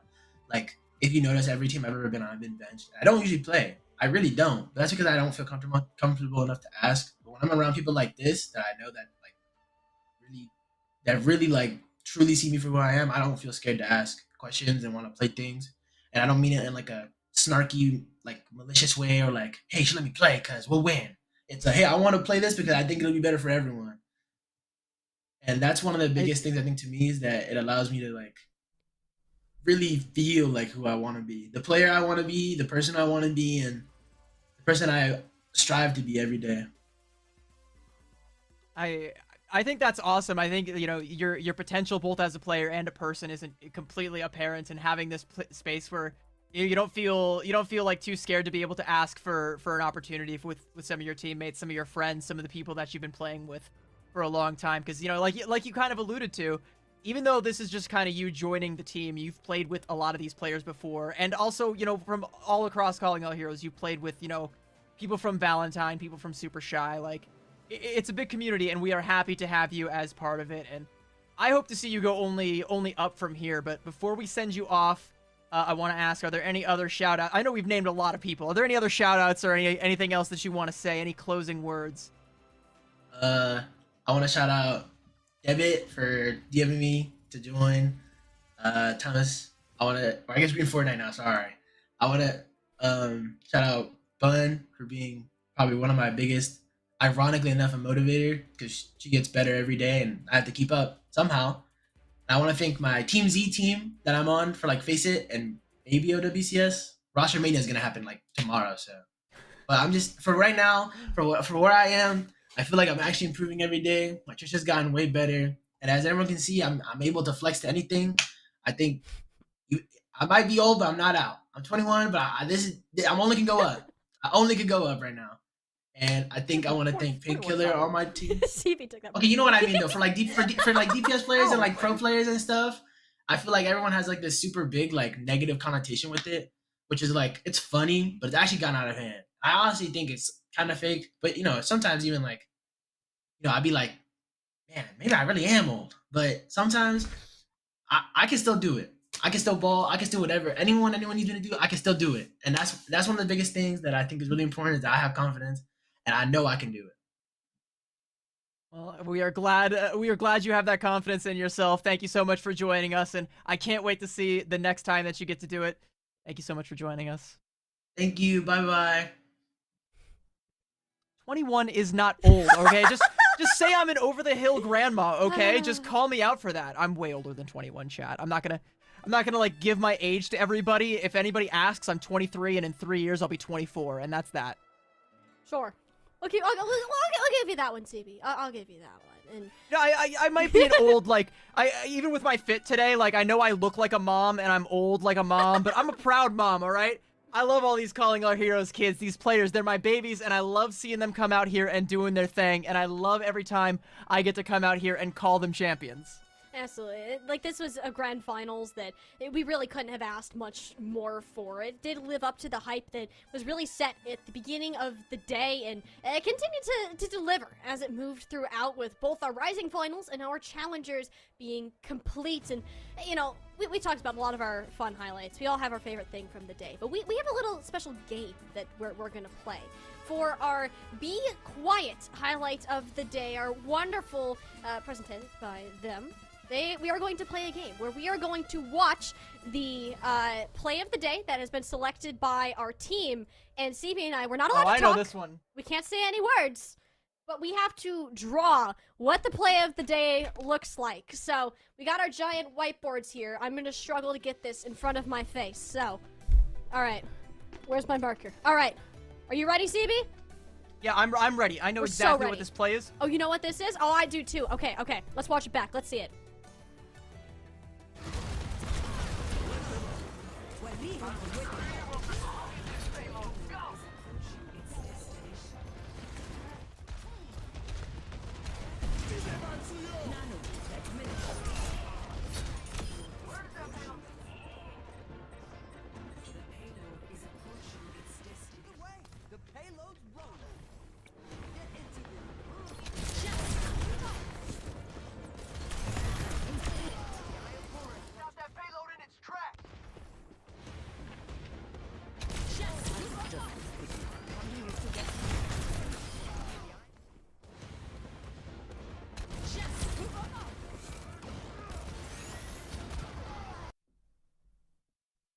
Okay, I think I'm good, but I want you to go first if you got it. Okay, there's a lot to break down here, and yeah. There's 4 different things that went on. So I made a picture for each and every one of them, but and you're ready for this? Was it? Okay, let's see if I can decipher what all of these are. Okay. Hang on, I gotta add one more little detail where everything is just on fire. So hold on, I gotta draw fire. Okay.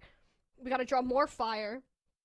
You know what? They can be on fire too because they're pretty cool. Okay, we got fire. Are you okay? Do you need to speak to a therapist? This is a lot of fire. We're doing good. We're doing good. Now I can't really turn this around. Hang on. Nailed it. All right, so here we go. Over here. Oh, I gotta figure this out. We have wisps, right, at the very end. Lit everything on fire, including the Pharah, and took their heads out. You see all the fire? Because the dynamite, I get it. I get it. Yeah. Okay. We got all the fire. And then at the bottom there, you got the sleep dart. That's when Zoe got slept out of the barrage. You see those little things that look like mini octopi like Z's, yeah. with the Z's and the little octopi with 3 legs. Actually, doesn't make sense. Those are supposed to be rockets. Those classic 3-legged octopi, the tripie. Exactly, that one. And then we have barrage. We got H-Key's barrage, or not barrage. We got rocket deflected, and it's just on fire because rockets are on fire, and therefore H-Key must be on fire with it too. So here's the fire. That's great drawing. That's a lot to unpack. I drew stick figures. Okay, so, let's see what you got. So I just drew Booper pogging. Because that was kind of my reaction to the whole thing. I can get with that. I can get with that. Yeah, like, you know, we got the sleep dart, we got the sticky bot, we got the rockets, we got, you know, the big play that comes out from Wisps, who, like you said, lit everything on fire. And this was me when I was watching it. Was like, this was my reaction. And this is also about the apex of my artistic skill. I'm ashamed to admit how long I practiced drawing just for this bit. That is incredible, though. I'm not gonna lie, I drew stick figures. Like, that is a stick. I should have drawn everything as Booper. Why didn't I think of that? You're so smart. Look, I've got my finger on the pulse of, like, you know, what the audience really wants to see. And if there's one thing they love, it's that boy. It is Booper. Booper is adorable, and you gotta say, that clutch of the day had to be one of the most exciting things that we've been seeing. The thing that really got Super Shy to this finals in the first place. And, you know, they pulled a couple pieces together, right? Like, Hitori, of course, has been a main core of this roster, along with what we've seen in H-Key, but a lot of these players are playing together either for the first time or it's been a minute, so they were kind of reintegrating that. To give that good of a fight to Green FT today, just think about how much they can improve for next time and really give them a run for their money to the end.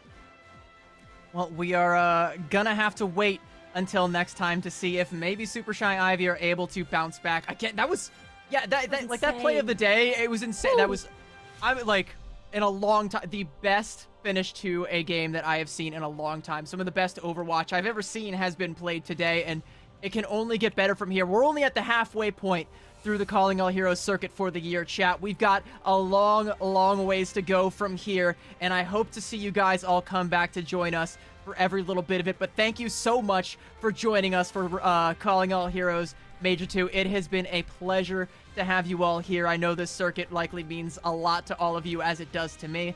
And until next time, chat, farewell. Mwah.